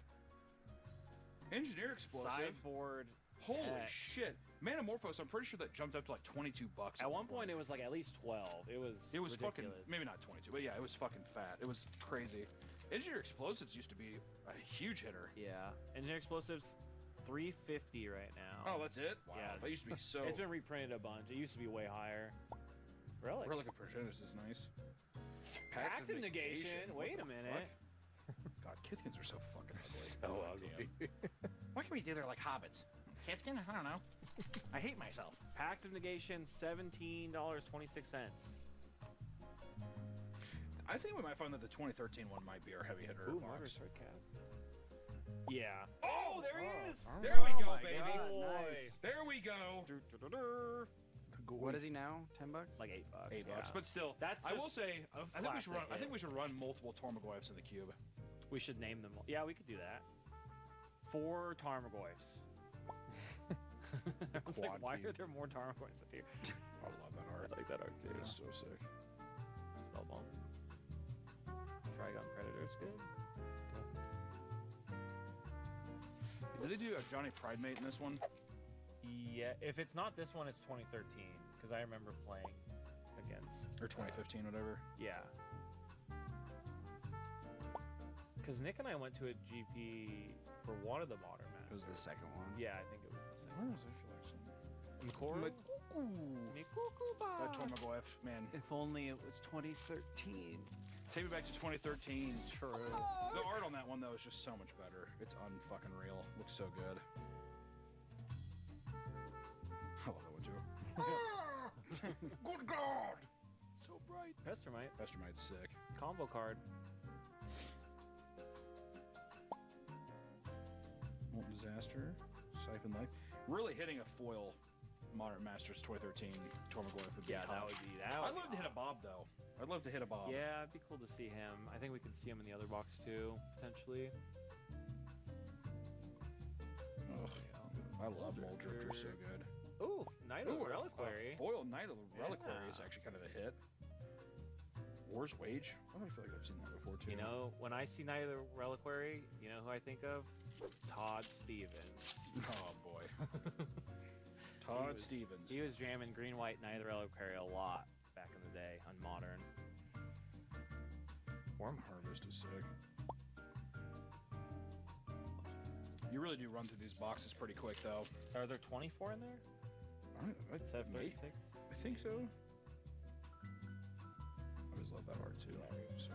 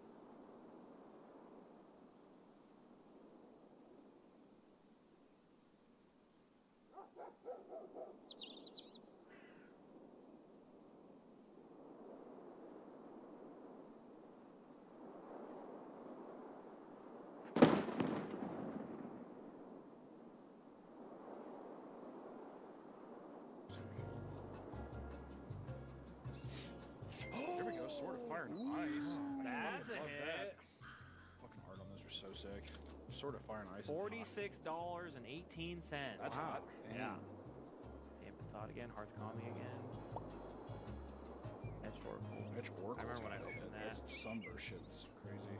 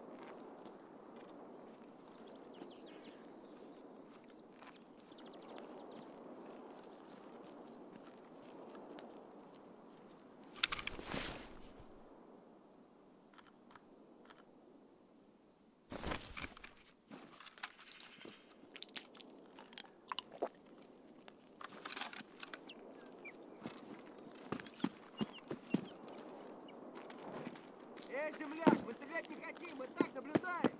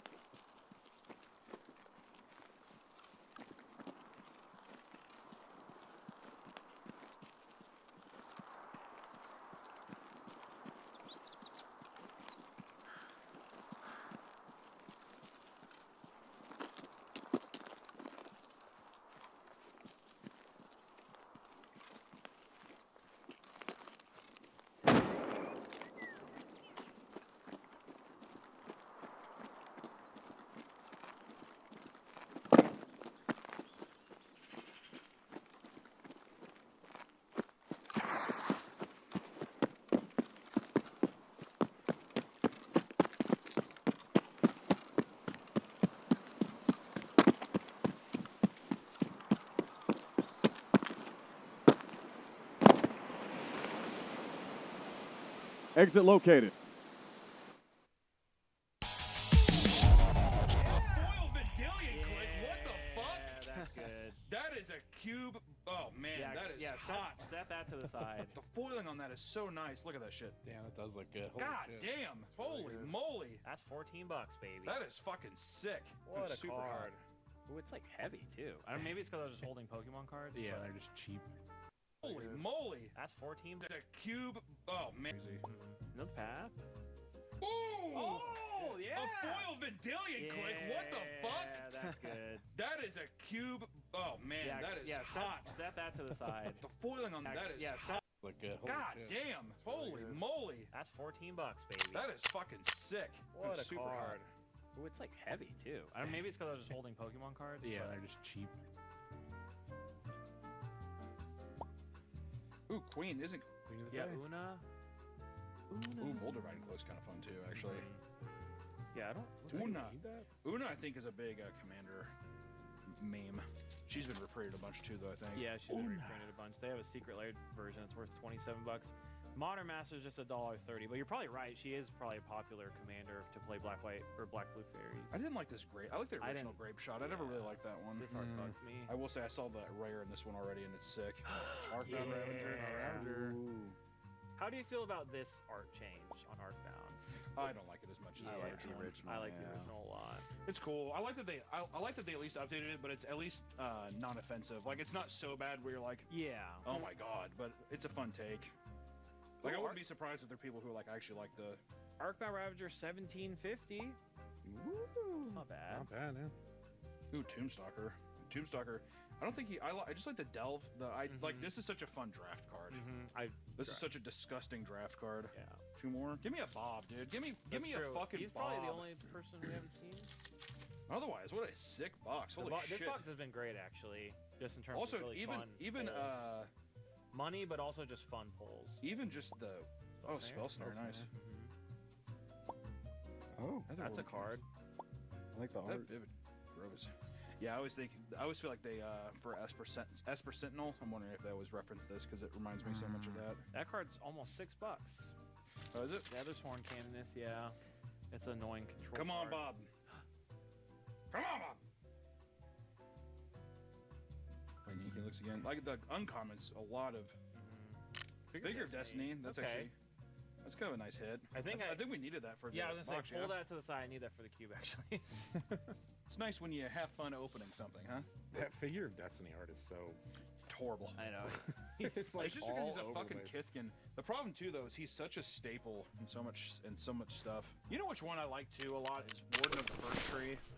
He's like kind of one of those like the he's one of those cards where you like level up whatever. The Those are Abzan one. Or he was in green cons. white. Was he in cons or was he in He was in cons. or is he from He was in cons block. It might have been. What's the second one? Fate Reforged. Oh god, I forgot they did that. See, this is 2015. So they had Noble Hierarch was good. They reprinted that because this was like a $60 card at the time they did Karn. Yep. But I forgot that they did these fucking like these cardboard packs. And I never really like. I mean, they're cool because you can just do the rip tabs. You just rip the tab. But I just don't know. I mean, it was kind of nice when if you got something nice, you could put it back in. Yeah. So you didn't have it loose. That's true. But I don't know. There's just something about you want to rip that fucking plastic open. It's like peeling panties off. This one's got the Karn in it. Raise the alarm. Also blessings. Darksteel Citadel. Frogmite. Frogmite. Yeah, Affinity was a draft archetype in this set. Wildfire. Man. 2015 Modern Masters was crazy at the time because, you're right. The Noble Hierarchs were like $60. There was a lot of people were playing V-Click because not Sneak and Show, but the combo deck. Everyone was playing in Modern. Oh, There you speaking of go. which, There you go. Noble Hierarch right off the fucking bat, baby. Is she still 50? No, she's way cheaper now. she's- She's been reprinted a bunch, but still, these Exalted. I love the Exalted mechanic. Exalted on Manadorks is so fun. Very good. Didn't they make an Exalt? The another Jund one? version? Yeah. Oh, Burst Lightning. Big Noble Hierarch. I like these symbols too. She's $12. That's not bad. Yeah. Comet Storm. I don't think it's the one you just. I can't remember. I've only seen it in like. I love these old promotional things they did too for Magic's merch. So funny. It's just a card of like a guy's chest being like, "You want a swamp hoodie?" You're like, "No." Dress the part. Like, so funny that they did that. It's like subliminal messaging when you open it. You're like, "God, I would love that." a zip-up Swampland hoodie. It's just Eric Froelich. Honestly, at the same wearing time though, swamp that t-shirt. kind of sounds like absolute gas now, doesn't it? If you get an old one, a vintage we one. gotta hit it up and see if we can get one. Yeah, see if you can sort. Might need the Wayfarer's bauble. Near it. Can't remember. Was what's the other bauble? There's a couple. Mishra's bauble. Mishra's Yeah, bauble, That's in Ice Age. Did they? I can't remember if they reprinted any of that in here because that was also one. That Mishra's was like, Bubble's been reprinted in some of the Master sets, but Oh, I don't have think it they? was modern. I don't think it was modern Master. Here's this guy. He was really funny watching. He was. Oh, Yvonne Flock? He did. Yes, he did. Another bauble. That Rayman. I love the art on that Rayman. Ooh, Full of Blood. That's kind of sick. I will say, I do think that they stopped printing like as good of rares in this one. Like the bulk rares are kind of compared to the first one. There's some big the hits. commons and uncommons are kind of too, but they're not bad. Ivan Flock again. Ivan, get out of here. He was big during this time. He was winning a lot. That is cool. If you were doing good, that you could like be printed on a car. Ooh, Eldrazi Eldrazi Temple. Civic Force Chain is cool. The Niv original Mizzet. Niv Mizzet. No way that's worth anything, but still kind of cool.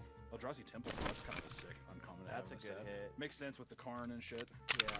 $2.50, but once upon a time, that was a really expensive card. Broken card. Well, for Elemental, what about another Vendilion Click? Yeah, no shit. Yeah. Another foiled Vendilion Click. Oh my god! Well, your luck today. You never know. Ley Insane Line? That might be something. That and the Rising Sun deck or whatever, or the second Sun deck was Cancer. That whole deck was just Cancer. Yeah, Eggs or whatever the fuck it was called. Yeah. Watching that and watching Yuya Watanabe, that fucking cheat. Get Clear absolutely his name. obliterated. Clear his name. I love Yuya, wherever you're at. See, I want nothing but ex-Magic players on this channel, dude. Todd Stevens. I genuinely want to know what he's doing right now. He's got to be him? working at He got Enterprise banned? Cars. What happened to him, Harry? Yeah. Well, he got kicked off the tour. He was more of an SCG grinder. What did he do? He was like one of those guys that dressed up too during the. Yeah, he always was wearing. He always looked like What'd a he do, Harry? substitute teacher. What did He you had do? a Harry? little. Well, he was just he was just sending some messages, trying to take a peeky poo, trying to take a peek and a prod. Just Yeah, see that got shot so. got much shot better. rules. Yeah. Your enforcer. Thank you, Harry. Uh-oh, Nick's yawning again. We gotta. Tell you what, we gotta fucking spice it up for him. 'cause Yeah, we gotta do he's something. getting Bring the pissed off, sparklers I out or something. He is. He's fucking mad. You can tell whenever he doesn't say anything, he's fucking mad. Come here, Naz. The deep. He's doing deep sniffles now. My nose is running. Oh, it's because you had not Arby's. You had Applebee's yesterday. That's why you're feeling sick. Right. The original Oblivion Ring art too is so sick. Yeah. That's the thing though. So far, I mean, we might still get a hit. I mean, Noble Hierarch is nice, but I will say I don't think I ever opened up anything that good in 2015. They came out hot. Show a little bit, but we are gonna do it again. Oh, Scoot Mob is actually kind of fun. That's a Commander cringe card. When you don't kill it. And then when you don't kill it, people yell at you. Yep. Speaking of which, that video is going up next week. Oh, is that the video? For the following week, yeah. Go ahead. I feel like the gas station. That's what it always feels like. It's like those little things where you like pop it. You, like, pop the things. Yeah, it's like the Wisconsin bars, the pull tab things. Ooh, it's so good. Sorry. Ooh. Damn, Mox Opal's in this? What the fuck? We're back. Really? Wait, we're what? back. That's a huge. It's in bars, the pull tab things. Ooh, it's so good. Sorry. Damn, Mox Opal's in this? What the fuck? We're back. Really? Wait, we're what? back. That's a huge. That was. I was trying to think. That was the other card. What that the was fuck? like. Mox Opal's in it. Okay. All right. Okay. Isn't that card banned? That's No, it should be. They brought it legal. back? That's $194. Yeah. Whoa, I got 4 of those. Do you really? Yeah, Nick had full out Affinity built Wow. back in the day. It was only like 200. You having your hand on Gorglob, like For all 4? fighting your sleep right now is. It's more Whoa, my I feet have- are hurting. I have 4. Cranial plating. Oh, Oh, another cryptic and a foil prime time. A foil Yeah. prime time. Okay, now we're All right, And we're wait, back. cranial plating is actually kind of sick too. Yeah. Now you got to go through all the cards. You're like, what did I miss? Foil, $10.22. I'll take it. I think the cryptic I said was like 13. Mortar pod. All right, towards the end of this pack is getting me a little hot and bothered. I'm still so stoked on the foil Vendilion Click. The full Vendilion Click and then the random Mox Opal. was Yeah, sick. I did not. I expect forgot Mox about Opal. that lightning Ooh, bolt. Apocalypse Hydra. That's kind of fun. The looks really faded though. Yeah, the printing It was does. weird on this one. Really odd. Misprint. Yeah. It's worth so It's worth much. $3,000. There's a Facebook group for misprints. Yeah, people who Yeah, collect big misprints community. card are pretty cool actually. Like the amount of stuff that actually like went out to the public is very odd. Like I don't know how it slipped through the cracks. That's like the guy who created Path of Exile, that game. Mm-hmm. All he does is collect magic misprints. Oh, really? Yeah. Interesting. I will say the way that you are stacking those is so satisfying. You like 'em? Little There you pebbles. go. Immediately just.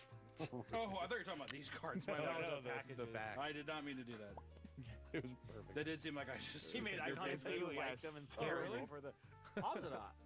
I mean, there's The Ghost Council. Ghost Council. I love the one from Gate Crash the Me most, too. though. That one's so great. The one that Art. blinks, whatever. I played so much of that card. It's the 4-drop one. It blinks and Oh, it enters. yeah, it's yeah. really good. Yeah, It does have drains. hex. I mean, like you can kill it, but it's kind of a pain in the ass. But it self-exiles though, so it when it. I know. I love that. The blinking effect is so sick. Gopher Buttle's good. Ooh, surgical extraction. One of the best arts. That's one of the best That's so arts good. ever. One of the surgical best extraction arts. is so sick. They did like a art or like a Last merch one was- collab for surgical extraction. I wish I could have got a jacket of that. Okay. Blink Blinkbot's not Yeah. bad. Not bad. Gotta make room. Sorry. It's for the pile. All right, 2017. This one I think doesn't have. I will say this one I think the value has dropped the most on 2017, but I do think it has, in terms of rares and uncommons, it has like some of the most playable ones. Did they print? Maybe not uncommons, but Did they print Tarmogoyf again? they reprint Tormgoth, Liliana, Vess is in this, Snapcaster Mage, like Domiray, Gristlebrand, all kinds of Ugly shit. art Snapcaster Mage, but yeah. Yeah, Oh, it- Cavern of Souls. Oh yeah, the fetches are in here. Oh yeah, and the fetches. Oh, Cavern of Souls is still a hit. Cavern though. of Souls, Scalding Tarn, Cyclo Rift, Damnation, Harrison Pilgrim. Crater 5. Hoof. There is Tarmogoyf in this. There's Grizzlebrand in this. Okay. Oh, Phantasmal Image. Oh, I That's was just gonna say we need that for the cube. Phantasmal just kinda Image. bent. It's the humidity. Yeah, they look a little warped. Those look better. Foil Grizzlebrand? Explorer. Question mark? A foil Grizzlebrand. That would be so sick. I do like the Terminate art Yeah, they did. Yeah. Both Terminate arts are really good. Ooh, Abrupt Abrupt Decay. Oh, Yeah. nice. Okay. God, that card was so fucking expensive when it was in standard. I pulled a foil one like way back in the day from Return to Ravnica pack, and I was so hyped. I was like, no. I just sold it immediately because I'm a fucking idiot. Is it expensive now? Nah, I don't think so. But they did some of the yeah, Miracle Miracles, cards. I I forgot. loved. I God, forgot. Miracle. Love Miracle. Signates. Vampire Vampire Nighthawk. Nighthawk. One of my favorite cards. Has to be one of the funnest drafting cards ever. He's just up there chilling. That's all why I by like his that own. that new dragon that gives everything Miracle. I'm yeah. super curious to see. Oh, yeah. I'm curious to see Yeah. how those decks play too. I know people are building it right now. Ooh, Alta actually, we got make sure. Trilands, yeah. Wall of Frost. Unflinching Courage is pretty sweet. Iris Ascension. Okay. Meet your fellow spell slingers. Who's that? She looks devious. She does.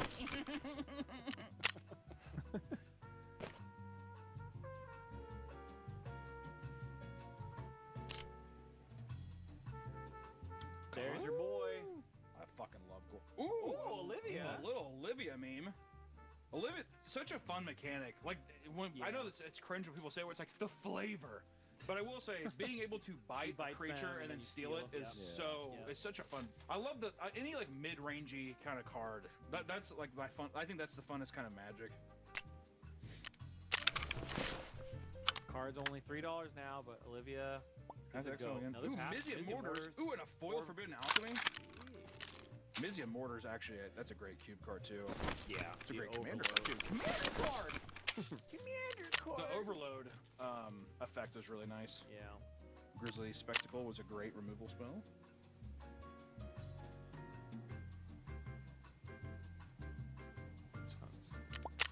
Grafdigger's Cage. Oh, a foil Explorer's kind of hot. Sideboard tech. Grafdigger's Cage is so funny when you play that and people are like it's like Dredge. Yeah. Really, really funny. Yeah. They really keep pumping the 40 out. Burning Tree, Magma Jet, it's great. I love Call of the Conclave. Conclave's also really good. Man, they put a lot of Return of Ravnica shit in here, like ooh, Blood Mage Dragon. Yeah. Wasn't that a big standard deck when it was first out? Wasn't there like a combo deck with it or something? It was a really popular, Jund build. He was doing a lot of early commander deck commanders, I think, as well. Ooh, Inquisition of Kozilek. I forgot they put that in there. Stoic Angel. Ooh, an Augur Bolus foil is kind of hot. I guess they reprinted Advent of the Worm. Well, we were just talking about this yesterday. You said you like that. Advent of the Worm is fun. That's a really funny combat trick, actually. Ooh, 5/5 Worm. Oops. Yeah. Gotcha. Talk around, Noble. Spell Pierce. Ooh, Intangible Virtue. Another one? Yeah, speaking of which, wow, we keep speaking it into existence. Advent of the Worm, yeah. That'd be a fun cube one, too, actually. Yeah, great card to reach for Selesnya. Yeah, Craig Wasco playing that with Voice of Resurgence during the Dragon's Maze Pro Tour was disgusting. Ooh, Soul Warden. Soul Warden. That's... Ooh, Boros Reckoner, baby! All the hits. Oh my god! Playing all the hits. I love Boros Reckoner. He's like worth 10 cents. Love him. They don't ever do anything fun with Minotaurs, ever. I wish they would actually do more cards with Minotaurs. Yeah, there's not that many. Soul Warden's actually $2.50. I love Sin Collector art. I love it too. Just the Orzhov kind of like Catholic Church parallel thing that they did is really sick. I always like the High Priest of Penance. I always thought that art was cool. I don't know. And also, Citadel Aristocrat, all that shit. Yeah, she was strong. I stared at that art for a long time. It was She's so good. many lists. Ooh, Marsh Marsh Flats. Flash. There we go. That's hot. Marsh Flats is a hit. First fetch land. We have in a the Blood books. Crypt. We do. This guy I saw, he was I remember seeing. I can't remember his name, but he was in the. He's Danish, I think. He was in the Gatecrash top 8. I think he played Melissa. Can't remember her last name. Coiling Oracle's kind of nice. Dragon Fodder's cool. 27 bucks for Marsh Flats. Nice. Pretty good. I feel like fetch. Yeah. Melissa Fetch Del lands. Toro. Is that Melissa Del Toro. Yeah. That was the funnest Gatecrash. The Gatecrash Pro Tour was like the funnest standard. There were so many different decks. Yeah. A lot of Azorius like weird Bant decks and. Ooh, Damnation. We need that. That's a hit. That is a hit.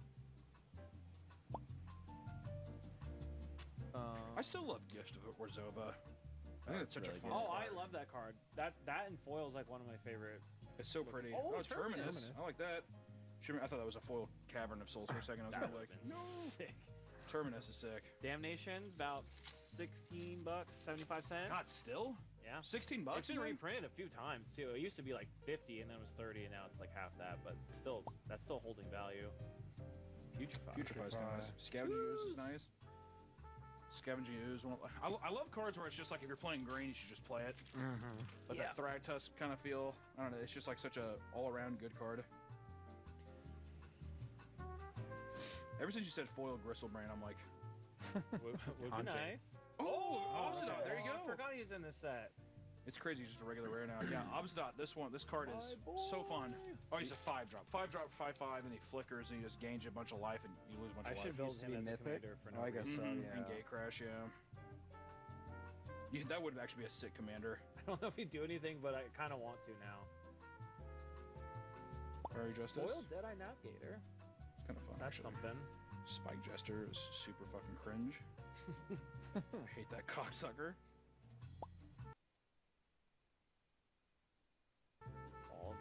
Ooh, Lily. Oh, wow. Lily on the flickers and he just gains a bunch of life.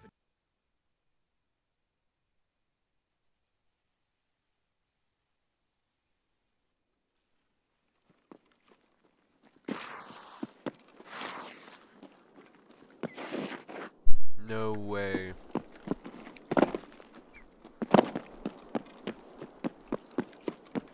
This is my favorite spot. Wait.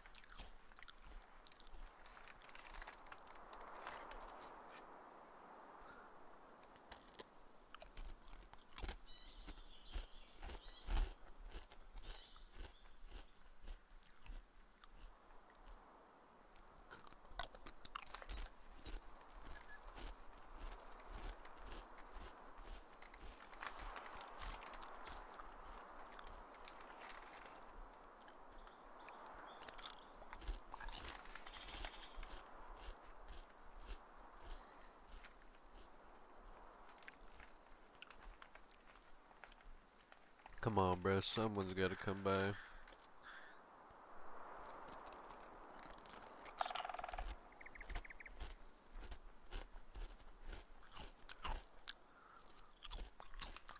Heard like no shots.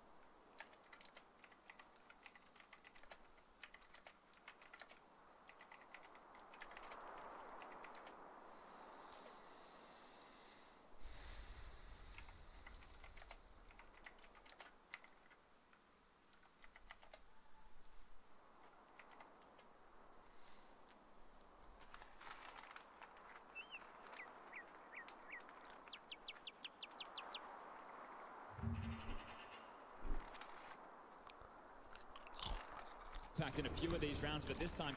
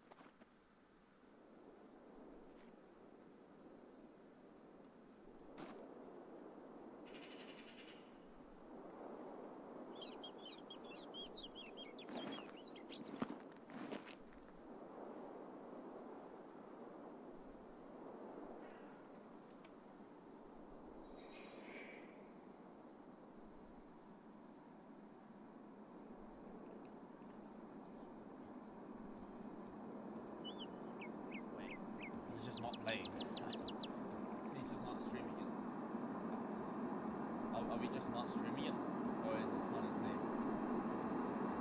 Grand Pop. That's it. I think I'm listening. I recognize that.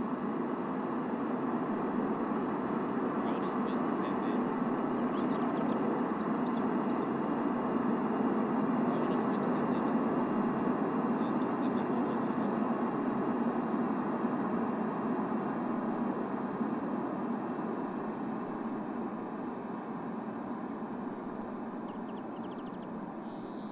You said I could guess the.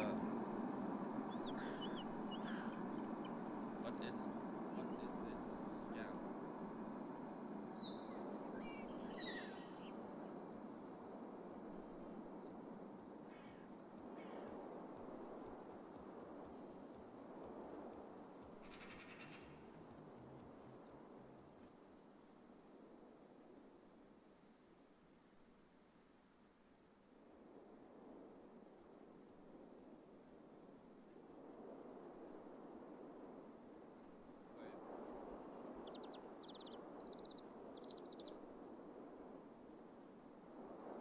What about giving me the itch? Not good. Not good. My mom is calling me. 1 sec. What?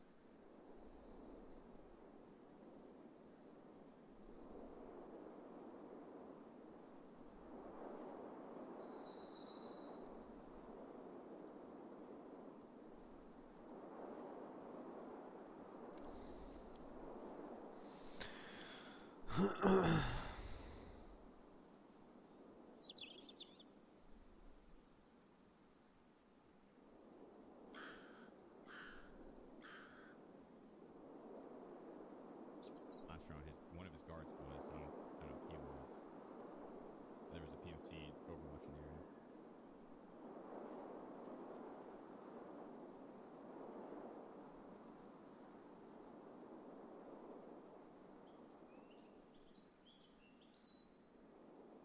Might be better just to wrap right and prepare for fights.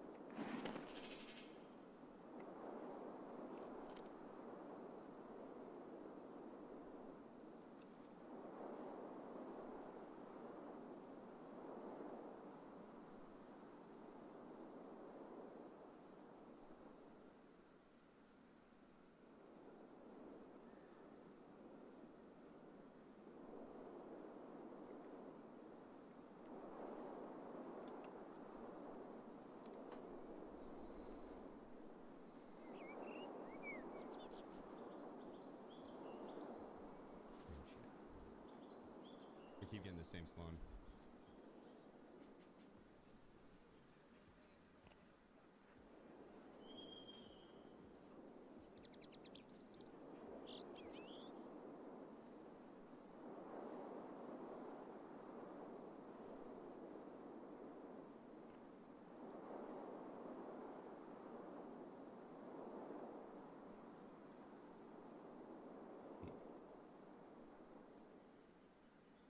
I got these guys beat to this camp up here.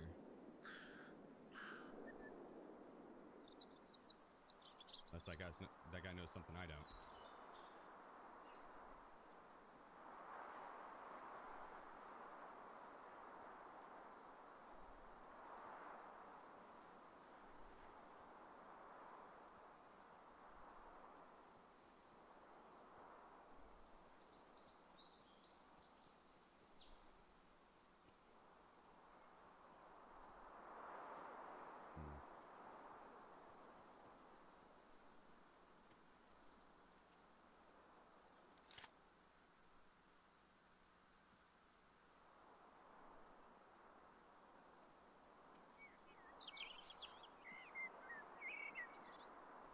No, no.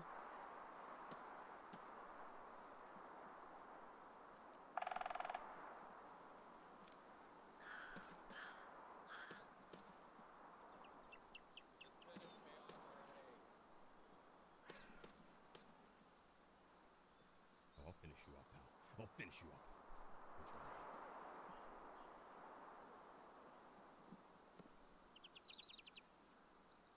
Denzel Washington.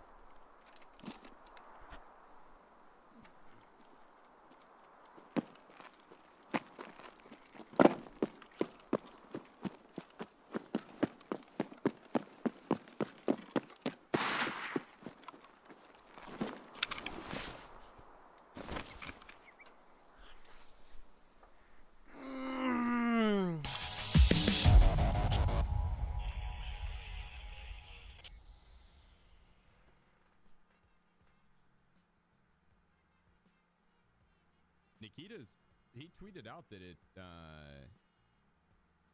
could be a game mode in Tarky potentially. Oh.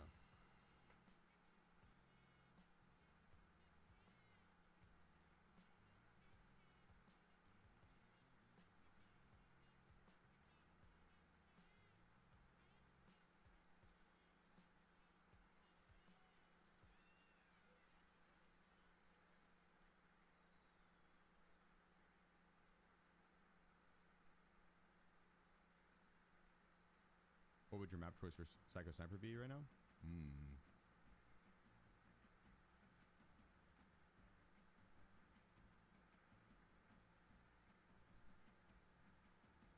Probably Factory for the first 2 kills, or 1 or 2 kills, and then Woods or Shoreline with a better bolt action. Factory with like a shit bolt, like a, it's not shitty, it's fun. The mini Mosin, or the even the infantry Mosin. You could do the VPO as well if you have AP ammo. Exclamation point tourney, Blondart.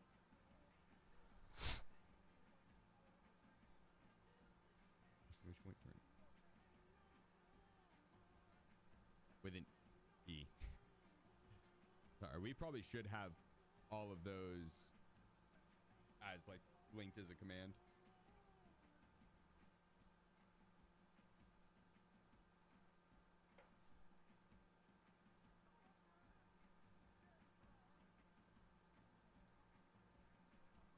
Is this a streamer only event?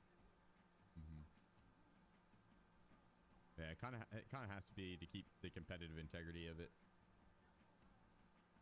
But honestly, it's there's nothing on, no prize on the line, but that doesn't stop people from cheating in regular games either. But just appreciate you. Thanks for the Twitch Prime.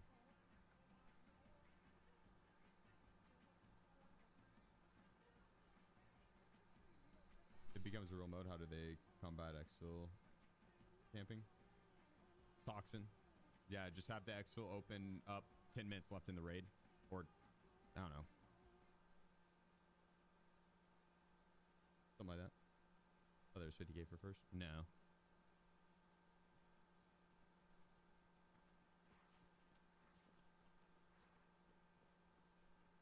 You're just not a single good spawn. We're putting up points doing this, so it's not the worst, but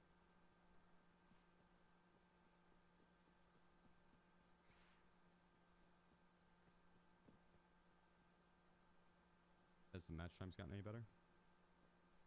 It's been pretty consistently 4 minutes.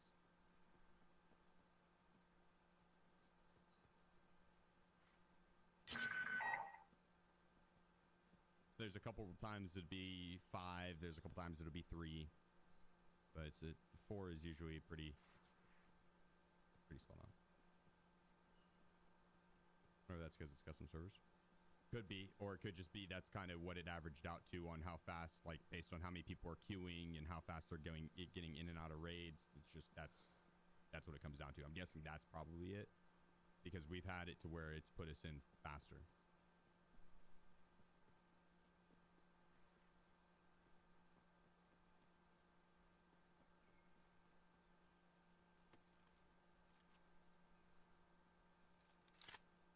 That's a fun gun.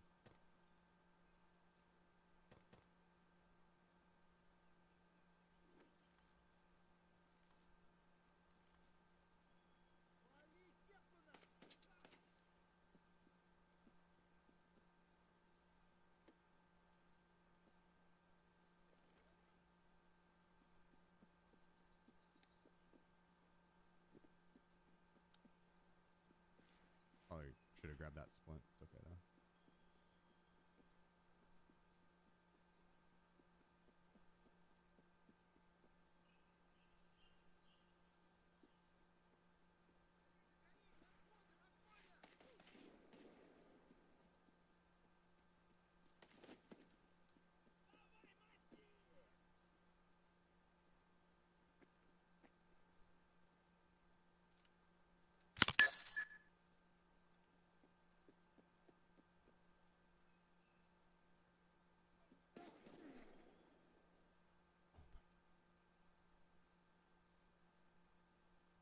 I did not see him off to the right. Scared the piss out of me. I should have put the better armor on downstairs. I should have put the better armor on. I was just gonna go doink them really quick, and then I was gonna swap and make the run. That scared me. Still points. I'll take it.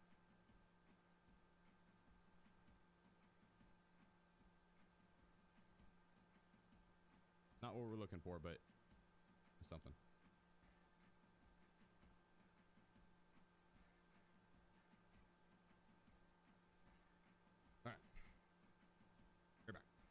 We need to lock in here. We got 2 hours and 10 minutes left. That's a lot of time, actually. A lot of time. Leaderboard update? Yeah. Yeah, they didn't add in the points from yesterday, that first hour. So the leaderboard's all up to date. I'll be back.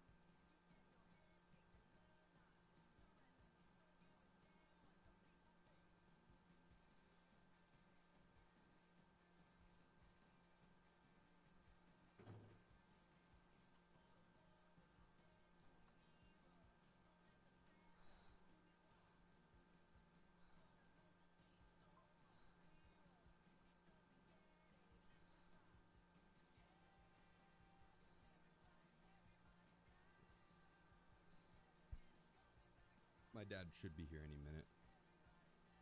I'm checking for him.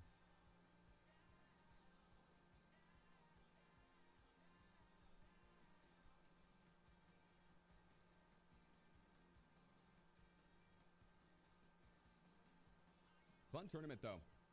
I hope they do more events like this. I heavily fuck with the tournament format. The private server events in Tarkov, they're always fun. Different way to play.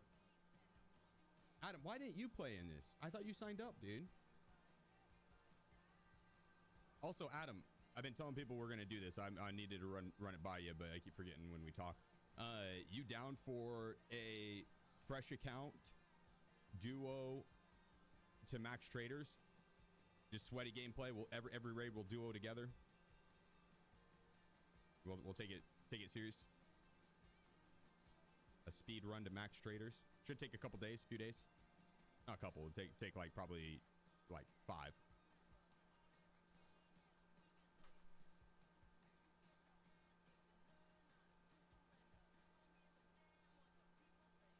8 hours late. Ah, I see. And you would have missed Friday. Okay. Okay. Well.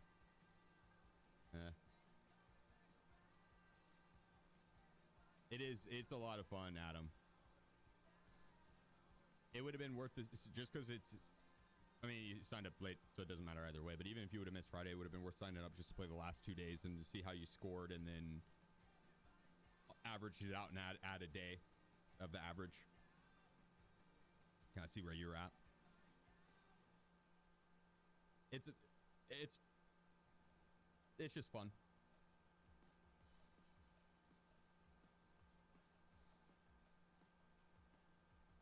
It's like back when I first started Tarky, they would do these events and they'd be public server and it would be actual prizes online, and Adam and I would run those tournaments. Solos and duos and trios. Just pick up a third. I actually have a decent amount of tournament winning on Tarkov.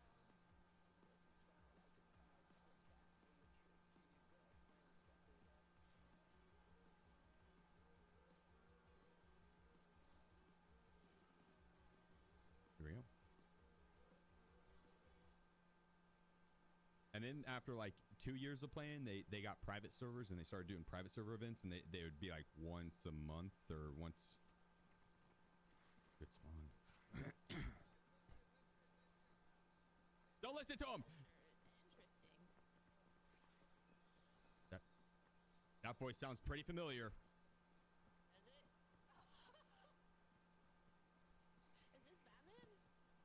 This is Batman. Don't follow me. Get out of here. I know. I saw it at a house. Like, I have to have it.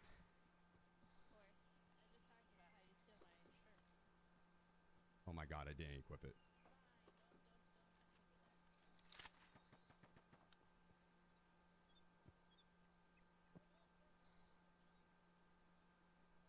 Jesus. I cannot believe it didn't attach. I did not do that intentionally. I swear to you, I did not do that intentionally. It did not attach the gun. It did not attach the gun. Believe you me, I wanted those points. I would have slept on the couch.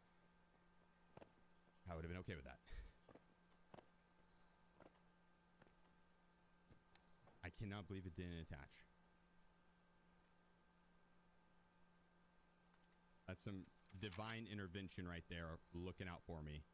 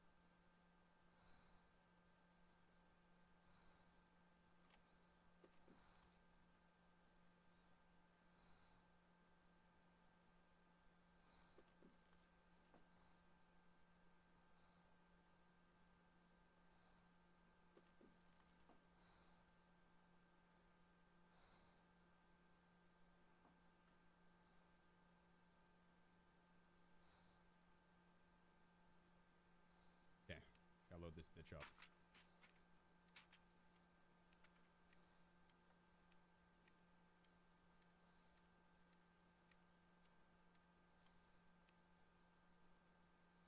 God.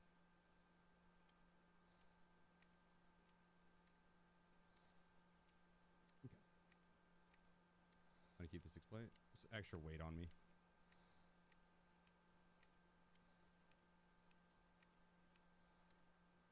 I plan on getting shot.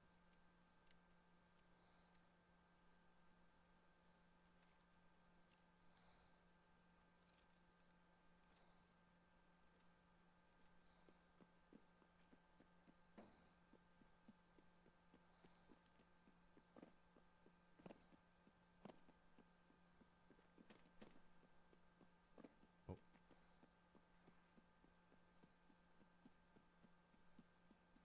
Any regular players join this loot servers? None of this loot counts. And we are regular players, sir. How dare you? How dare you? But no, it's a streamer only event.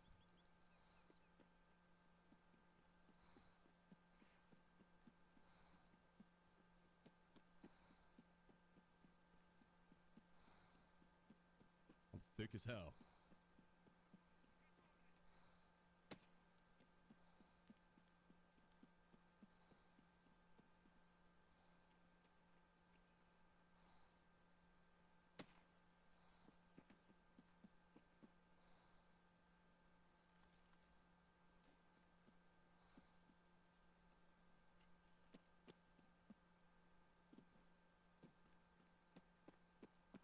You want to know when you use that against me? Or against the other bosses?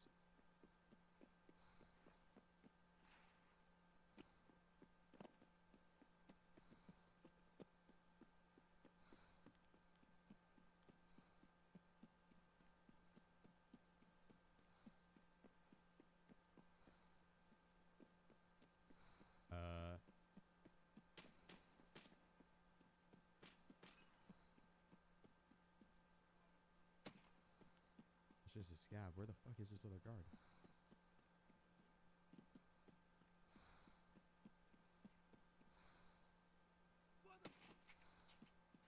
Found him.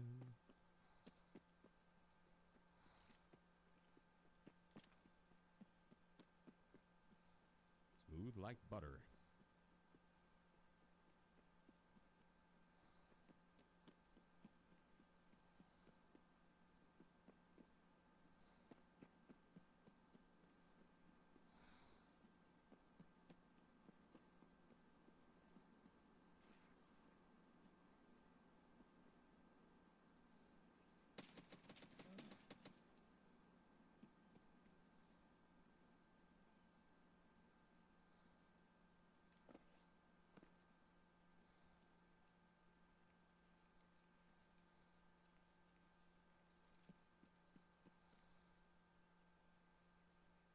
Son of a bitch.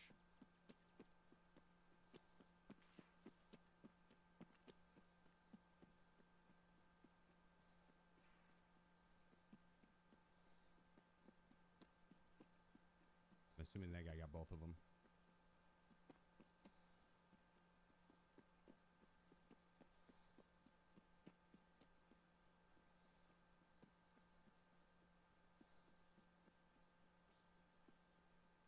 Sanitar's probably dead as well.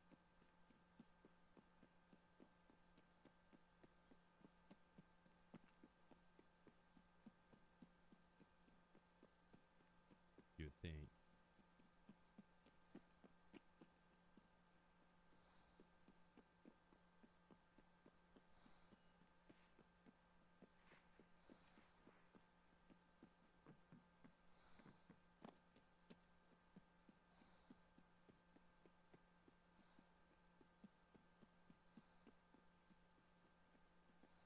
Oh, poor Tim.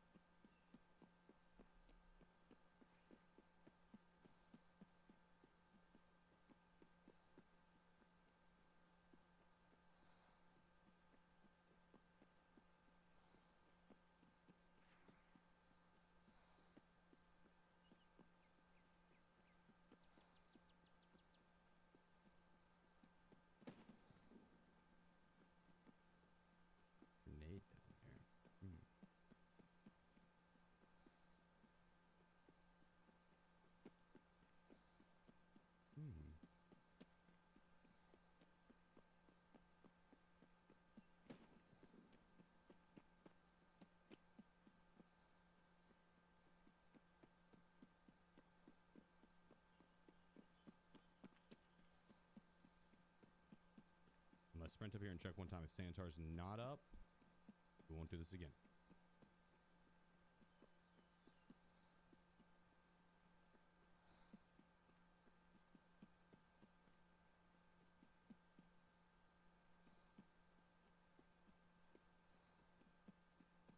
Luckily, it does not take long to run up here with the stamina.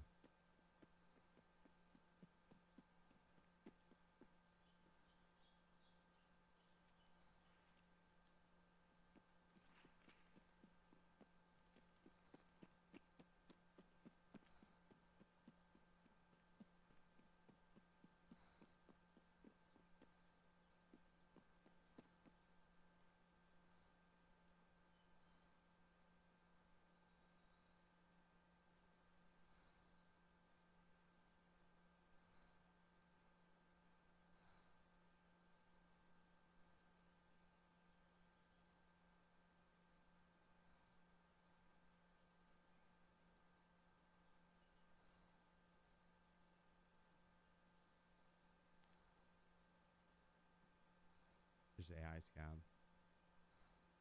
Another one running over.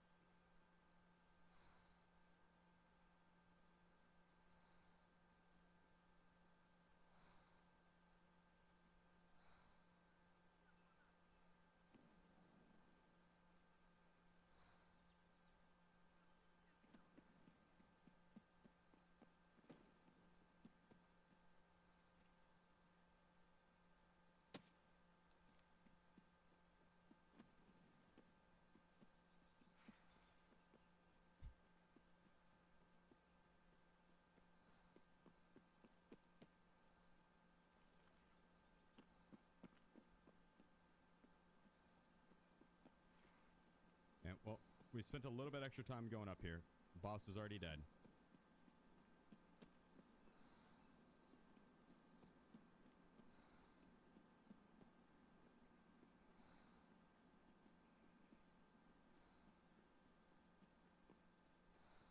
Banana, he did /S, and that's in a sarcastic way. It's /sarcasm.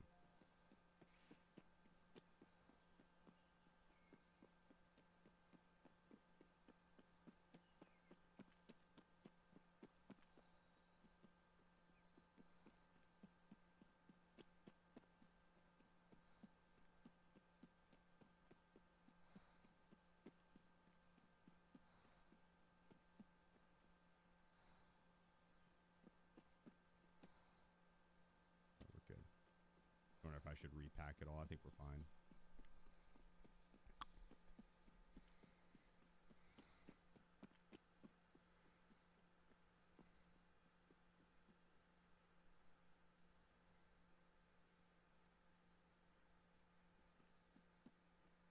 No.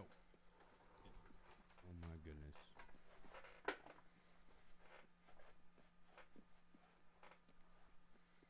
Just playing with my new fishing pole. I don't blame her. It's a nice one.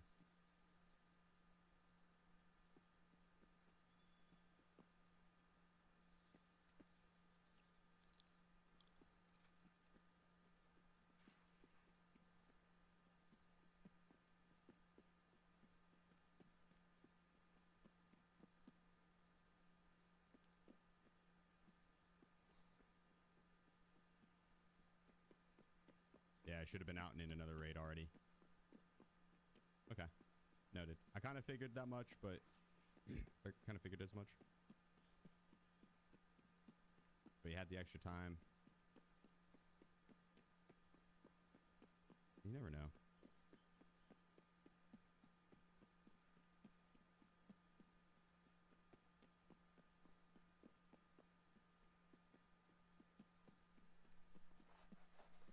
We did get one extra point as well.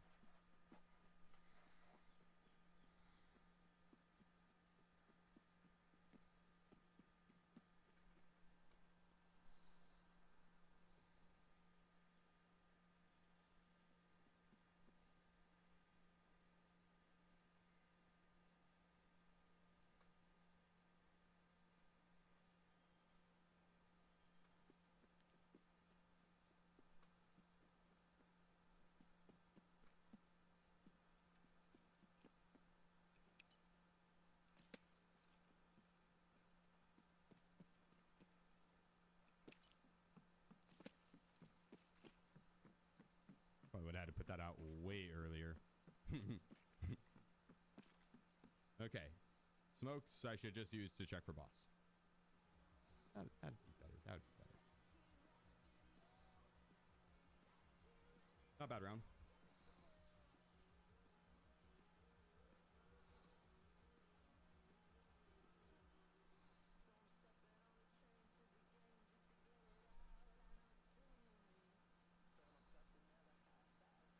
I'll take it.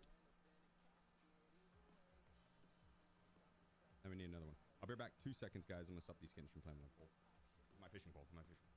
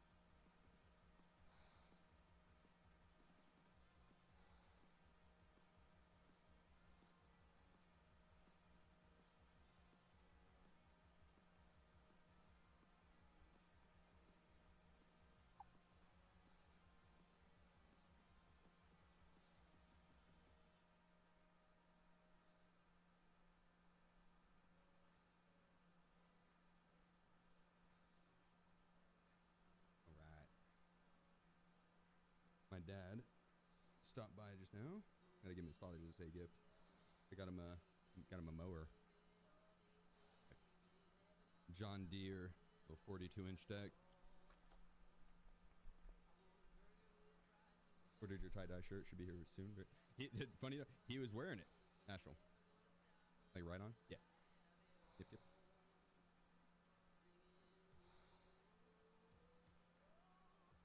Yeah. This is a nice little mower. The copyright claims on Syndicate. I'm not even sure what that is. What's Syndicate?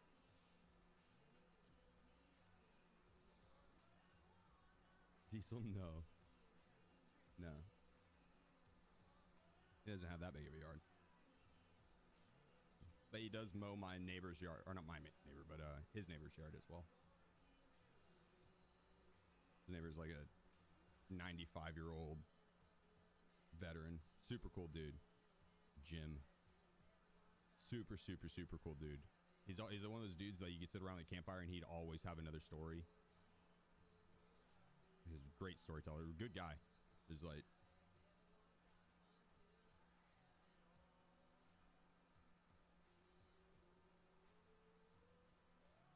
Yeah, what up, Pirate?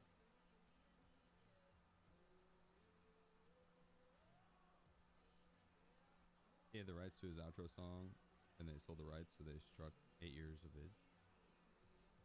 Yikes.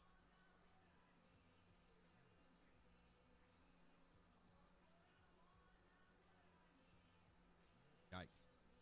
I mean... at that point, can't you just take down the outro? Mute that part? Working with YouTube is a pain in the ass.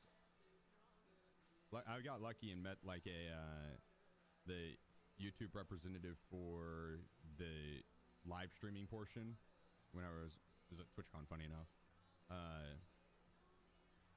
like I have a live person that I can talk to, but it was very hard to get a hold of a live person to talk to someone on YouTube.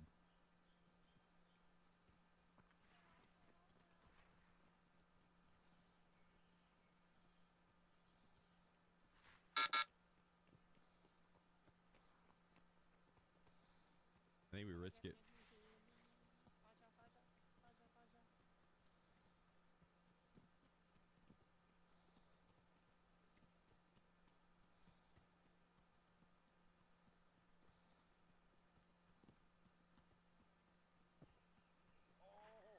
Like that? You like that, Tech?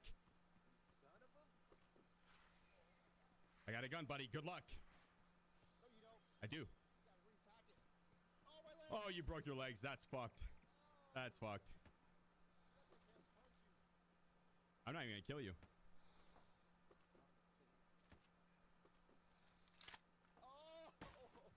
Just kidding. I'm definitely gonna kill you.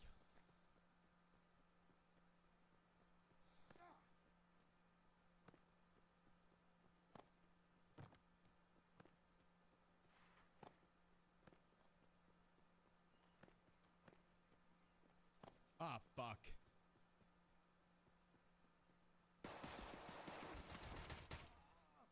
Fuck. I knew it. I knew it. I was like, this isn't good. He's gonna get to the gun first. I should have popped some shots whenever he was jumping up top. I knew it. I knew it. May bleed out. Be close.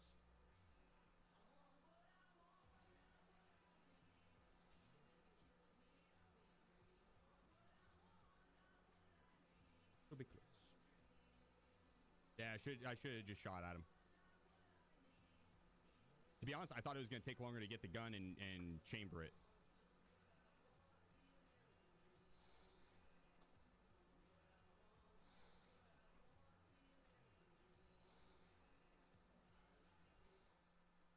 Will not have enough damage to kill someone with a headshot. It does. I wasn't 1,000% sure how much ammo it did have in it. It's random. It might have 2 bullets. It might have 30. Waste time on the first guy. I didn't really waste time. I lined up that shot. They got my gun. I mean, the first guy took up time, but I didn't. I was pretty efficient with it, I feel like.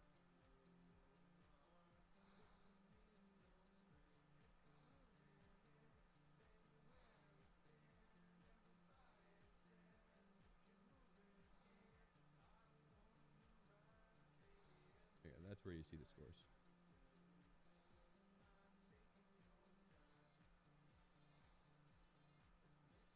He had a good day yesterday, J-Bone, and they doubled the scores from yesterday for whatever reason. He's doing well today, too, honestly. He's putting up points today.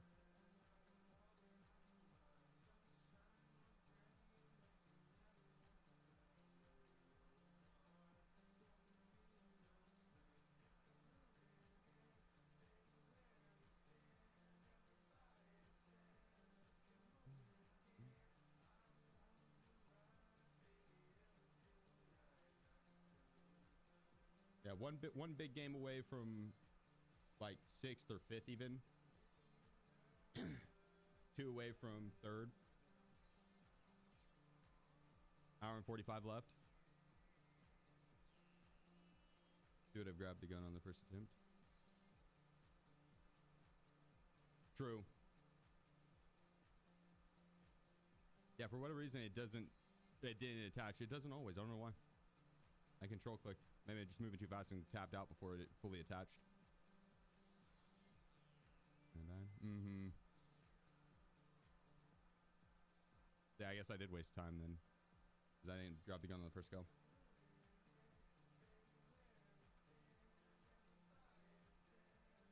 Might have been if I didn't grab it on the first go, might have been faster just to search the second crate.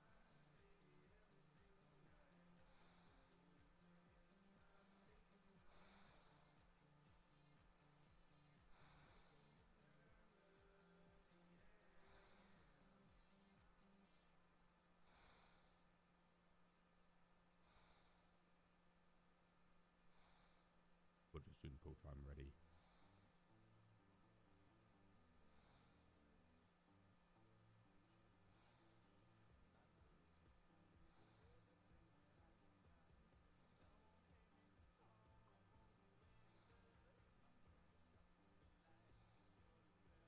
This is a fun tournament. Man, I hope they do more of these. I hope they do more of these.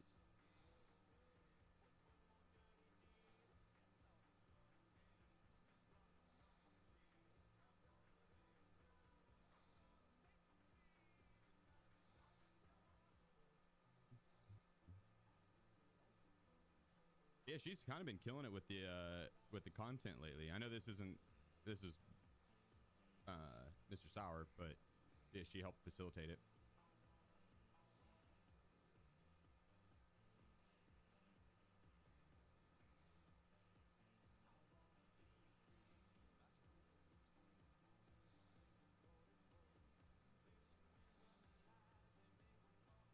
Come on, put us in.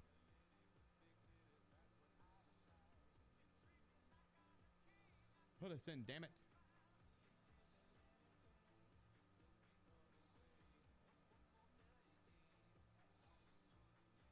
Appreciate you, Chamberlain. While I have you guys here, before we load in, my girlfriend and I volunteer at this animal shelter, and they have a foster program where people can basically foster animals while they're waiting to get adopted. That way, they're not just sitting in cages at the shelter. We foster through them. They do wonderful, wonderful work. They're running out of food though for the foster. So like if you foster through them, if you need it, they'll provide the food for the animals, and they're running out of food to be able to provide. So my girlfriend and I, the animals we take care of, we take care of them. So all of that right there would be for the animal shelter that they would then distribute out to the rest of the foster families. But yeah, if you guys want to, that link right there.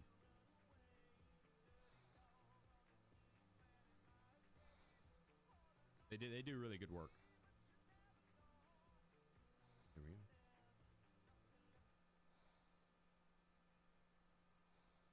Here we go.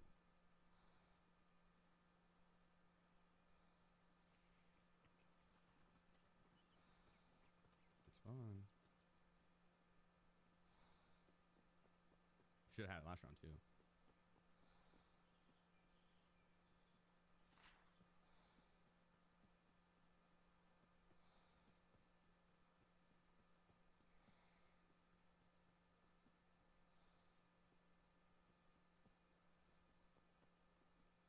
This gets your heart pounding. God dang. I ain't in a fight.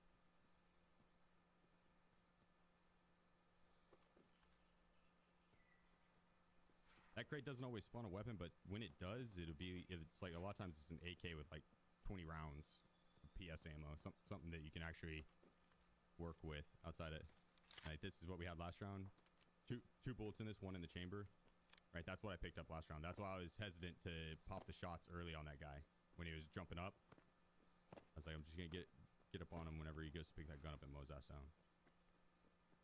Obviously, not the move.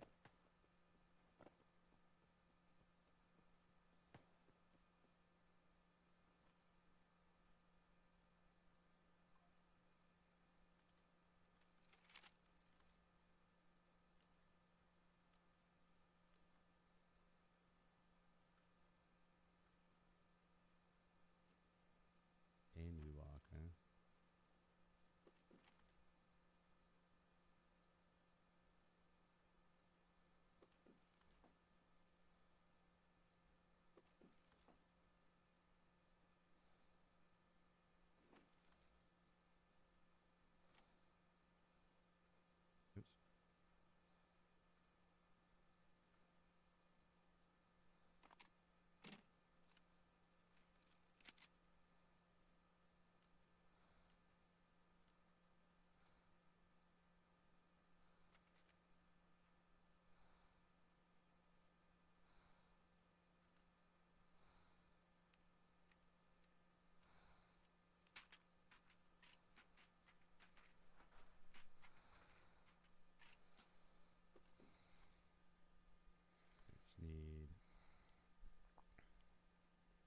back here.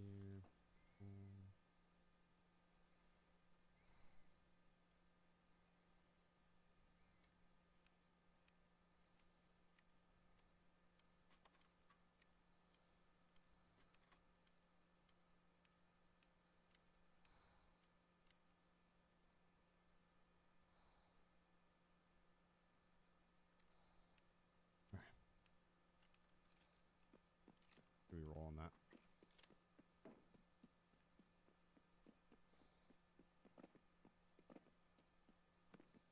Probably should have grabbed smokes.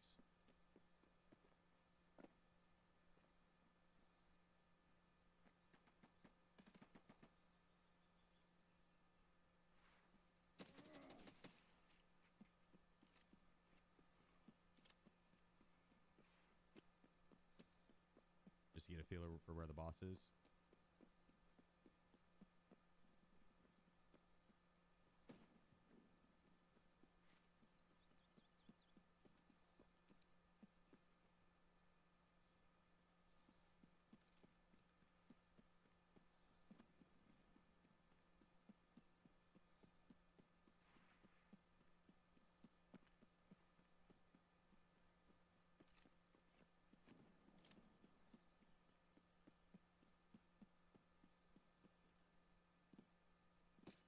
Oh, fuck me.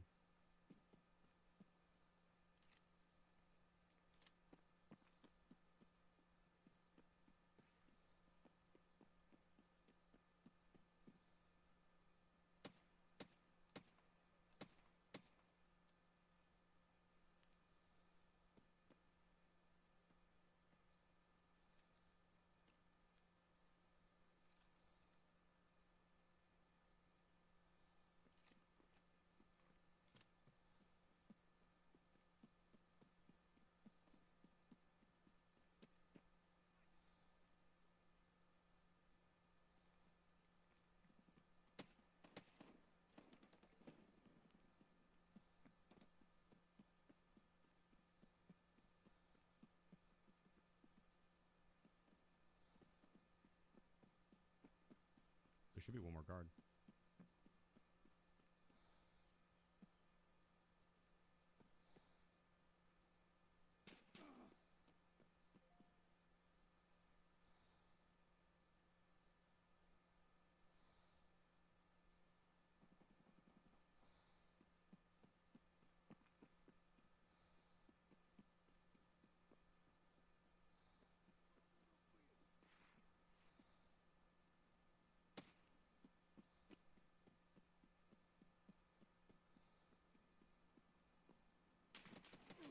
Oh, damn it. Damn it. Oh, boy. Quick extract, quick extract. All according to plan. Yes, yes. All according to plan. How does this work? How many players are there? There's 15 in each round. We all spawn right next to each other. We're all naked right off the start. We all take off running. We get a kit. We fight the bosses. There's bosses that spawn in the corners and in the middle.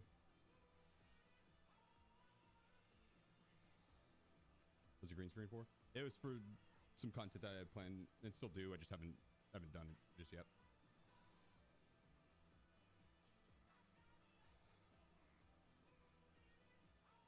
Where's your room?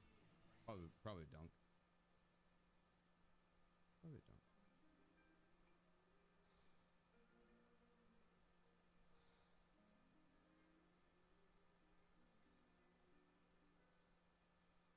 Could you imagine this in labs? That'd be pretty dope. I'd be down with that.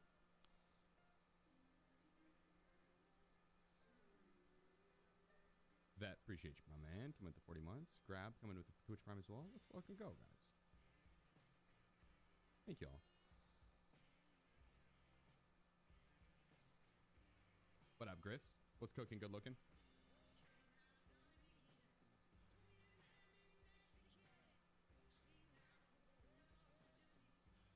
Just to dodge the bullets. True. Dude, there's a lot of people that have been on point. A couple of these guys, like, the second they've seen me, they fucking doinked my head. It's pretty nuts.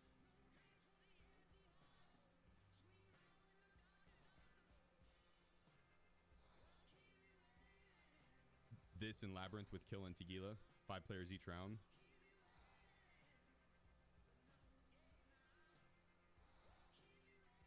That would be pretty fun.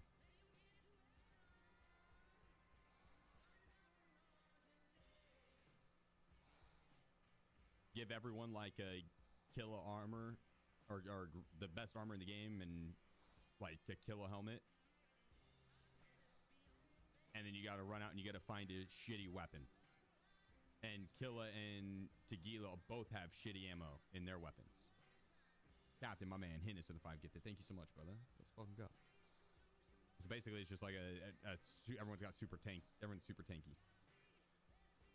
There's traps all over. Tripwires.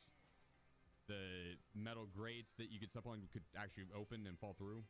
No Tequila hammer. Yeah, no Tequila hammer. No, basically the bosses are gonna try and hunt you down. They'll have better. Yeah, they could even be just walking slow. They could have good ammo and shit. They just walk slow. They're permanently walking with a blacked out leg. And so they're slow walking around the map. You're trying to find a gun. Everyone's tanky. Maybe not against the bosses, but against each other. Like, there's so many good custom game modes that they could do with Tarky.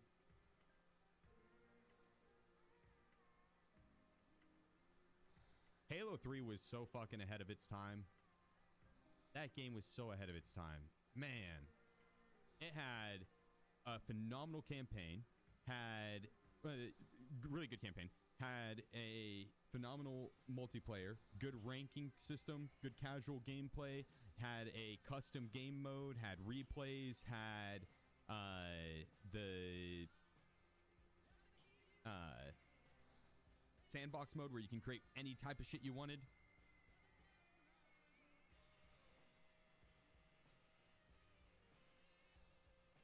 Like, they were Halo 3 was ahead of its time.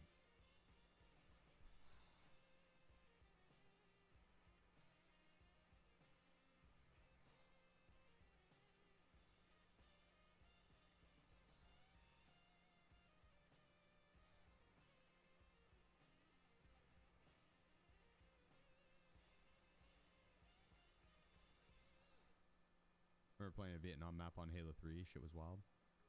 That would be wild.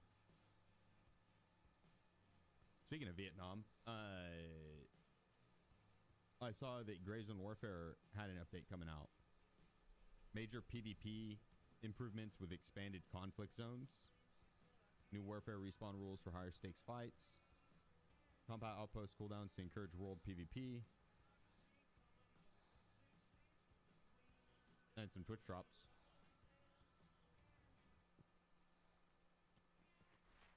Shut up!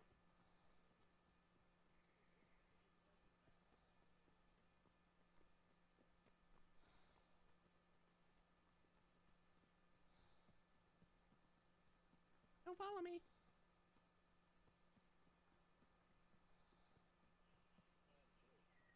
You do. You do.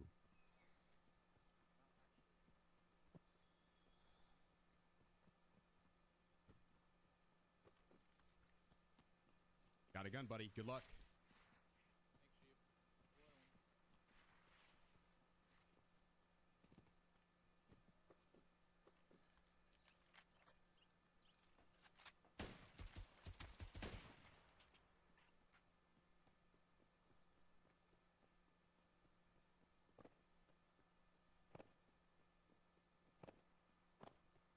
How did he know it was me? I was using a fake voice.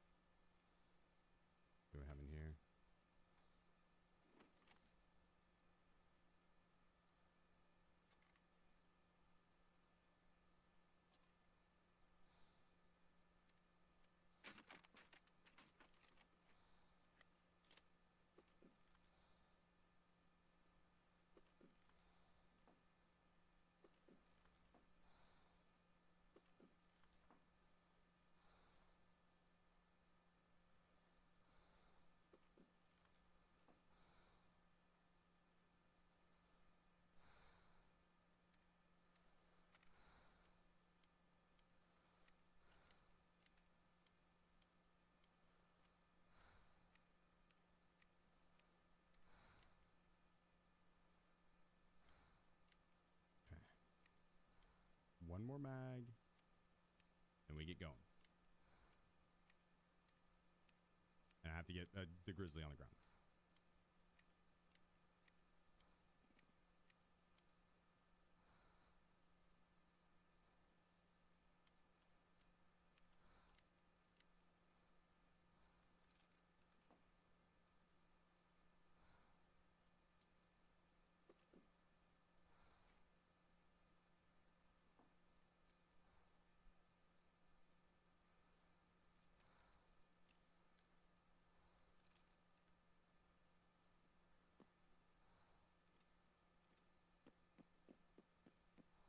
Let's roll.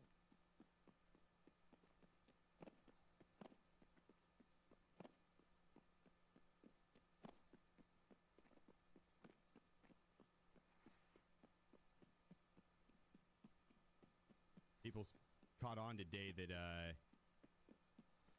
you can't push this low side and get up top as fast. I mean, there's a couple people that have contested, but not nearly as many. Yesterday it was like guaranteed every round I was going to be contested up top.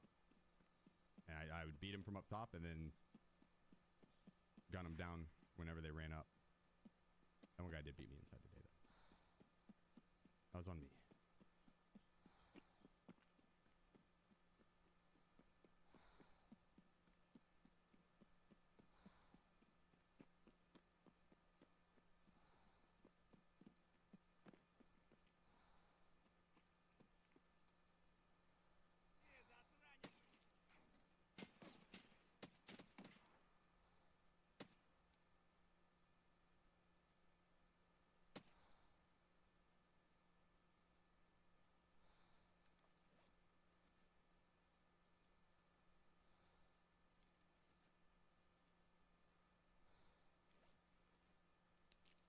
Just gonna top off my.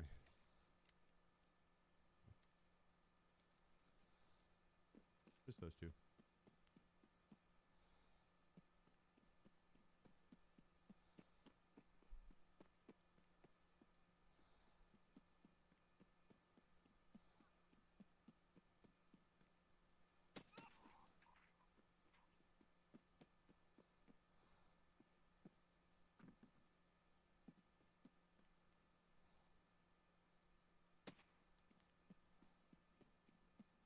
Very nice, very nice.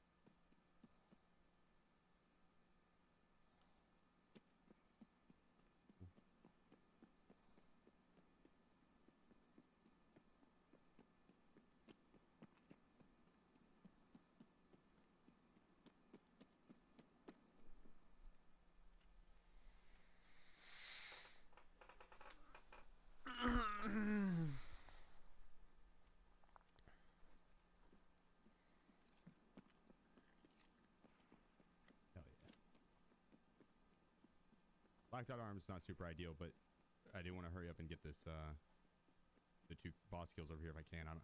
Don't think I've heard much shooting over here. We may be able to get both.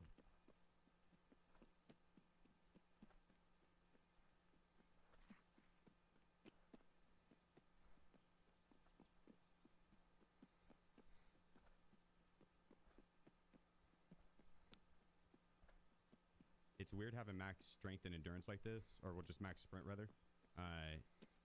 My brain's so used to sprinting so, however long before I have to stop.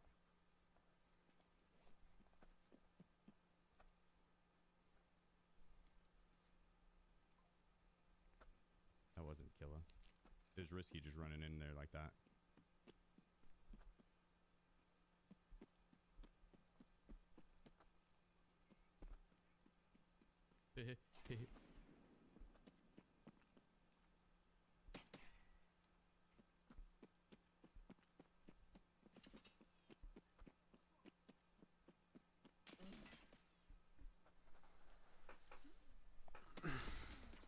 I was on his head! Ah! I can't catch a break in these 1v1s. I can't catch a break. I did get Killa and the other bosses, so not terrible. But, fuck.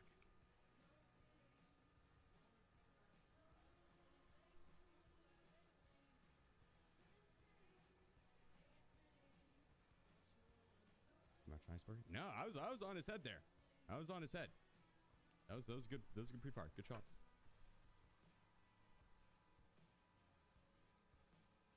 I was on his head.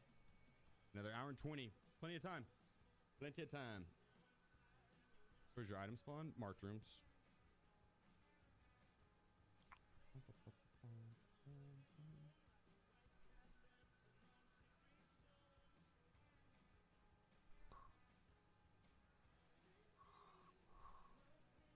I don't know if we're bugged. Not let me out of game.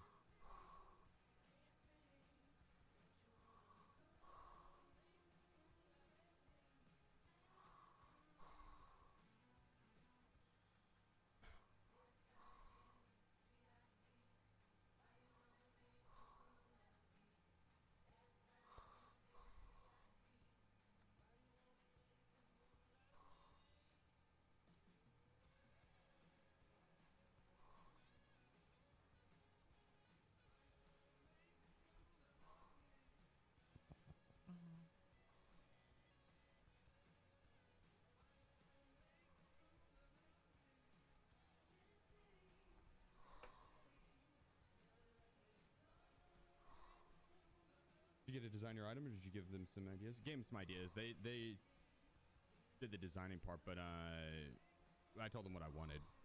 Yeah, they hit me off back in like November, and they're like, "Yo, do you want a streamer item?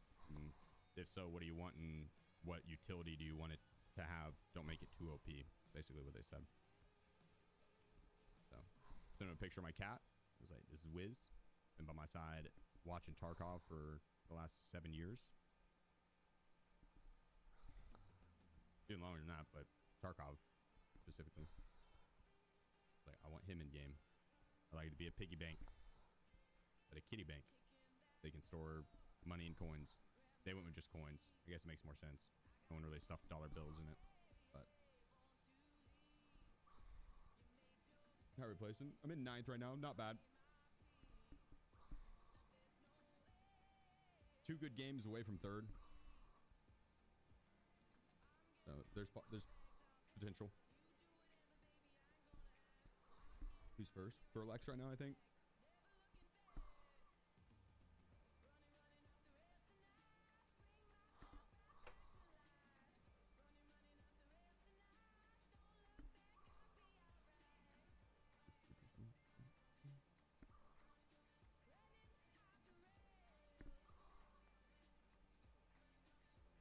I don't know if that was Surprise. Just someone else. Unless he's playing under a different name. Bear back 1 second.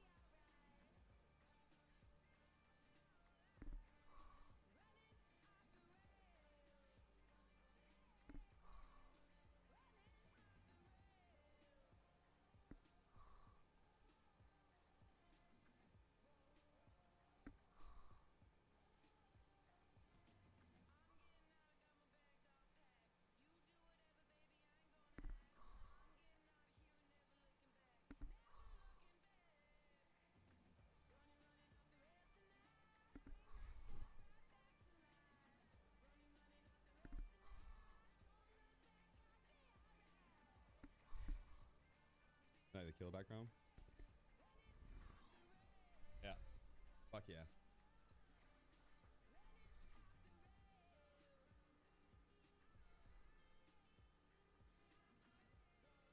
Best budget kit for level 3. Ooh. There's an AKA from Prapper. AKS-74U. That's what I'd run.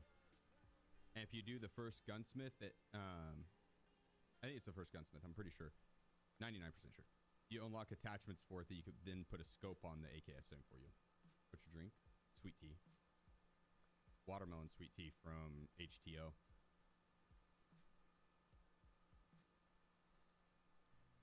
bomb. The TV is crooked. No, the fuck it is not. I don't know how my camera keeps getting. Hey, the cats. They run around my desk. I straightened it out. It looked good the other day.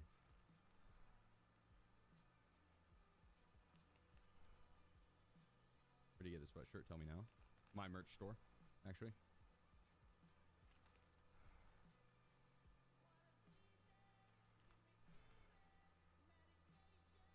cheapgg.com.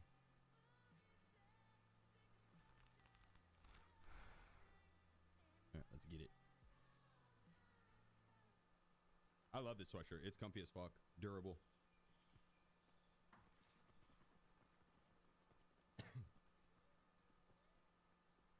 Lick my toes, sir.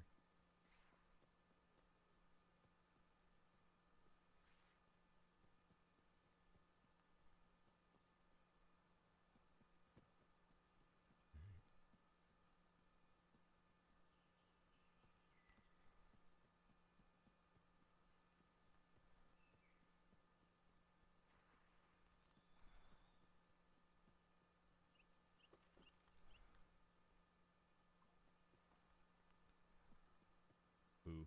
Boo.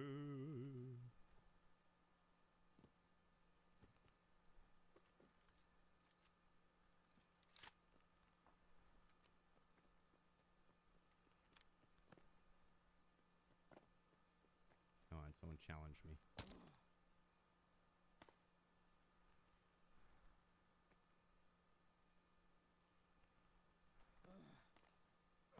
No one challenge me, please.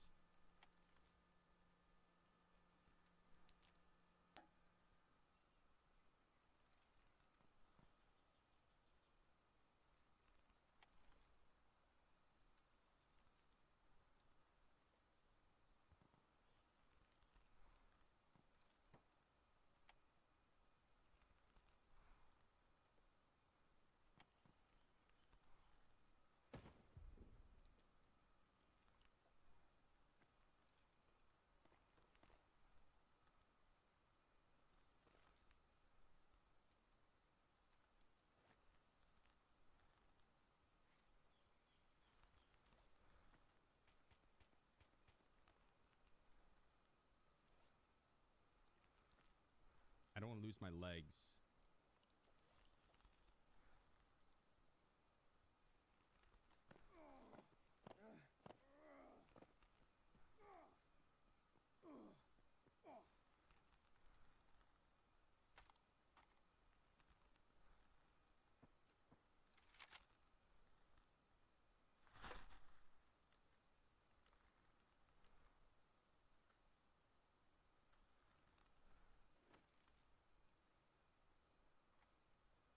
Got me worried for a second.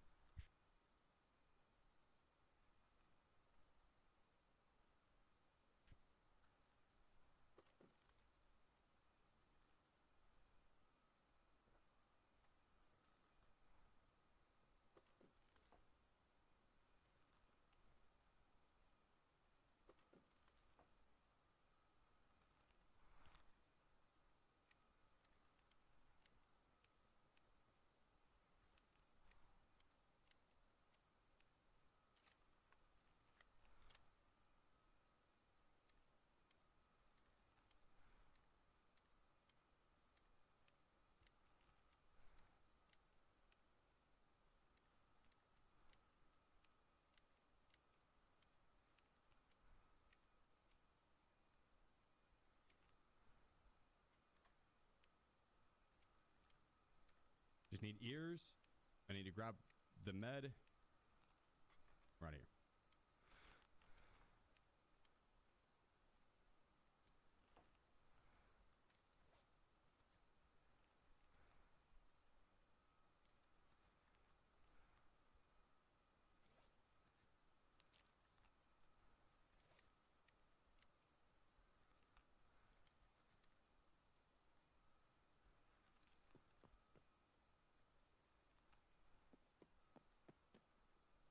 Goodness gracious.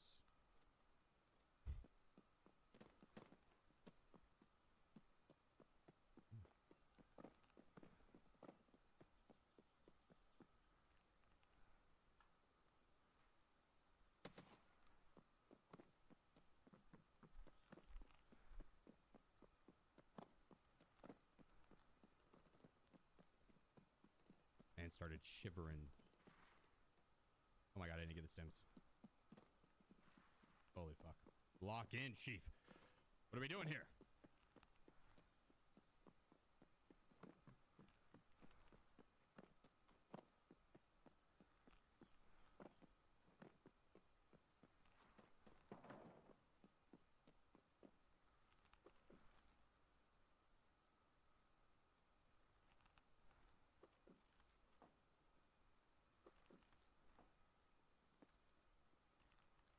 I was just testing y'all.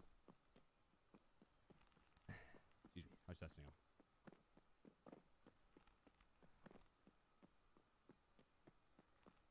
You barely passed.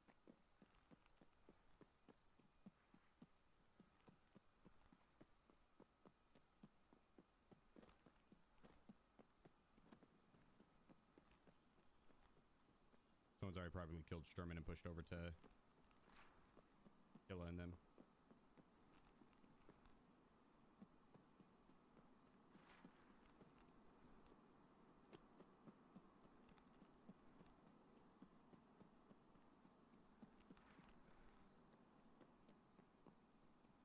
Does that sound like an SVDS? Push here, kill.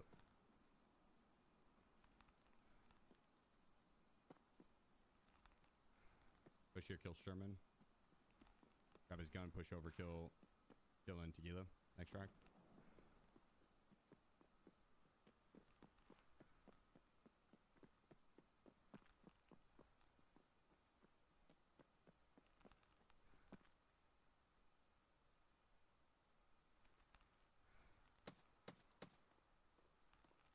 I had to have killed.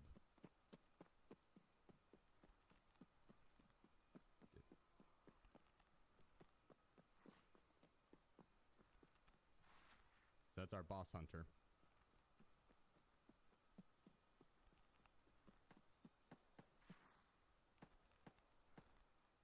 Mr. Cacao.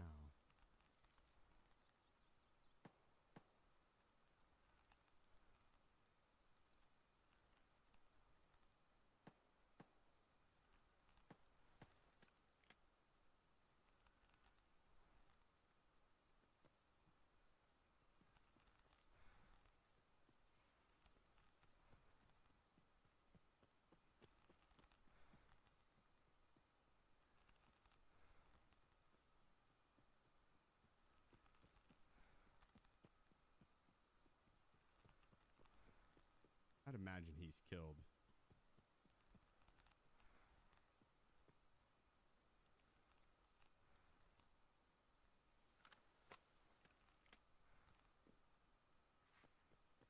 He killed both bosses, I'm sure. There's no way he didn't.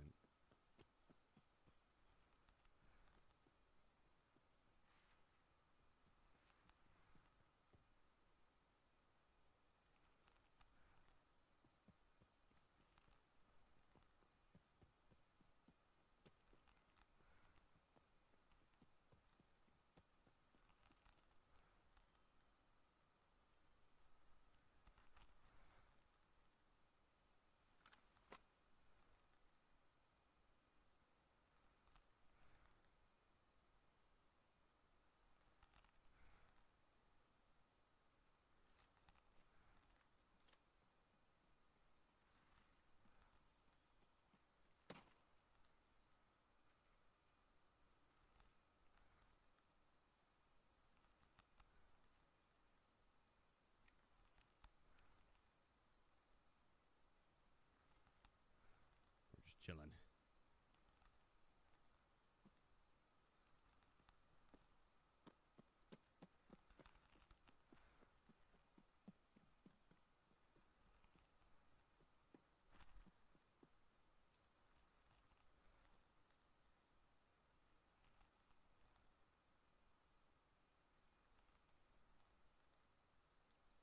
An extra camp in it? Hmm?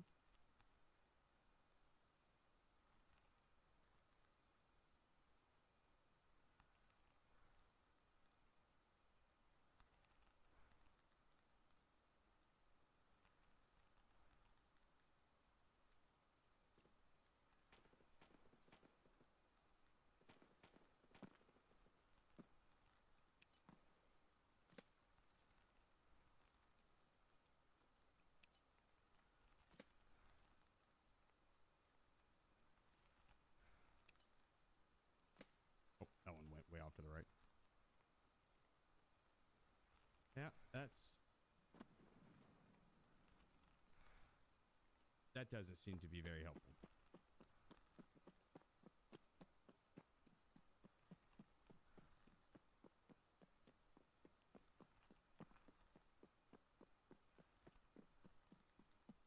Well, yeah, no, not very helpful.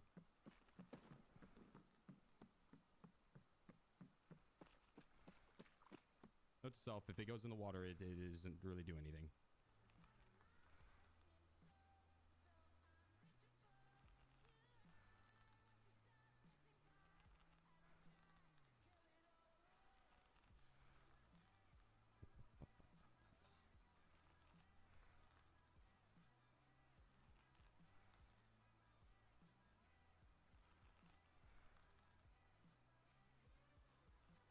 One hour, 5 minutes left.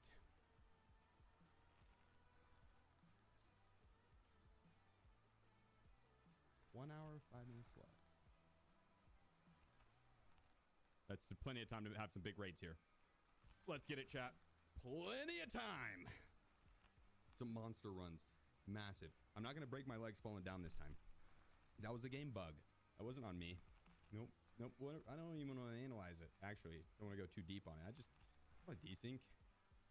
Lagged a little. You saw me like bugged there, stuttered and lagged. Yeah.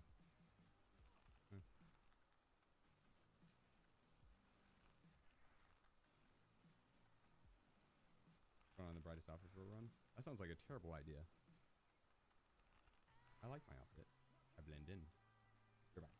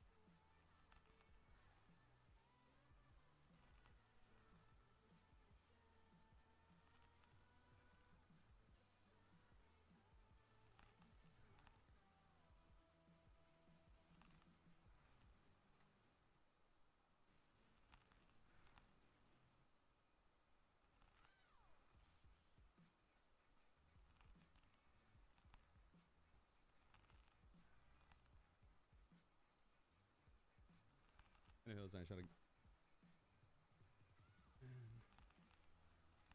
had no heals and a guy shot my leg and I got a heavy bleed. I dumped my gear into the water. My dealer yelled at me for the... Nah, you're good. The water thing's a myth. You'll get your gear back. I think there was a bug once upon a time way back when. I'm talking like 6 years ago. No joke. Where if it got thrown in the water that was too deep, like... You know, like how on customs there's the water embankment and you can still see it. It's in the water out of reach, right? You'll get your gear back 100% there. There was a spot where it would just fall off and they didn't have like a bottom to it. It would just fall through. There's a bottom now. There's a bottom now. There's times where the map will bug and the water won't spawn, and you can throw your shit in. Like I've thrown gear into that where it was into the water, and you can still see the gear. It's sitting there on like dirt on the ground. So I think that it's just a myth from way back when. Some Tarkov lore for you. Same with overpin. Overpin's not a thing. It's a myth that's been around. Still gets circulated. I'll hear it from time to time. Overpin's not a thing in the game. It's just there's ammo that has much higher pin and low flesh damage. And so a lot of times, like even though it pins through the armor, it still will lose a little bit of the damage, and it already has low damage, and so you'll have to hit someone like or it might not even pin through the armor. It might hit him in the arm and then the thorax, and it's already dealing less damage.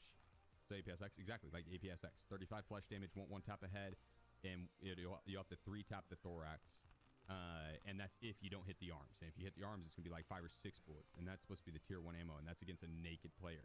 You know what I mean? So that's where people think there's overpin. They're like, oh, I have the best ammo for this gun, and I put 7 bullets into a naked guy. Right. Lit his arm up.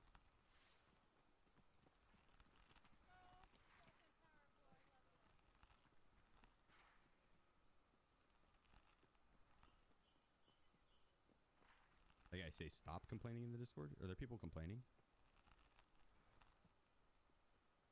I'm gonna let the tournament organizers have it, dude. I'm gonna tell them. I'm gonna tear into them afterwards. I'm gonna be like, listen here, pal. I played 47 games and 36 of them I spawned on the shit side of the road. Y'all can go fuck yourselves. Okay.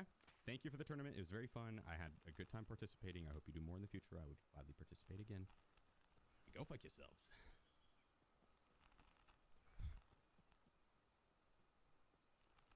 We have had a couple of ones where I spawned on the good side, though.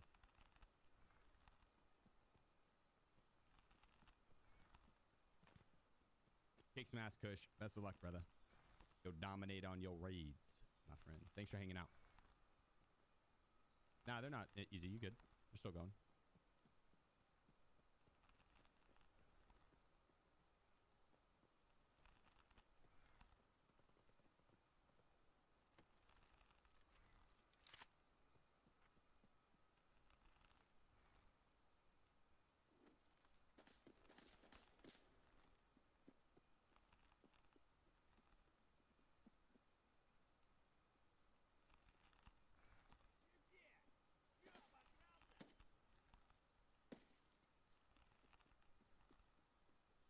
Holy cow.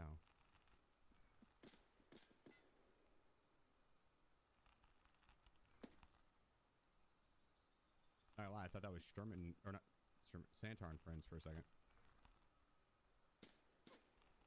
Bro, fucking calm your titties.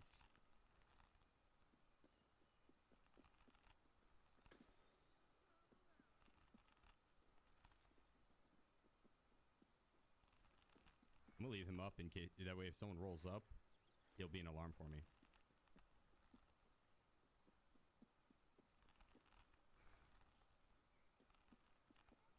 Ah, shit, they're here. I was hoping for him to be across the street. I feel like they've spawned on this side damn near every time today. It's not that big of a deal.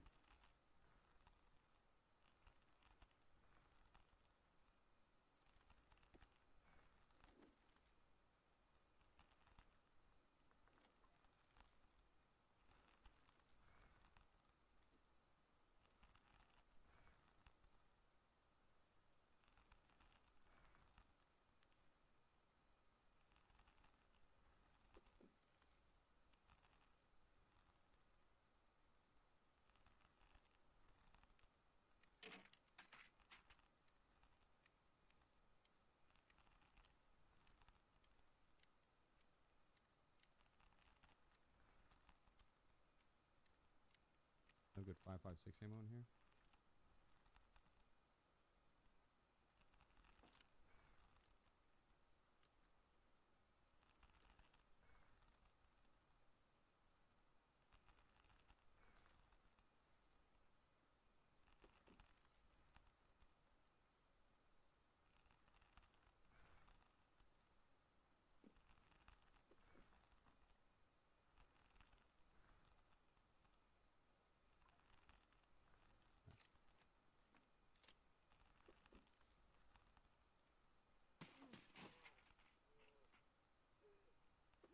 Kind of hard to see in here.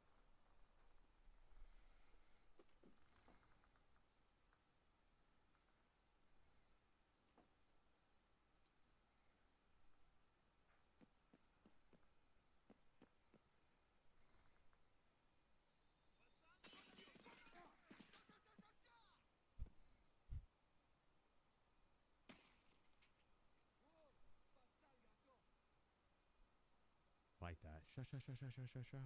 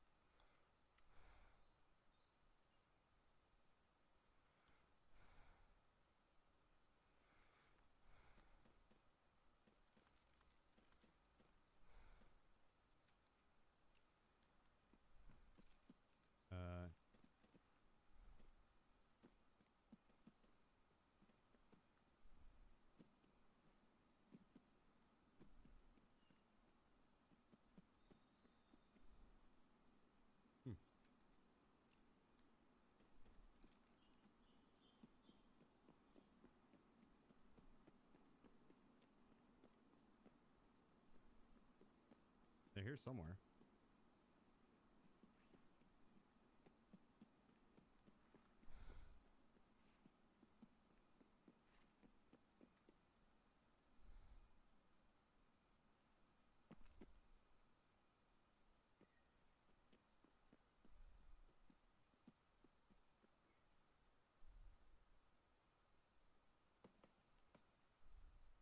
What the fuck?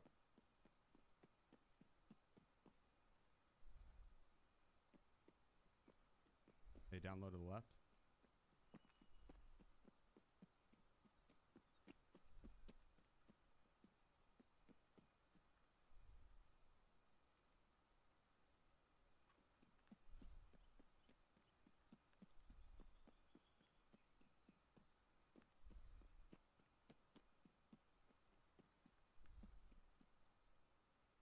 I guess I could throw a nade to find out. They were pushed up all the way over here earlier.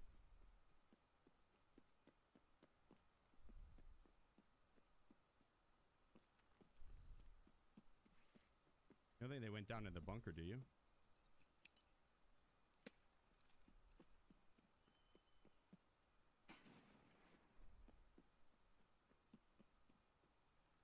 Oh, there's this guy.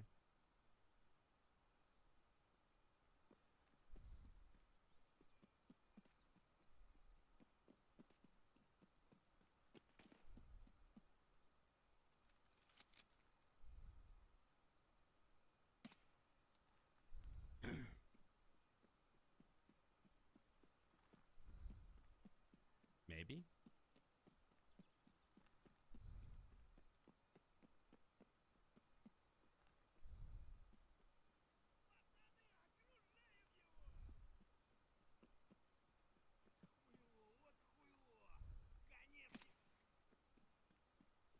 Yeah, it was probably him. He probably took him out. Yeah, here's 1, 2, 3. Okay. All right, whatever.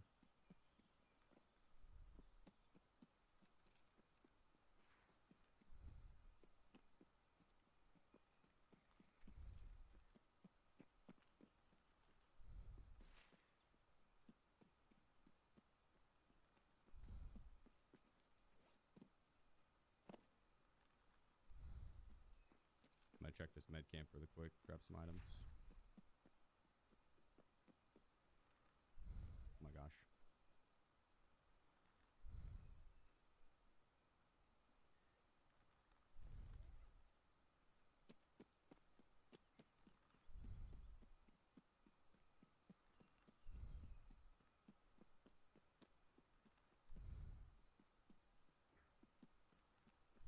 Take a friend on icebreaker if I have the transit and he doesn't. You cannot. No. Yeah, you both have to have the transit. That'd be kind of nice though. 214 on the toxin. We are a little low on toxins. But we should be fine because we're just going to go for the extract anyways. Plus boss is up, and I'll mow his ass down.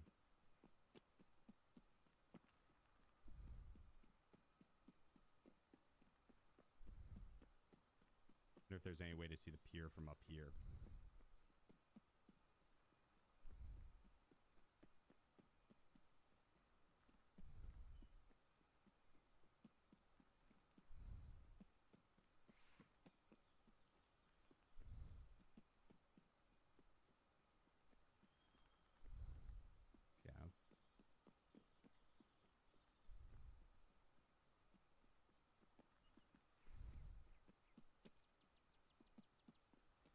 doesn't look like it.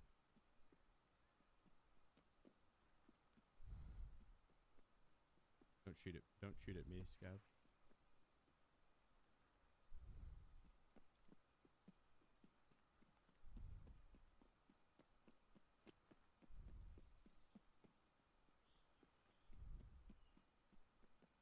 $50 minutes. 5-0. 50 minutes left.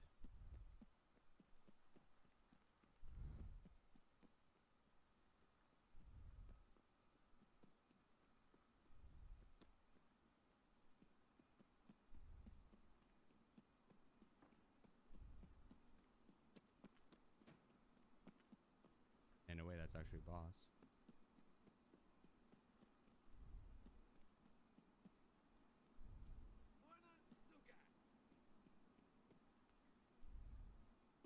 It wasn't. I'm gonna leave him alive. You see how he like immediately averted his eyes? He knew. He knew.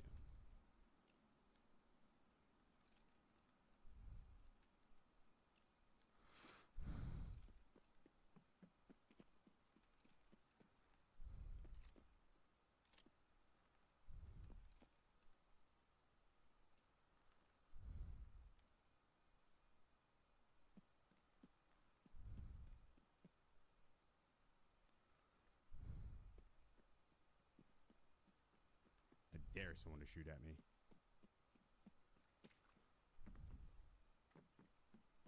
Well, I dare him.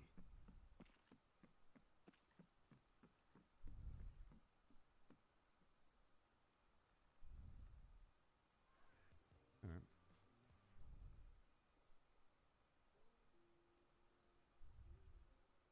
We wouldn't be able to do it, Joey.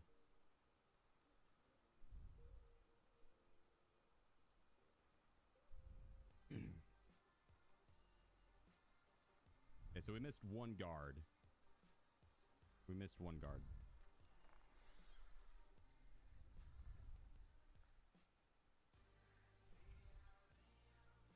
But we did get an extraction. We got a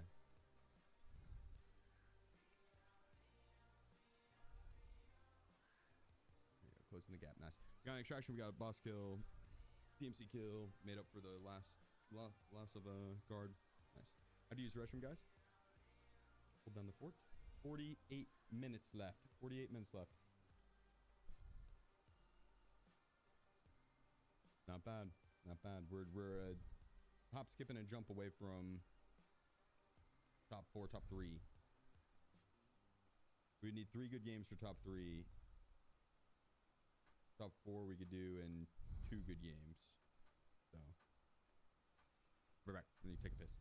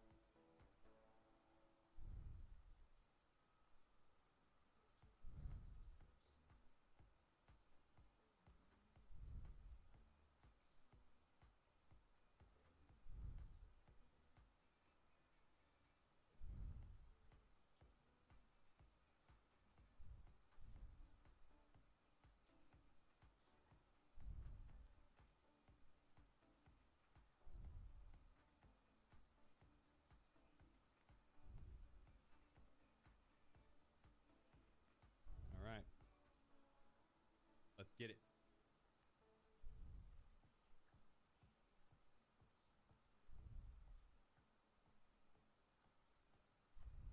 Anyone transit icebreaker with you?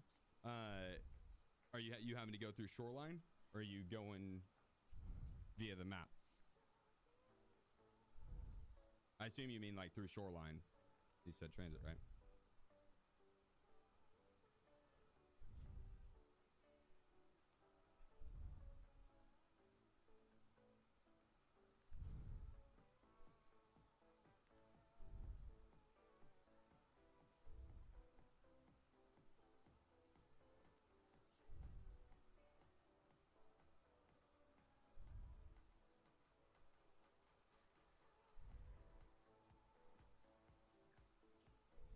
You still streaming after the event? Yeah. Yeah, we're running for a little bit longer after the event. The event does drain my brain, so we'll probably do a shorter stream today, but we'll still be running it after the event. Yeah, for sure.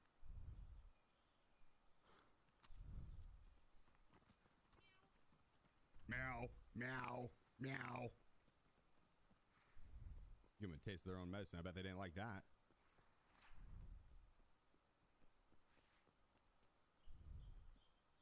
I don't think any of us like that.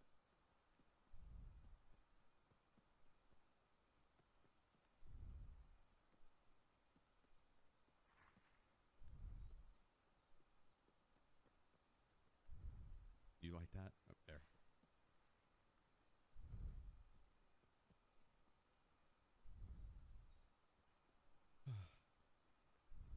I must have been smoking 2 packs. Meow, I've been smoking 20 packs a day of cigarettes since I was 7. Meow. 7 in dog years. I'm a cat, but I got that dog in me.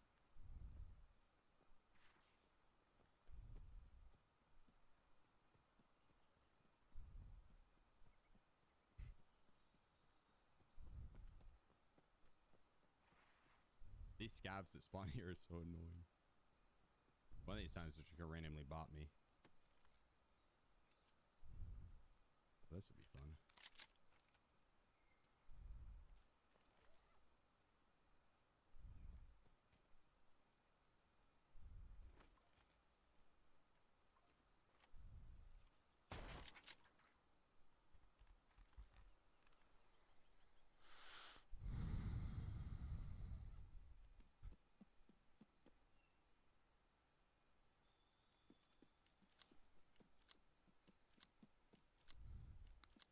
Sent him flying.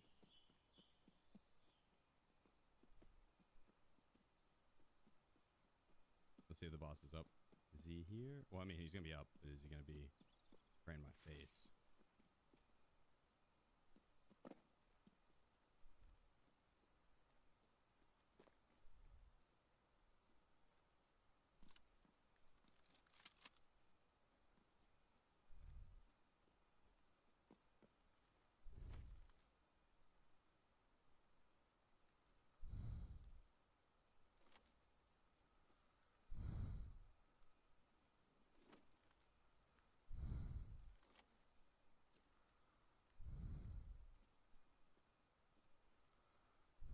Grab this ammo.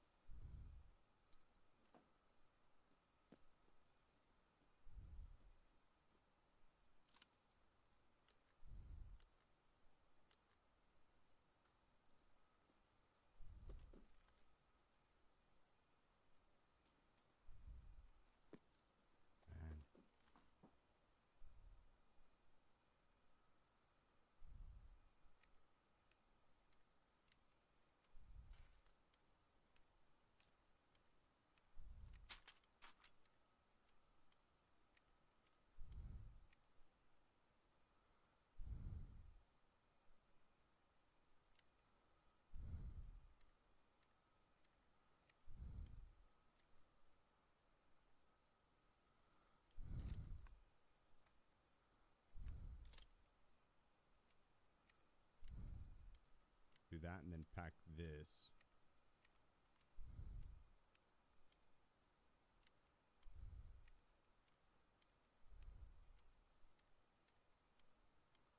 I'll be back up just in case.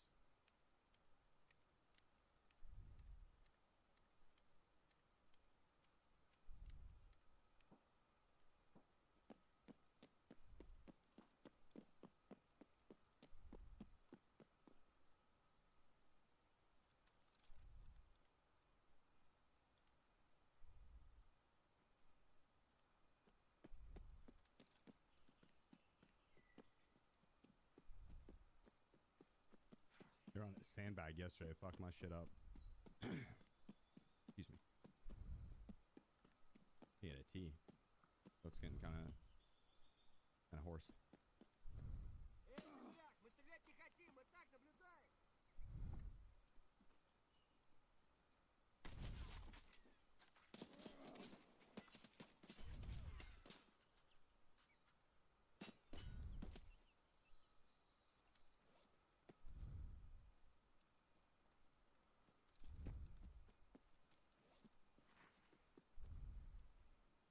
A little sketchy.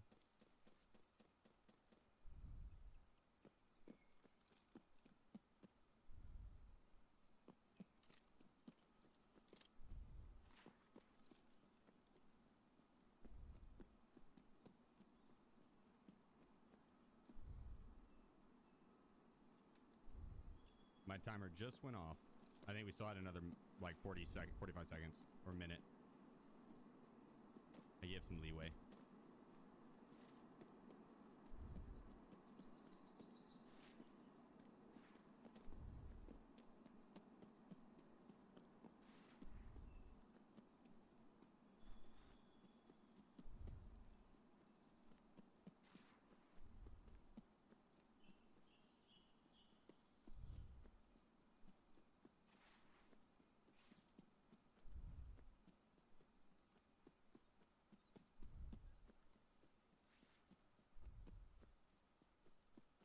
Honestly, a game mode like this where even like you could keep the loot if you wanted to,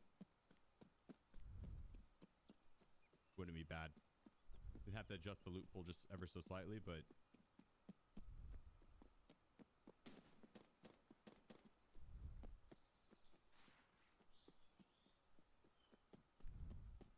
Sherman's still up.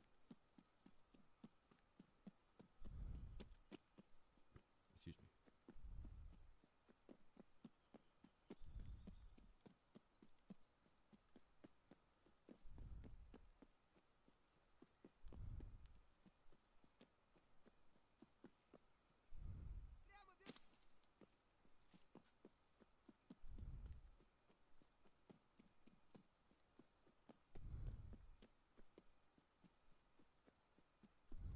Get up on this rock and take a peek.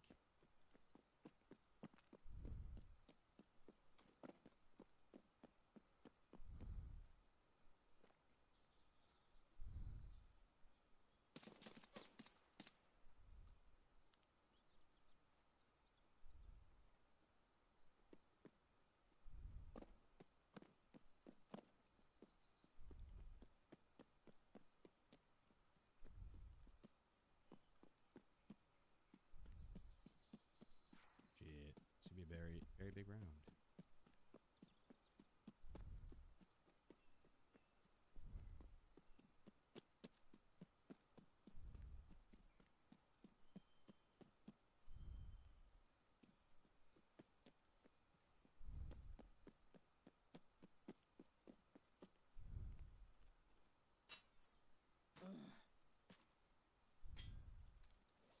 He's up on the mountain.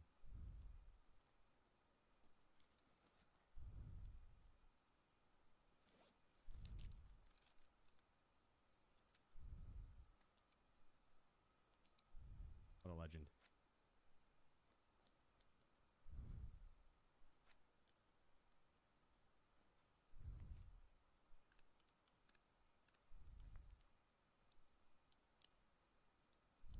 I thought we had the Valde for whatever reason.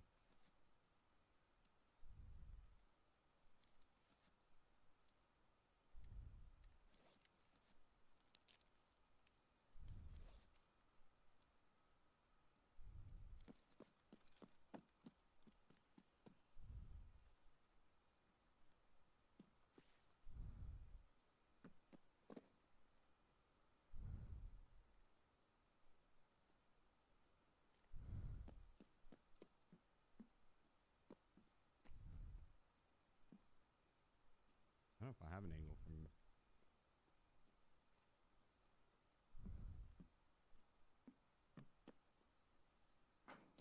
Wonder if he's moved off the mountain now that he's shot at me.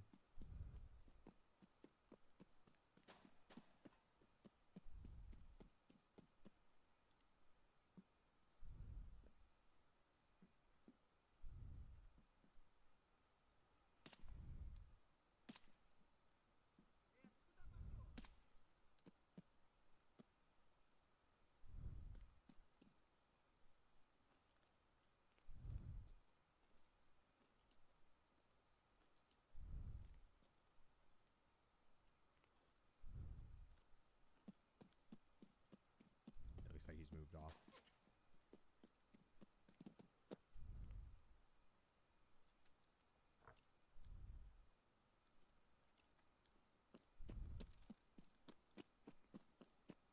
Killa's probably dead.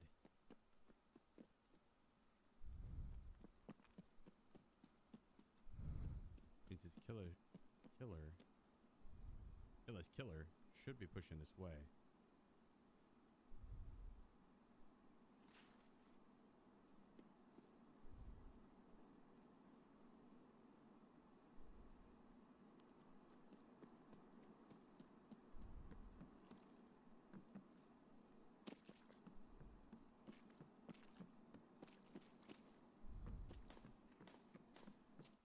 Let's take the extract.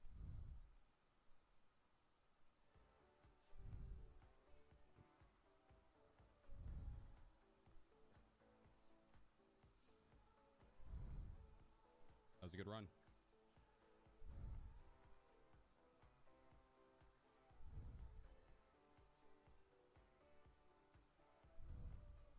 I'll take it. Not bad.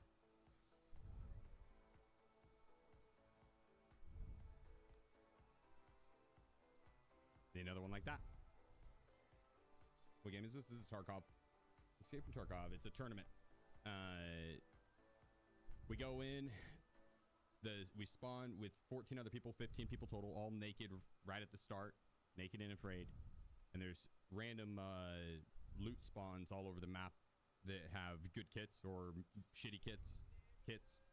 Put them on, run at the bosses, kill them, run at the PMCs, kill them, extract. You get points for all of that. And then the leaderboard is right there. Damn it, Matt. Coming up to 70 months. Damn, brother. Damn, my man. Thank you, brother. I hope all is well. Thank you. Cheers.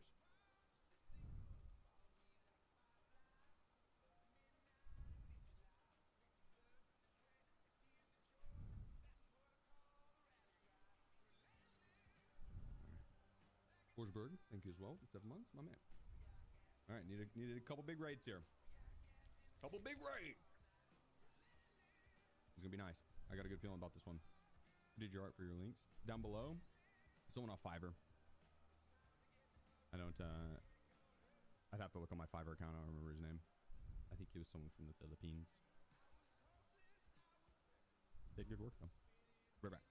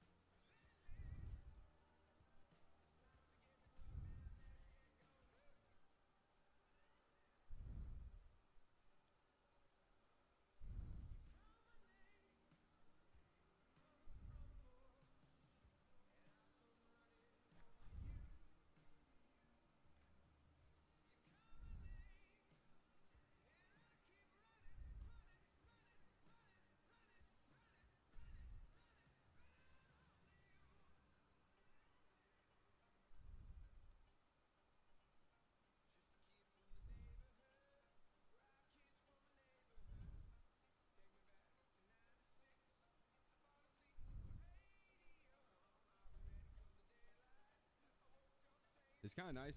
I wouldn't mind if the queues were instant, don't get me wrong. But it's nice that there's like a little bit of reset time in between each round. Normally, because like in competitions, there's usually a little bit of downtime in between at least. And so I'll step aside, get a little stretch, just relax, reset. That way I don't have the previous round doesn't affect the new round.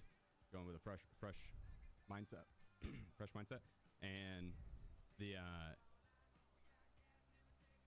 the longer queues are nice. The queues on Tarkov, like the normal, just public match queues, they're pretty fast now.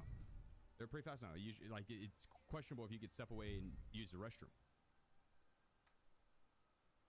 which is nice. but also, you know, sometimes during the tournaments, especially, it's nice to have that just a little bit of downtime. Especially because we're not re-kitting it all. It's just we're re-queuing immediately. Because if it was an instant queue, holy shit, dude, my brain would be ultimate fried.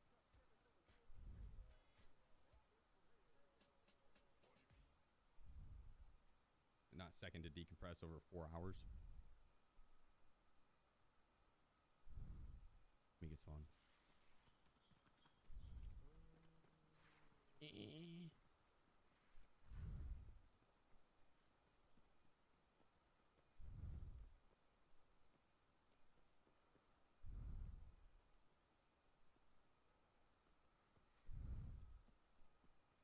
Hopefully someone guards Sturman again. McCoy, appreciate you, brother. Oh man, the 13 months.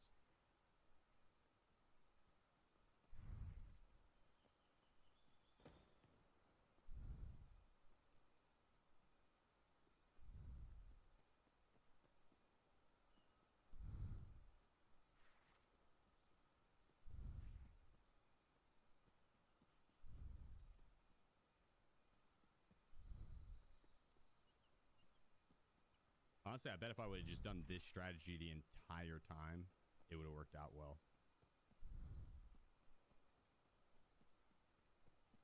But it's more fun to gamble for the top mountain if you get that spawn.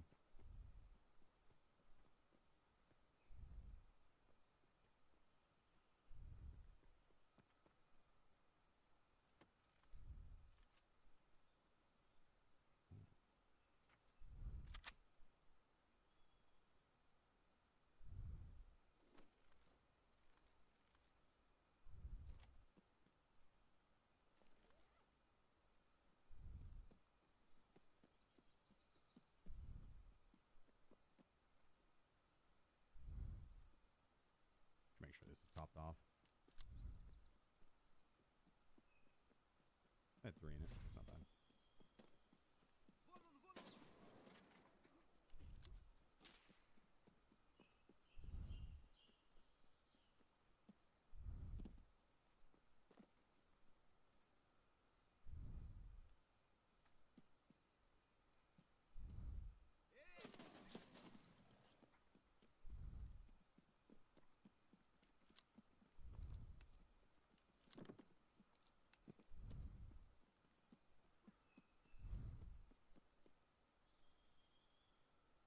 Holy fuck.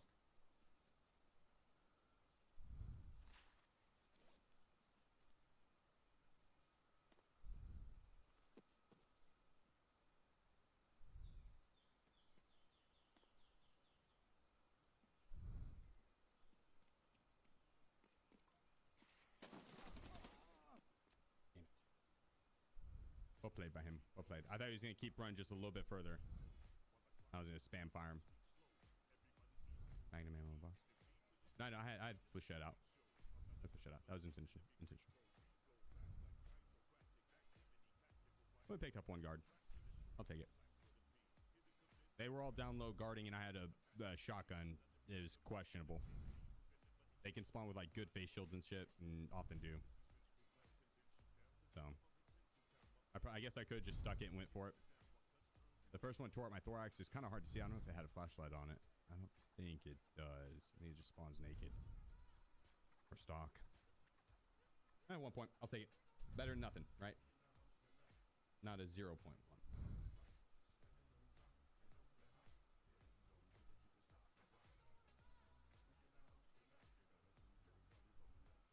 25 minutes. Right now, for now, Thrift, yeah, for now. It's only available for streamers.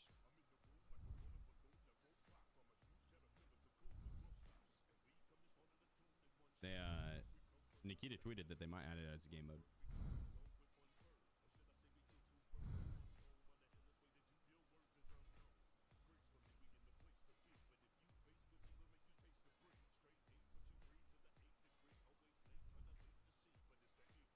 You know, time for 2 more raids, 2 good raids.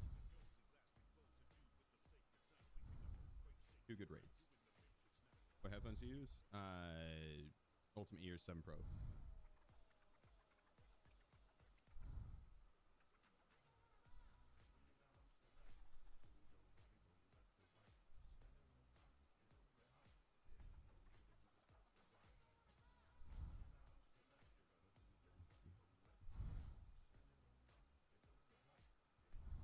It feels weird starting so early in the morning because I also finish earlier in the morning, and it's like I don't know what to do for the rest of the day. Although I got a lot of shit I do need to do, but yesterday my brain was just melted. 5 hours of this. It's fun. It's just a lot of focus for 5 hours. Intense focus.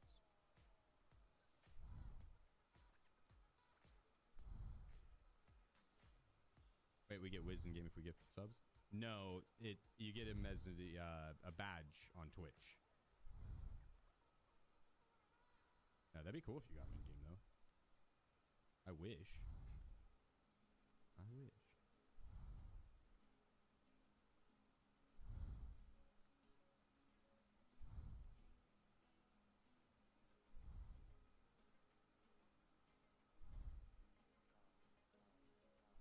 Match us early, come on. What up, Al? Test, test. Need a double serving of creatine for that brain. Supposedly it can help. Before I go work out, yeah.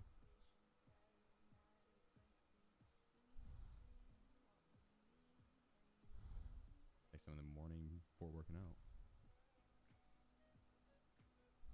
Oh, test. Ah, he is cat. Yeah.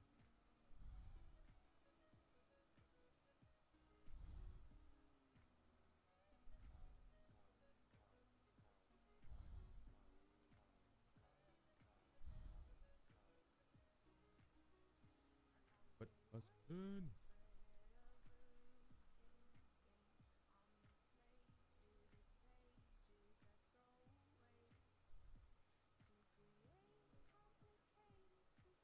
Here we go.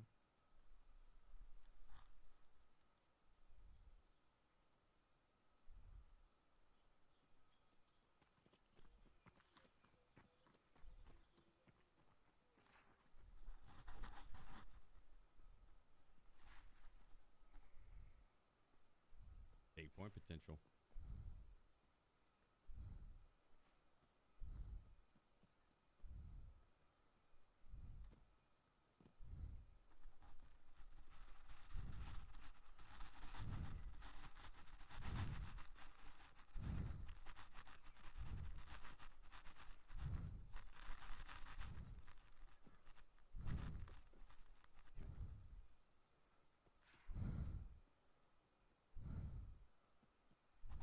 There's my sweet, sweet AK in that.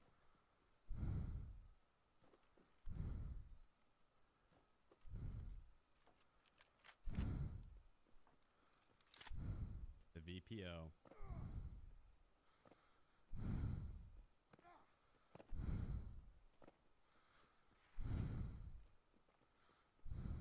What's going up top?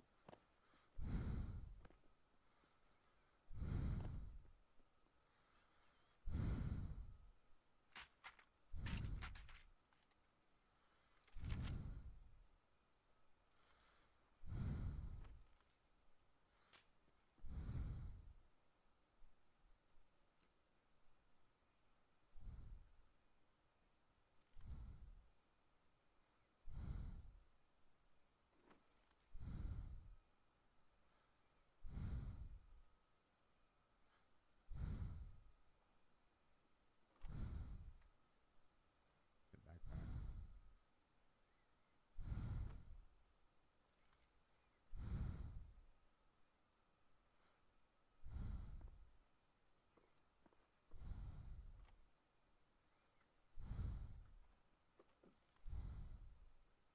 Matey, take the mag.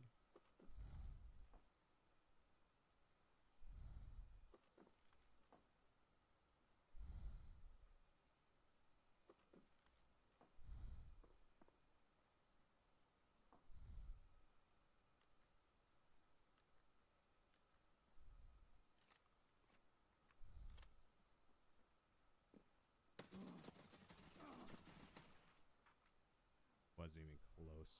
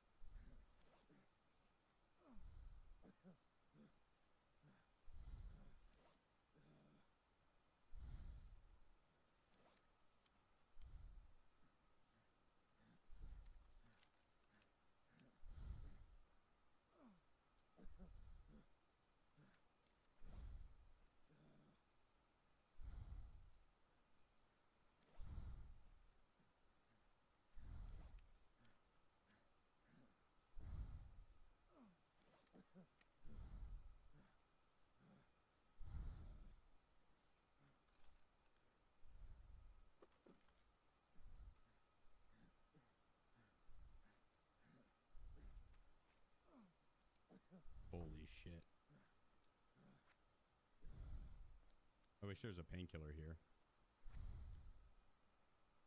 I don't think there's any med spawns like that.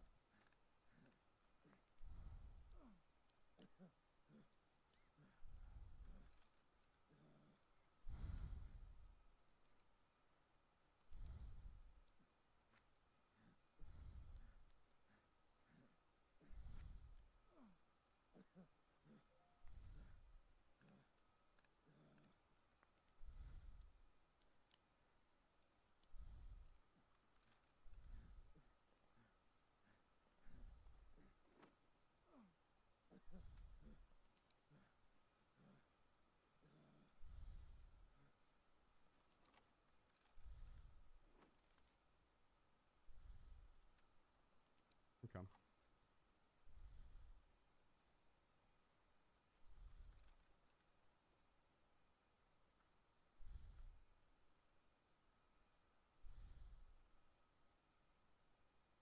That guy is officially a dick.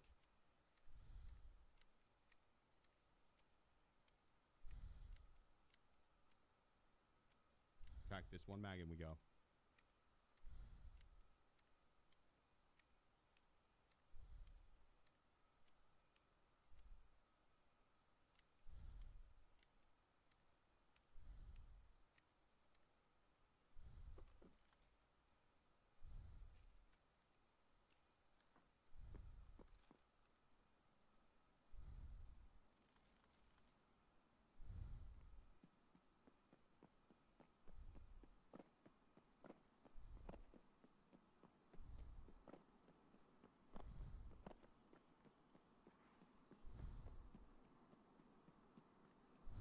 That dude cut so many of my points.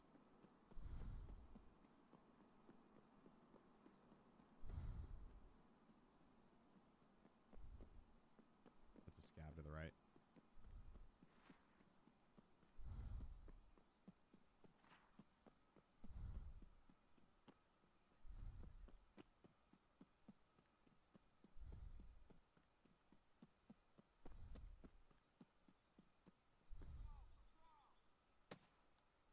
Nice. Guard's still up.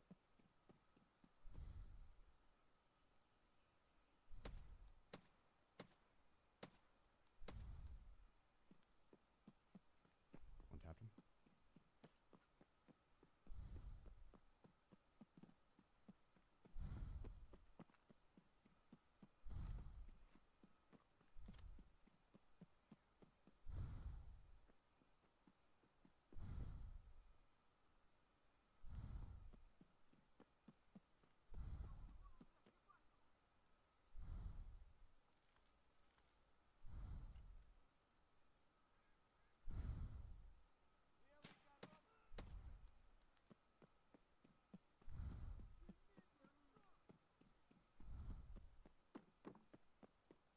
Now do we go risk it for Killa and Tequila?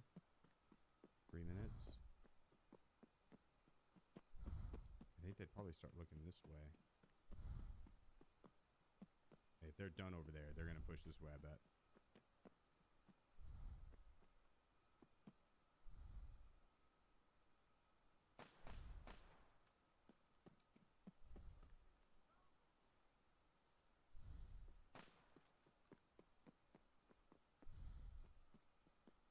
Scav's blowing my cover. Holy shit.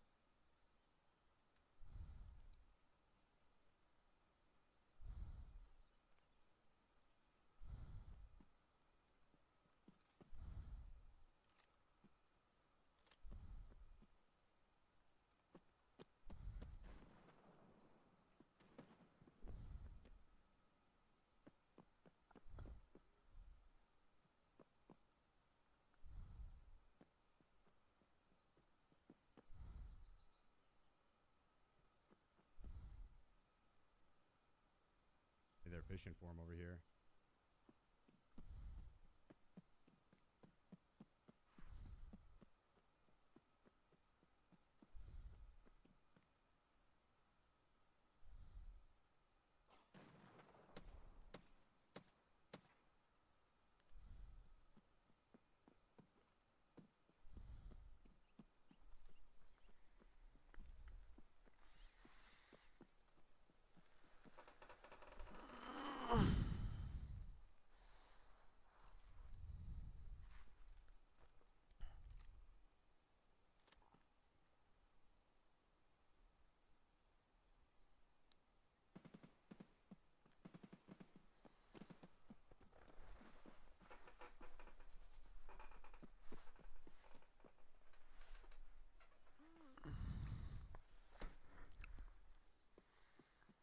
There's Killa.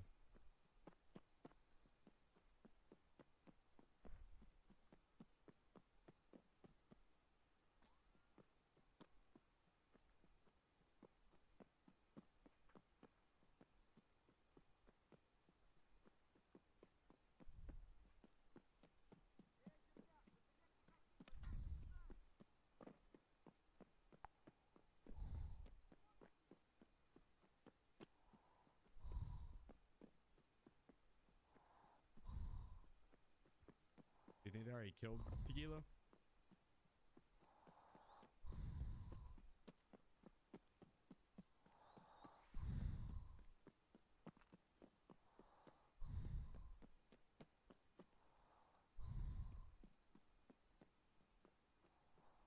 Those grenades would come in very handy.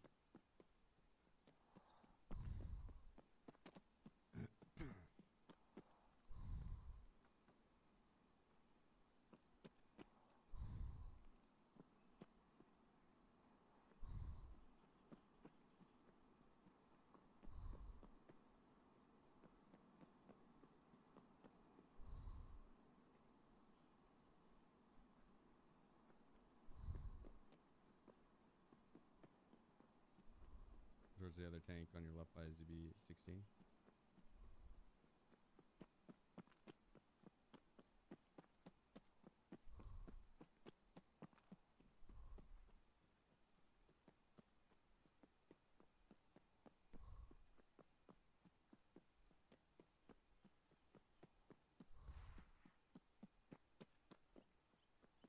Fingers crossed, fingers crossed.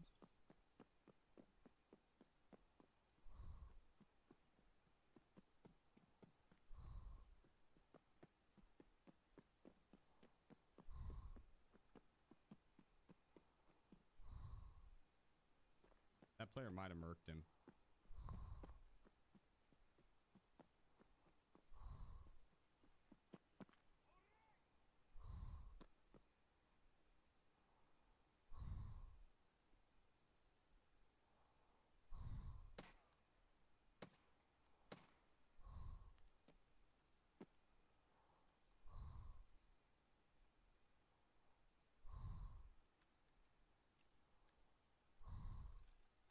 Psych.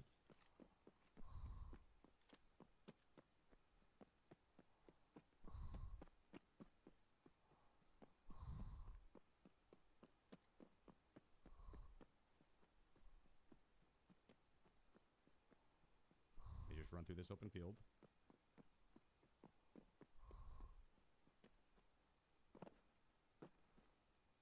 Super safe. What's the worst that happened?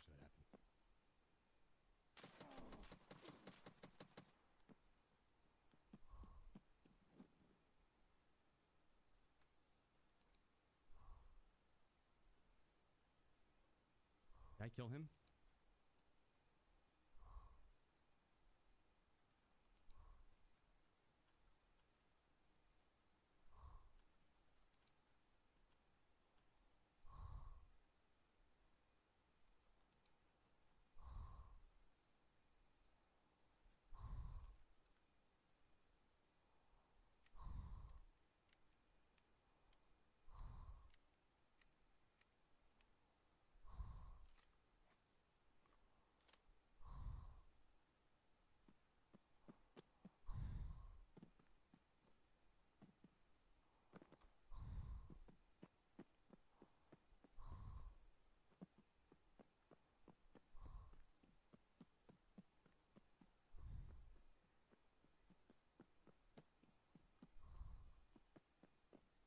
I don't know if I Shrek that fool or not.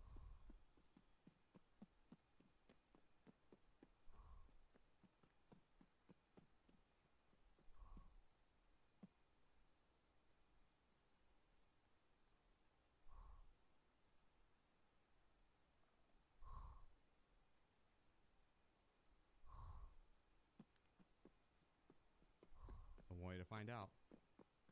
I dare him to shoot at me.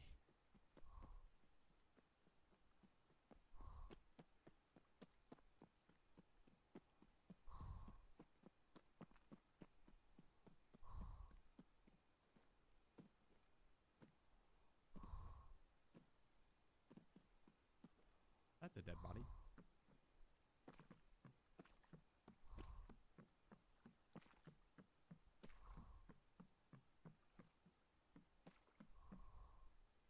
What a fucking round. We need another like that.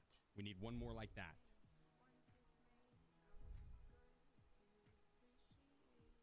Massive raid. Massive raid. PMC, boss, 2 guards, PMC, 2 bosses, PMC.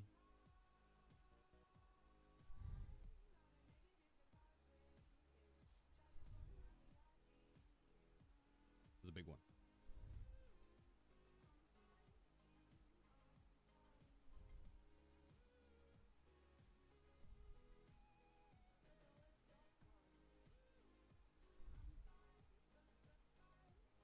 Last one right here.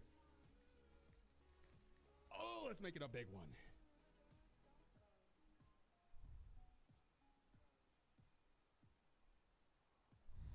Let's make it a big one. You're back.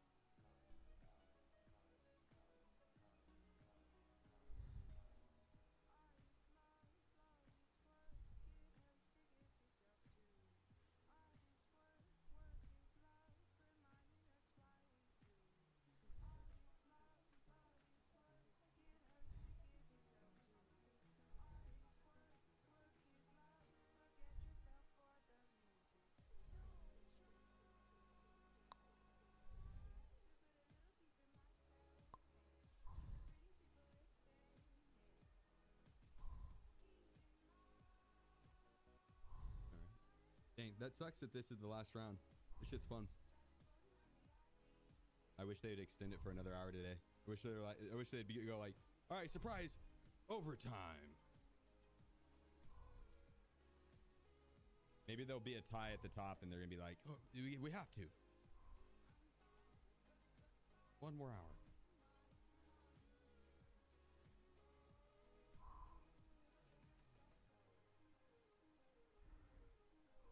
When in game mode, same. Go. Let's get it.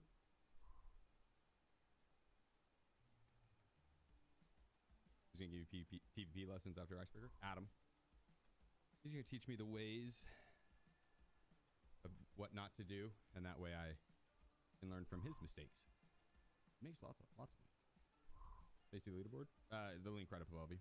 Literally right above your message. Here we go. Please give me a good spawn.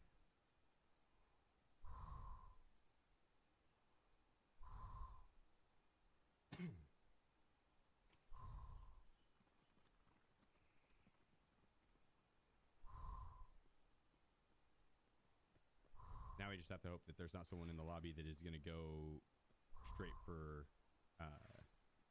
Sturman. Because that honestly is a faster strategy. Go straight for Sturman. Take his gun, go straight for Killa. It's a pain. It's not very fun fighting Sturman with the shitty weapons. So I like going up here. It's more fun.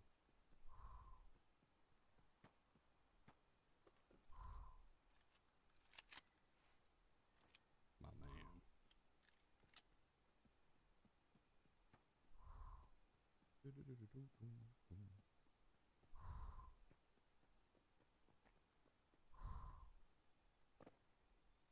Come on, someone run up here.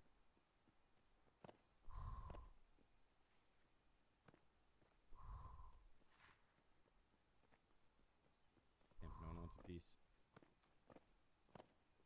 Whatever.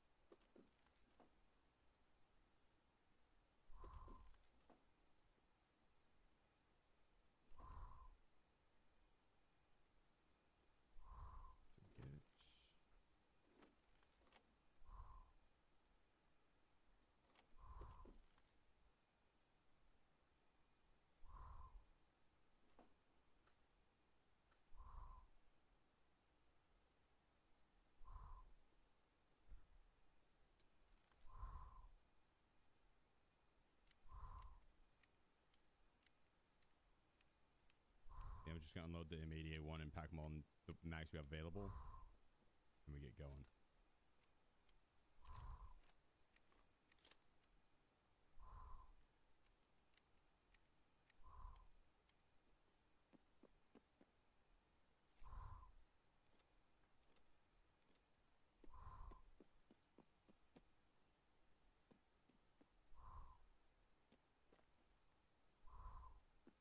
I guess I should just, yeah. Thought I grizzly for a second.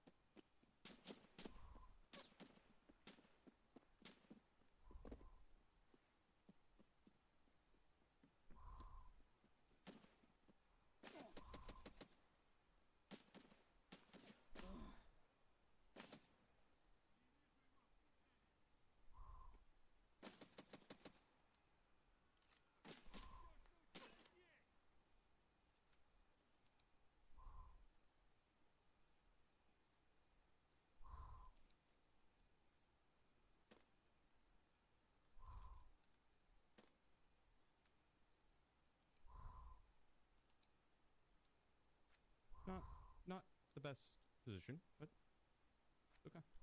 Had to risk it for the biscuit. It's all part of the process.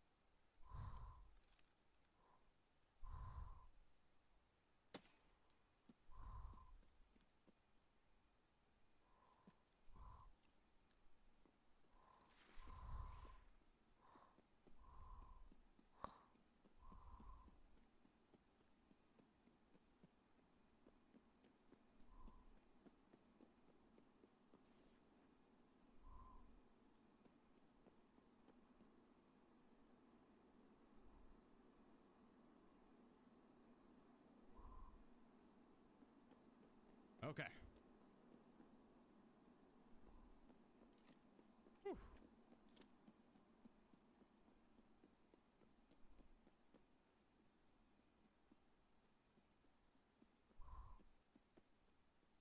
This is intense.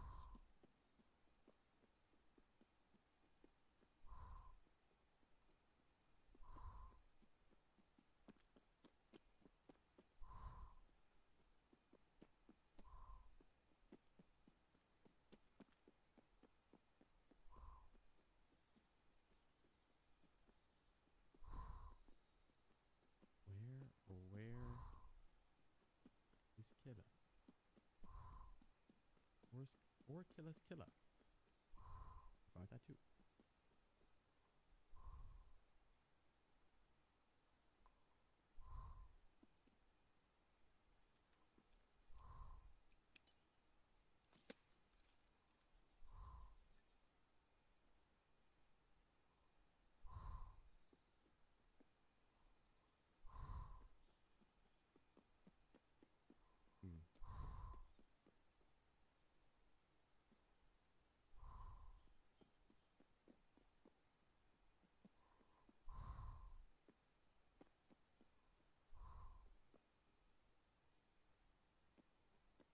I didn't hear a voice line there.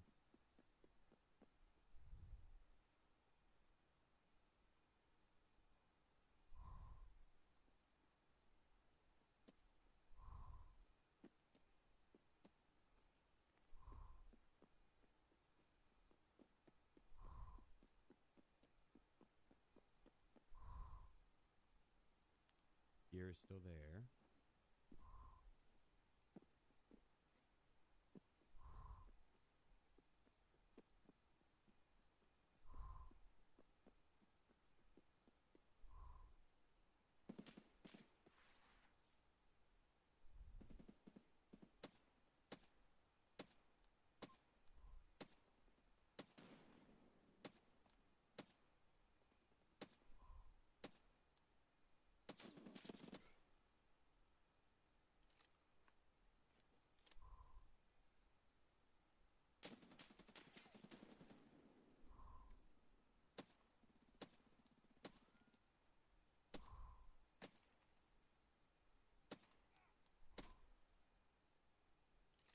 Untapped him.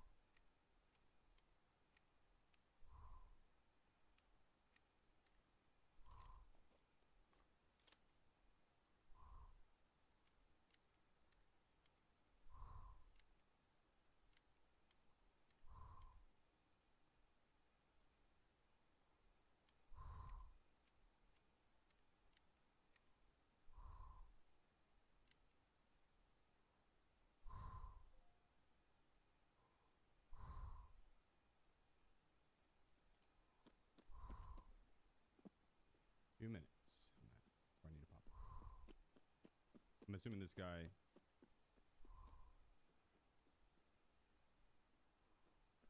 Our assassin, that'd be nice. Assuming this guy killed. Yeah, it looks like he got. Yep.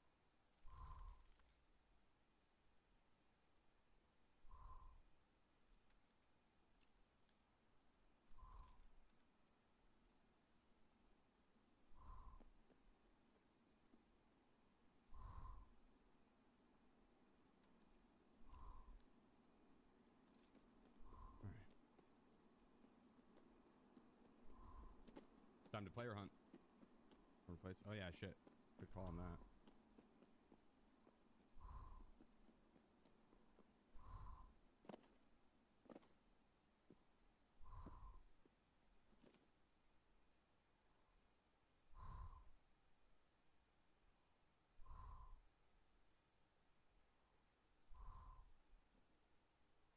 So much ammo on him.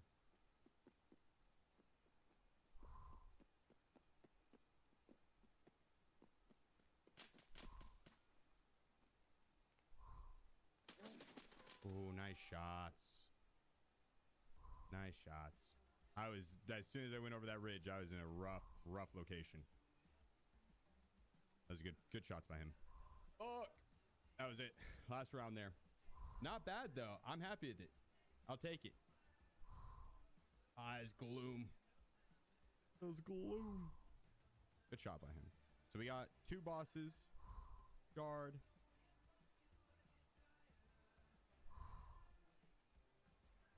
Two PMCs. Yeah, I'll take it. I'll take it.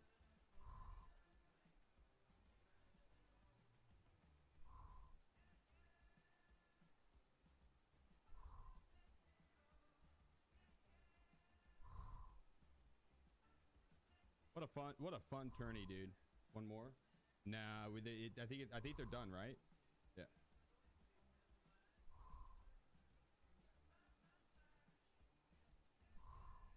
Oh, if we would have killed them too, we could have pushed up to 6th. And then if we would have went and killed like one more person or 2 more people and then survived, we could have pushed up to 5th. Fuck. That was close. All good. That was fun. That was fun.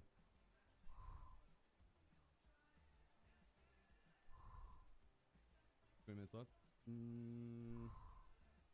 No. Event's done. Event's done. That was fun, dude.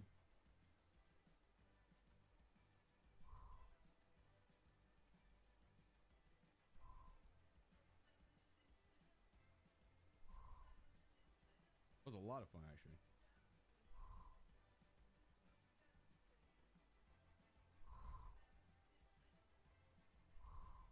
How do you think this would work for regular Tarkov? Separate thing you pick, like PvE, PvP, seasonal BR? No.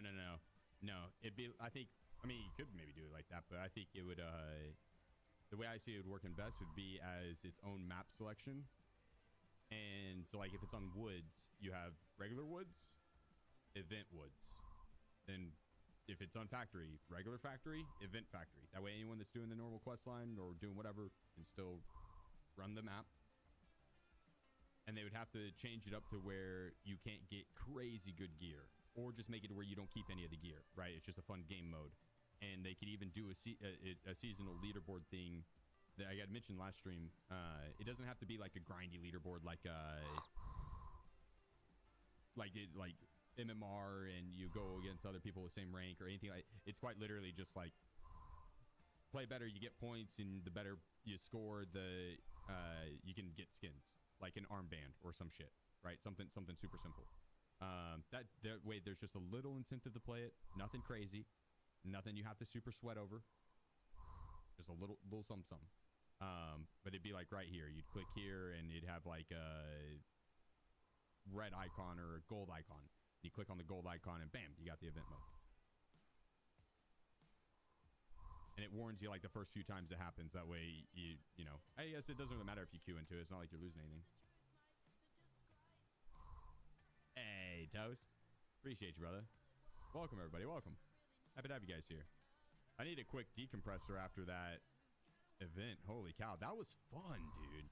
That came out. I almost didn't do it, too.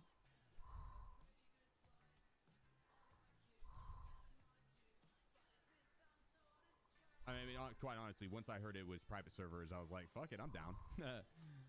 But when I first heard of it, I wasn't sure what the event was going to be, if it was going to be private servers or public match. Most of the tournaments nowadays have been public matches and stuff. Toast, thank you so much for the raid. Guys, if you haven't checked out Toast, yeah, let's do a / shout out. Boom. Click that heart at the top of chat. Give Toast a follow. Check him out whenever he's live. Phenomenal content creator. You'll enjoy the time you hang out on his channel. If you like hanging out here, you'll like hanging out there. So go drop that man a follow. And go get some rest. So sleep well, my friend. Thanks for your raid and just hanging out. Much love, brother.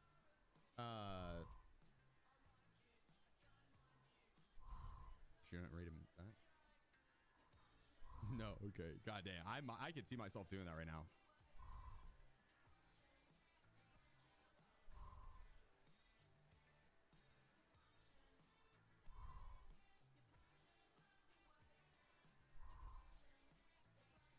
We don't really need a crossbow.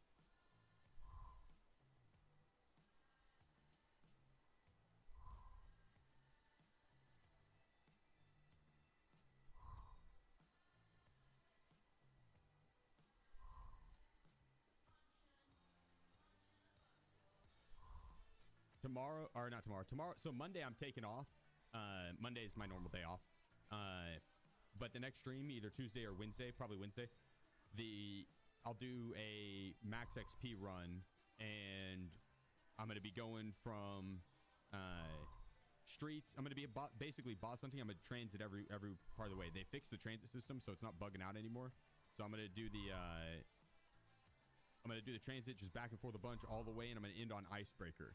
and I'm gonna see how much XP I can get. I'm gonna shoot for 5 million XP in one transit. Go. It takes 17 runs total, 16 transits, and it's honestly a lot of fun. I think it's some of the most fun Tarkov I do just on regular servers. And so if you guys want to tune in for that, that'll be on Wednesday. For sure on Wednesday we'll be doing it. And if we do a Tuesday stream, we'll be doing it on Tuesday as well. Both days, but Wednesday for sure. Normal stream times will be 12 p.m. CST or 1 p.m. Eastern. 1 p.m. Eastern. Got some smokes. Oh, I need to buy some.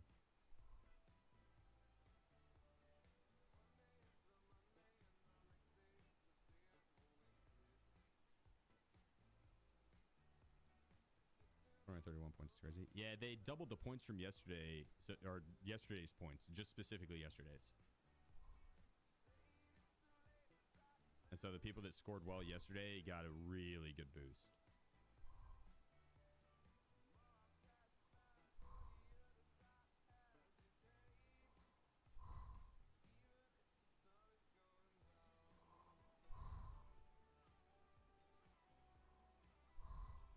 I don't know if we have the gas mask. We do.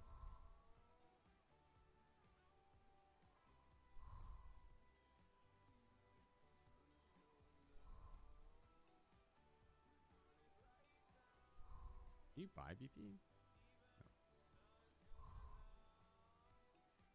Speaking of which, let me get some SB6. I love that I can buy this now. We're going to be running the Val and playing more labs coming up too. Now that I can get SB6, we'll be spamming the Val.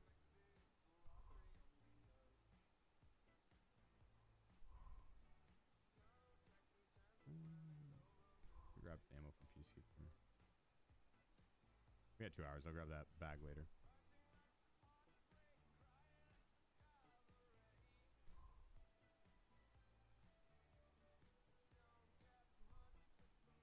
Another RPG mag.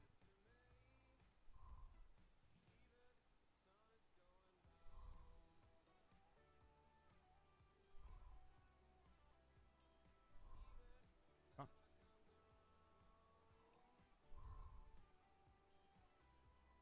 Grab a little bit of meds.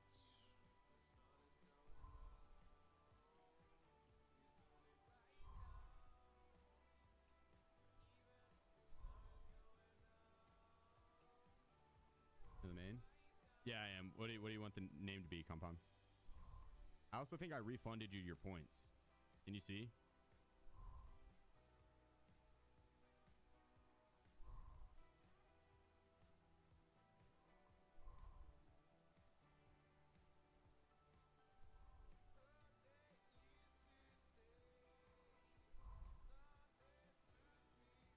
Doing the tourney? We're waiting for the points to fully update there. I'm sure there were still some people in raid. But I think Furlex did.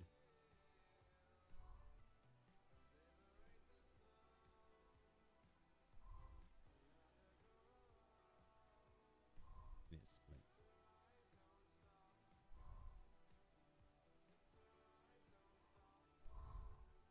Alright, a little decompressing icebreaker.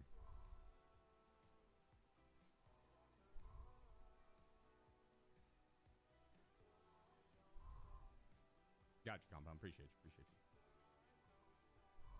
Let's see you finish the game. Yeah, much love, Wolf. Thanks for hanging out, bro. Thanks for all the help. Go kick some ass. To be honest, today's probably going to be a pretty short stream. My brain, I'm telling you, my brain is tired. 4 hours of intense focus is a lot. Is a lot. And I want to give you guys good content, and I can feel the fatigue, the mental fatigue. I'll try and swing it around, but just fair warning, today's probably going to be a shorter stream, and then when we hit it back on Wednesday, we'll hit it hard. It'd be my normal like 8-hour long stream. Still playing Hunger Games? No, it's over. It's over. I took 7th though. I ended up getting into 7th.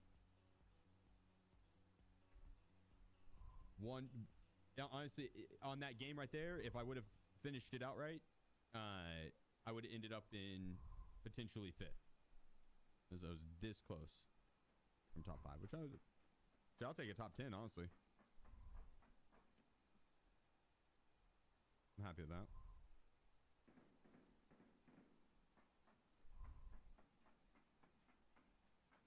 I'm actually really happy with that.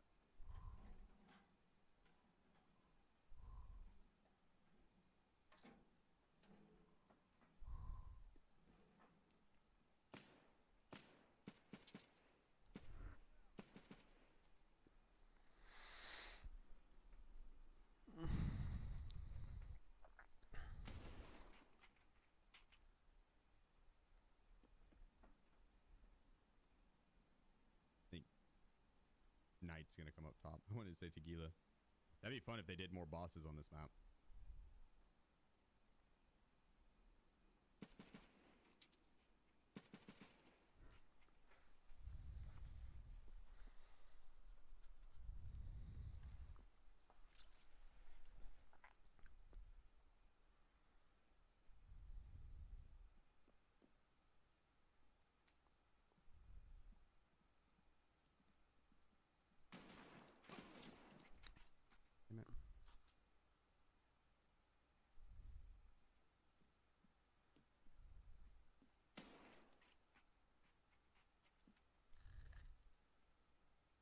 We're gonna use the SAG 545. It's fun. Yeah, it's really fun. Which is just with some BP ammo. This one's got 7 and 40 in it. I don't have any more BP ammo.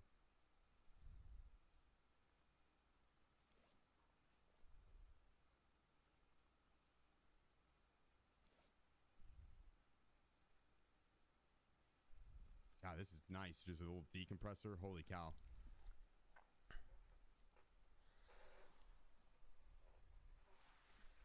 You can feel the adrenaline dump.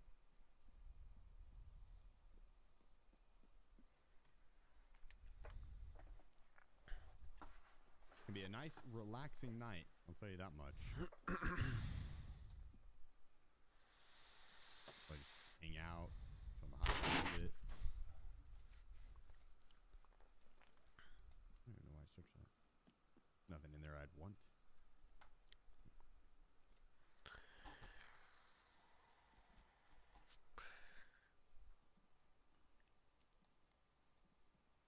Frankly, he's crazy. Yeah, bro. I've been playing some lately, and let me tell you, has not changed after almost 7 years of me not playing. Hasn't changed in the slightest. I should build him as a commander for no I guess so, reason. yeah. Like, Gate yeah, Crash, they yeah. added in new champs. Like, they Yeah, changed that up would some actually be a mechanics sick and whatnot. commander. Yeah, I don't know if he'd do anything, but I kind of want when I to tell now. you the mental Fairy Justice. Foiled Deadeye of some of these Navigator. players. It's kind of fun. That's actually. something. Spike Jester is super fucking cringe. I hate that cocksucker. All of them. Ooh, Lily. Oh, wow. Lily on the Veil is That's kind of a, sick. She's probably like, I think she's single digit now, but still, that's another fun cube one. Yeah, she's like $6.50 now. Was she over $100? Oh, She was huge. She for the was at longest least time. 70 for the She was 70, 80 over for the 100 for a longest long time. Yeah. Because Jund was so popular too. Yep. Oh, cool. Everything. Made him That's cool. more of a commander. Everything in Jund was so expensive. No shit. Really good, but so expensive cards. Even like Bloodbraid, Shaman, whatever. Mm-hmm. Is a charm. Is a charm. Ooh, Goblin Guide. Guide. I forgot they did Goblin Guide. Yeah, I actually like this art more different than the art. original one. I kind of like the old art. one. The old I one's like cool. the It old has one. the lantern. I just think actually you can see more of the goblin here. I just think it looks cool. Yeah. Sue me. You're wrong. House divided on Goblin Guide. You're, Oh, hey, Tarmogoyf again, baby! We got across the eras Tarmogoyf. Let's last pack. Let's So we do need to get a future sight Tarmogoyf so we could put this one, the other Modern Masters, and that future sight all in the cube. All three